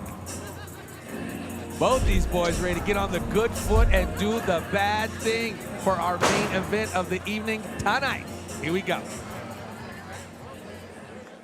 Ladies and gentlemen, fight fans in attendance at the River Center, and for everyone streaming live around the world, this is our main event of the evening, scheduled for 3 5-minute rounds in the Caged Aggression Professional Light Heavyweight Division, powered by 7G Distributing Bud Light.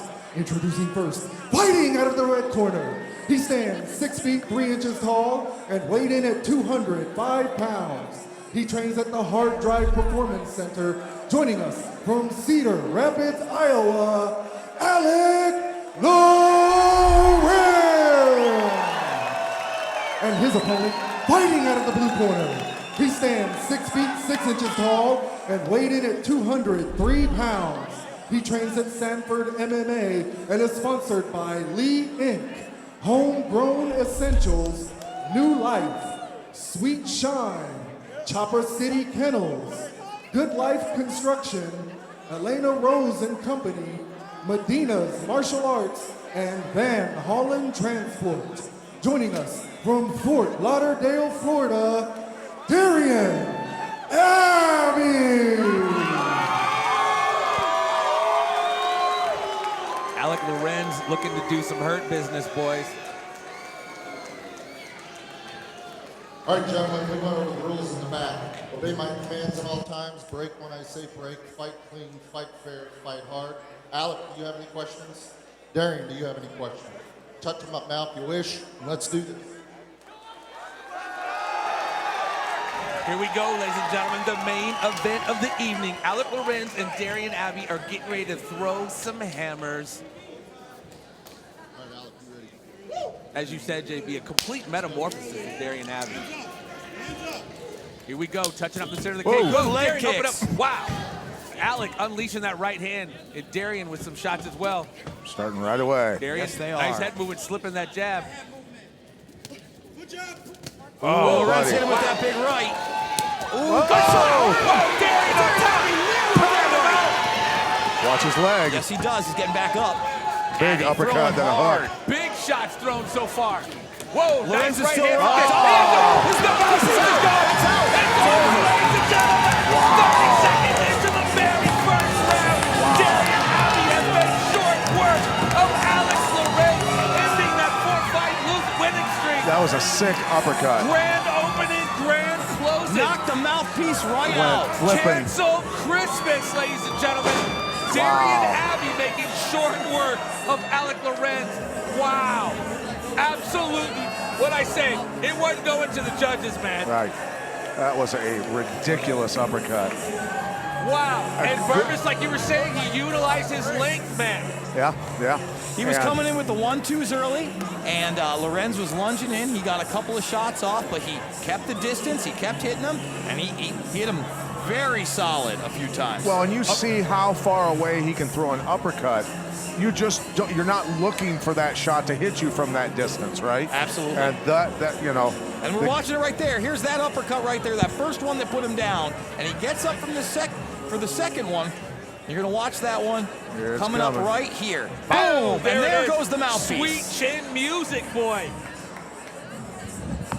Wow, that mouthpiece went flying. Are you kidding me? 30 seconds into the first round.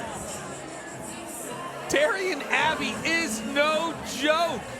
Well, might be on his way back somewhere. Yeah. pretty Ladies and quickly, gentlemen, right? your referee, Bruce Allen, has called a stop to this contest at 33 seconds into round one, declaring your winner by knockout, Darian Abbey.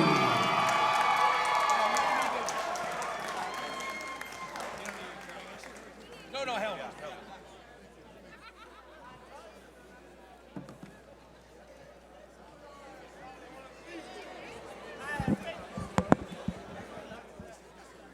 All right, here we are with your winner, Darian Abbey. Darian, hey, first of all, man, congratulations on the win. New weight class, big W, looking good, man. Tell us how it really feels. This is where I should have been my whole career, man. I feel the best I've ever felt. He hit me in the eye, actually, right over here, pretty early. It hurt, so that was a good shot. But yeah, we was able to stick it out and get it done. Hey, look, I heard some conversations leading up to this. There was some speculation. This likely would not make it out of the first round. Hey, talk about that. That's what happened. We know he was coming with some power. We didn't know what exactly he was going to bring to the table, but I know that I hit hard, and now I'm even faster than I was at heavyweight. So this is a message to every light heavyweight out there. I'm here, and I'm here to stay. So. Well, that's what I was going to bring up. You had mentioned you had all the respect in the world for his power. What do you think the difference was here tonight? My power and speed and my calculation. I'm just respectfully to him, respectfully to his team. I'm just a very smart fighter. I got great IQ. If you drop your guard, I'm going to find you. All right, well, look, we're definitely looking forward to seeing what comes next. Do you have any idea what's going on, what's around the corner, or any thoughts you want to leave us with? Mr. Mike, I'm gonna go get a couple more wins. Hopefully in March we can talk about something around my waist. Think about it. We don't gotta talk about it tonight, but let's put it out there. Well, I know it would definitely be an entertaining bout. Hey, look, before we let you get to the celebration, Darian, anyone you want to thank, anything like that? Everybody in this room, my coach Derek, one of my best friends, Fabio, he came up from Florida. He ain't have to. He took time out of his camp to get it done. Shout out to them. Shout out to my mom. Shout out to my dad. Shout out to my family. Shout out to my homies in the crowd. Shout out to my team, Henry, G. Jones, Kami, Nick Lentz, Coach Strout, everybody down at Sanford, Big Steve, Linton, all my training partners. I love you guys, and I'll see you when I get back. Another win in the camera cage. Enjoy this one. Ladies and gentlemen, let's hear it one more time for your main event winner, Darian Abbey. Wow. Beyond impressive performance right there.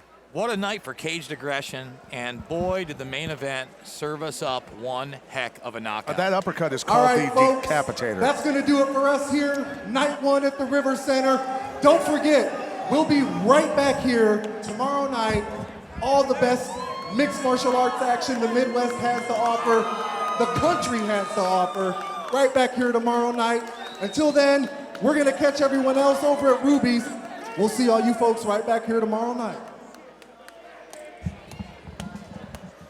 Night number one is in the books, ladies and gentlemen, and Caged Aggression did what they always do and brought the pain. Incredible fights all night. We had a lot of decisions going on in the first half, but that second half, as we knew, congratulations to Lee Colvin picking up that amateur bantamweight title.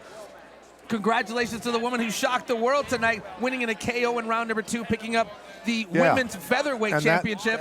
You know, Perez came out against the hometown Lindsey Spencer, and look, Lindsey Spencer's been running through girls, smashing them, destroying them, and Perez showed some amazing skills.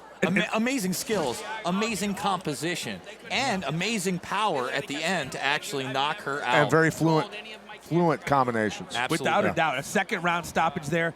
Kudos to Tyler DeHaven in his professional debut, picking up a very impressive submission win over his opponent. And obviously pushing the pace hard enough to actually vomit after a win. Vomit afterwards, man. I mean, kudos to him, man. This is not ballroom dancing. And then our main event, Alec Lorenz coming in with a 4-0 victory, undefeated streak.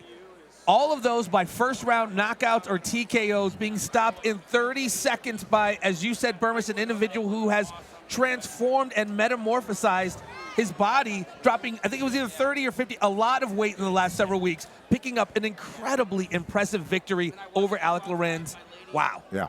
He looks very impressive at 205. He looks like his hands are better than ever, and I obviously believe this is the spot for him, and I'd love to see Darian Abbey shoot to the moon in his MMA career right here from Caged Aggression. He could shoot somebody's head to the moon with that uppercut. That's all I have Well, and to Caged say. Aggression has been known to be a platform for people to either go on to bigger stages or even come back from bigger stages. Caged Aggression is where it's at. And ladies and gentlemen, this was just night number 1. Again, thank all of you guys so very much for taking the time, whether you're in the Quad Cities to check us out or around the world watching us on pay-per-view, CagedAggression.tv. Come see us do it again tomorrow. Tell all of your friends, CagedAggression.tv. Without a doubt. This is just night number 1. Night number 2 will be equally off the chain. Another round of incredible main events. We have the main event tomorrow. Josh Neal facing off against Bradley Minner. That guy's been, the brother of Derek Minner, who's in the UFC right now. Okay. The Minner boys are tough, good wrestlers from Nebraska, and they love to bang it out too. So, I've watched his younger brother, Cody. Cody will take people down, ground and pound them, and then just to embarrass them, back off, get off of them, and make them stand back up. That's the kind of fighter he is. So Josh Neal has his hands full tomorrow. Well, he's coming off into some impressive wins. Josh is looking to, it is for the welterweight, Caged Aggression welterweight strap tomorrow night. Josh is looking to capture that strap and possibly himself move on to bigger platforms. But again, ladies and gentlemen, we are just getting things started with night number 1. Night number 2 will be equally as epic.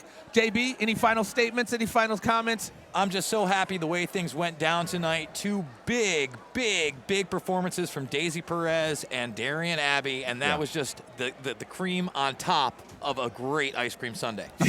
And absolutely, kudos again to Lee Colvin picking up that amateur bantamweight title tonight in his victory over Brent Heathcock. Again, we're just getting things started, ladies and gentlemen.